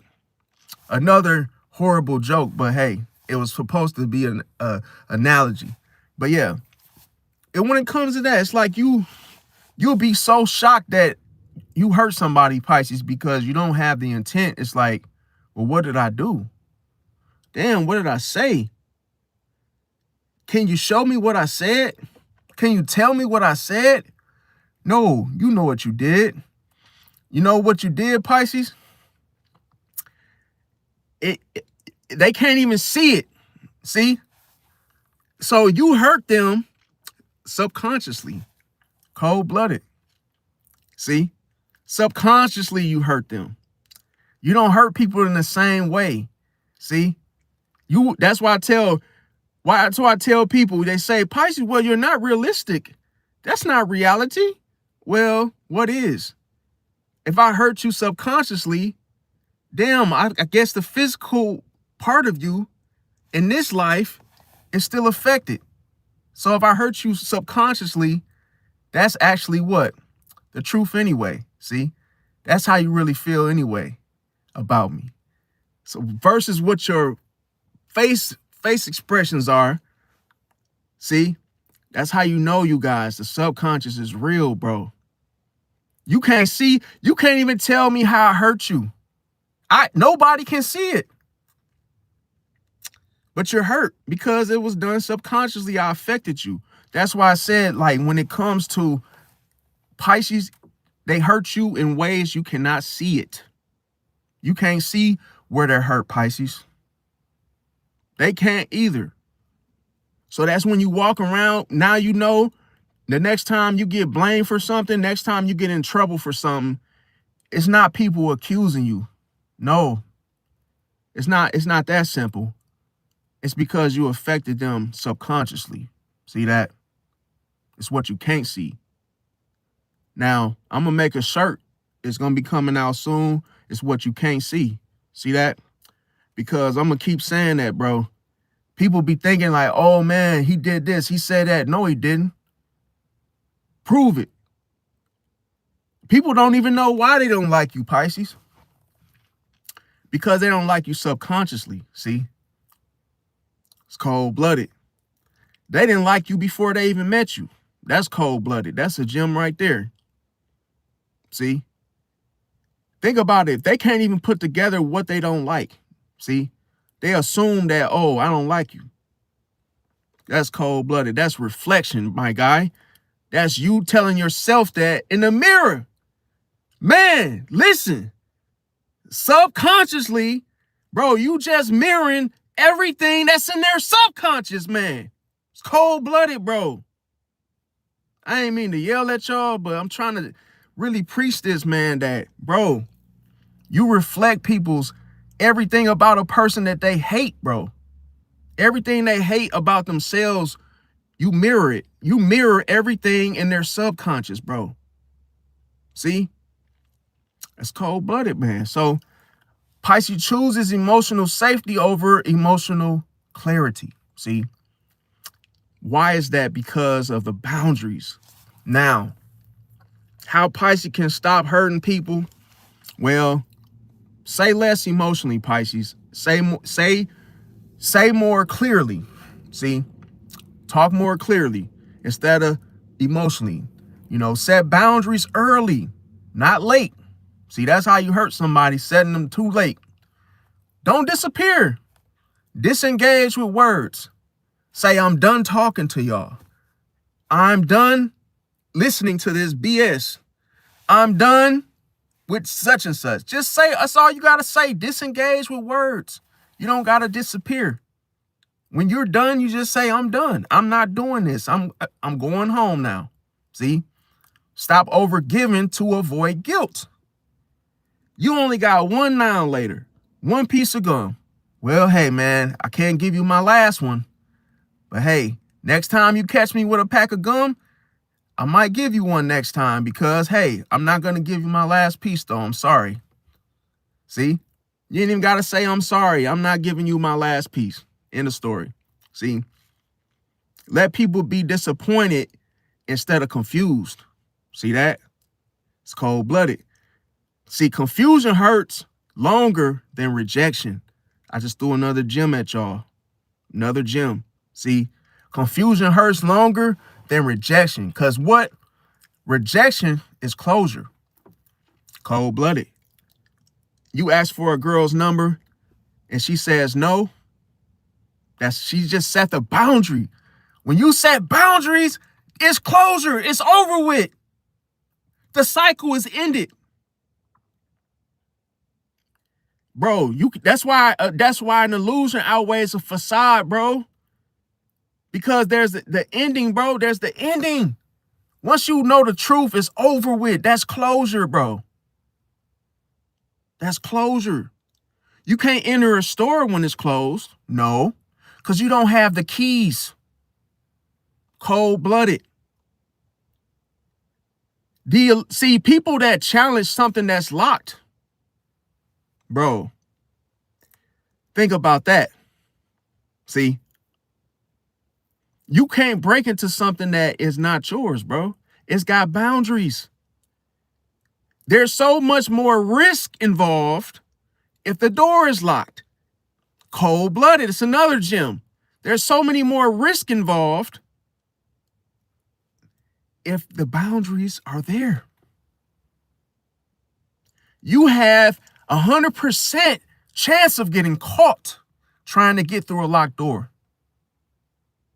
See? So Pisces, when you set boundaries, that's what you're doing. The other person has so much more to worry about because you have boundaries. Your doors are locked. The store is closed. Nobody's going to get in and do anything to you. Whether it be consciously, subconsciously, or unconsciously. See? And when you master all three, see, that's when you on cloud 9. That's when you on 777, fully aware. See, now, the thing about it is, let me see, yeah. Silence is Pisces. See, silence, it reassures that Pisces has everything all locked up. See, everything's secure. Everything boom, boom, boom. And now Pisces can just chill. Pisces can just sit, just chill and observe. See, there's no over checking. There's nothing because Pisces knows that, hey, all my boundaries are here. All my boundaries are clear. I don't have to do no searching, no rechecking, no overanalyzing, no using practicality, no logically thinking, nothing. I got all my boundaries covered.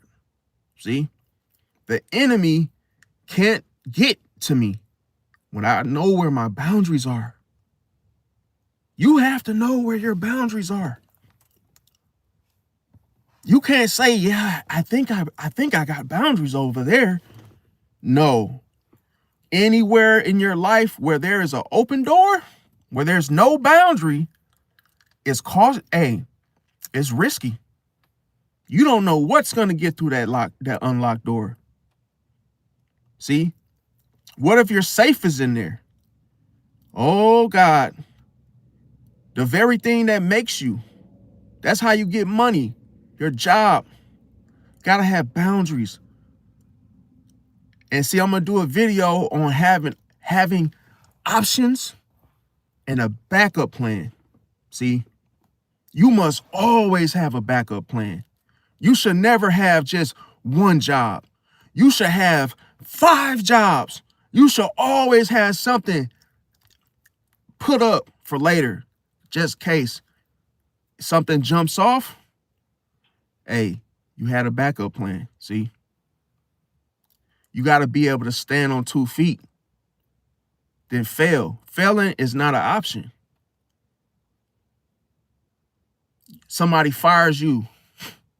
Now you got 4 other jobs. The money didn't stop. It just makes you more hungrier. Now you see opposition comes.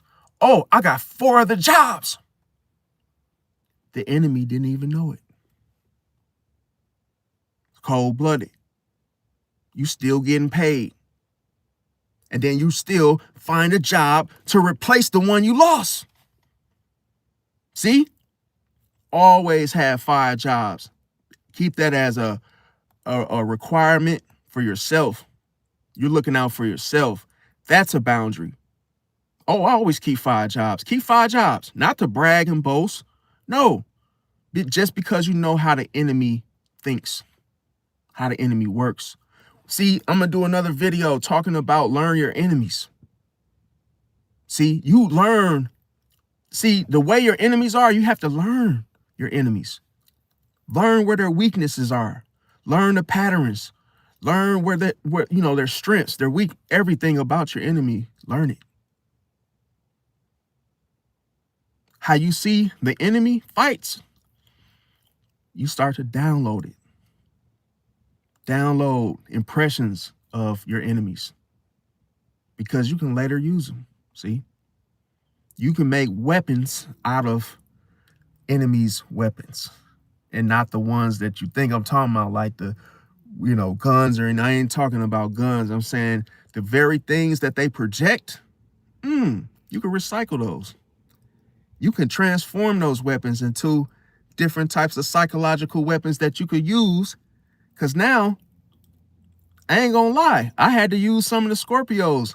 The Scorpio, what he was projecting me with, the very first trick and trap that he tried to use against me, he was trying to put me to sleep. He wouldn't stop talking. This man would talk all night on third shift. And I would get so tired, I'd be like, and I kept catching myself because I was like, man, when he shut the hell up, this man been talking for like 4 hours. He would just talk to me about bullshit like TikTok and like stupid stuff, bro. And I was like, bro, why is he talking to me like this? But then something happened. I said, wait a minute. And I said, this man is doing this on purpose. He's trying to wear me out so that I'll go to sleep and he'll get me in trouble and get me fired. So you know what I did? I wrote down his move and then I did it to him. And it worked. I said, I was just talking to him, rambling, yapping. And then I said, oh, it works. I said, hey, I could start using this now. I said, this works. And this is not a requirement. This don't need no gun license. I said, damn, I should have been using this. So now y'all see, I've been talking for 3-4 hours. Where did I get this from? But there's no ill will intent when I'm doing it, talking on the live. But it helped me with my communication. It helped me talk longer, last longer. So now I'm long-winded. I could talk for hours and not get tired. I could talk all day. I'll be talking until these phones die. I don't play, fam. That's because I had to do this with the Scorpio. I had to hang in there and just keep talking and responding and not giving in and going to sleep. But let me tell you why.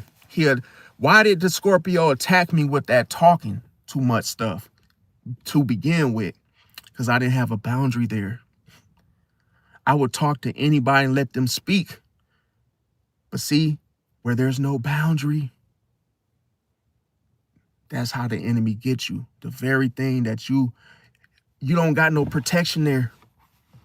The very protection is saying, hey, man, I ain't gonna sit here and talk to you all night, bro.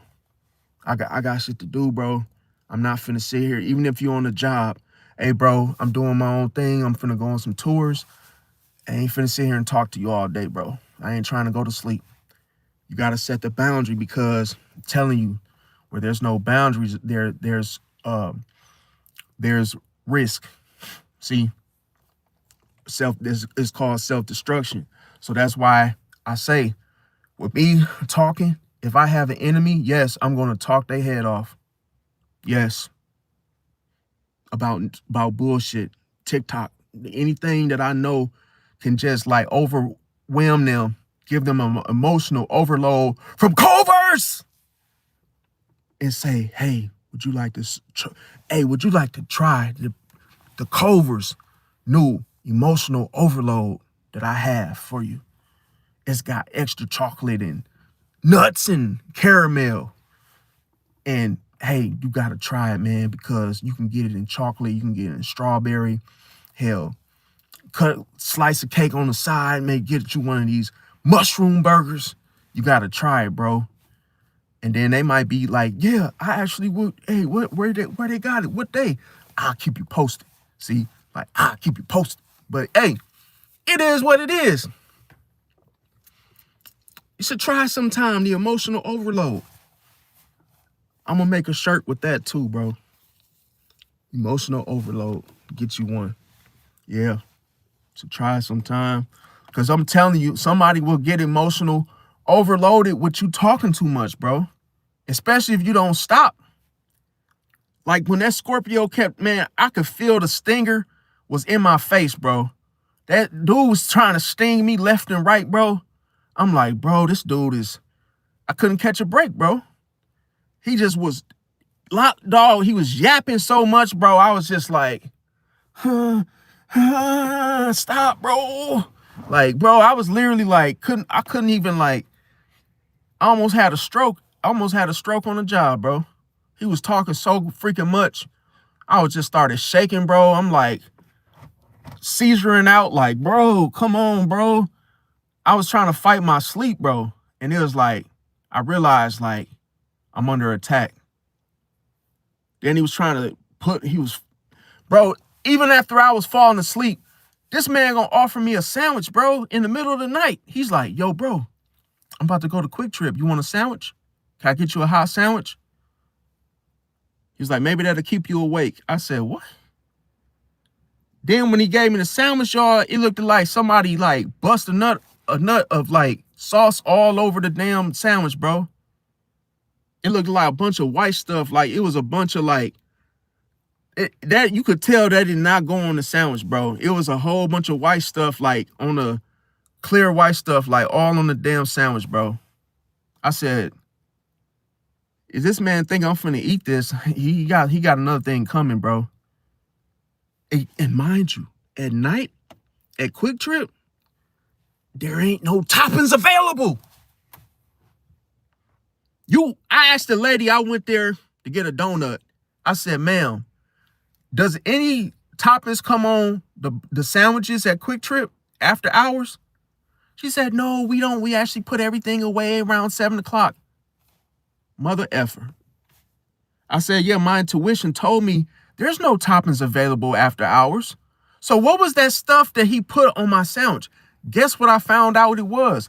I went through his phone when he went on tours. Guess what he told it? Guess the conversation he was talking to his girlfriend. Guess the sign of his girlfriend, Capricorn.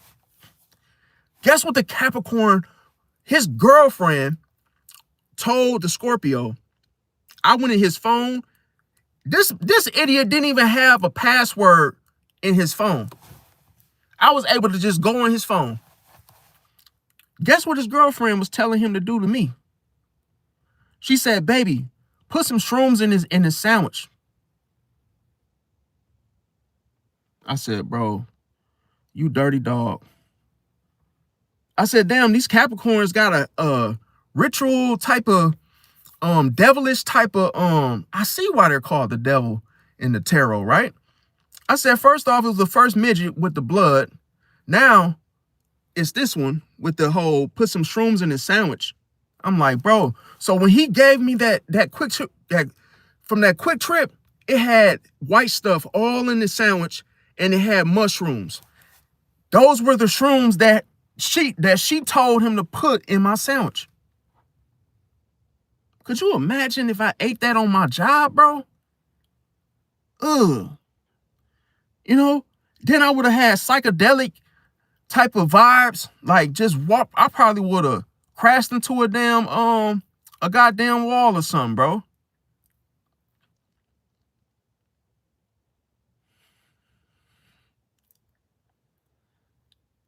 And that's why I said, like, bro, you know, the last conversation I had with that Scorpio, I told this mother effer, I said, yo, I said, bro, I said, you did a lot of stuff to me, bro, that other people probably would have, like, off with his head, bro, right?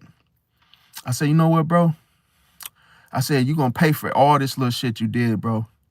I said, you ain't finna get away with none of this shit that you did, bro. I said, it's gonna be a time, your day coming, bro. Just know that karma ain't forgot. And he said, well, I'll see it. He was like, hey, you threatening me? I said, hey, man, take it how you want to take it. He said, man, well, hey, he's like, hey, until it happens, I'm not worried about it. I said, all right, well, you're going to be worried about it when it happens, and you're going to be hoping that it never happened, fam. But I said, you're going to get yours, bro. Karma going to get you. Because I said, like, I couldn't really touch him because, like, he's a snake, bro. He's slithery and it ain't worth it. I can't do it without getting myself in trouble, you know? I'll go to jail, you know? So that's why I was like, I ain't even finna fall for that. I just said, you know, karma gonna catch him. So that left it at that. But like, bro did a lot of stuff that was just like crazy, sneaky, evil critter diddler type. He activated the diddler. He even tried to pull that with me. He said something like, he was like, one night we was sitting at the computer, we was talking, y'all. And then he said something like this. He said, yo, he said, tell me why. He said, yo, tell me why this one dude came by my house, man. He said, yeah, bro. He was like, yeah, he was looking kind of good, though. He was like, yeah. He was like, yeah, I don't get down like that. I don't do none of that type of stuff. But he said the other dude offered. I'm like, bro. Then I found out, bro, in the emails, I'm like looking in the emails, tell me why this dude was talking to a transformer, bro. I'm like, bro, you was tweaking, bro.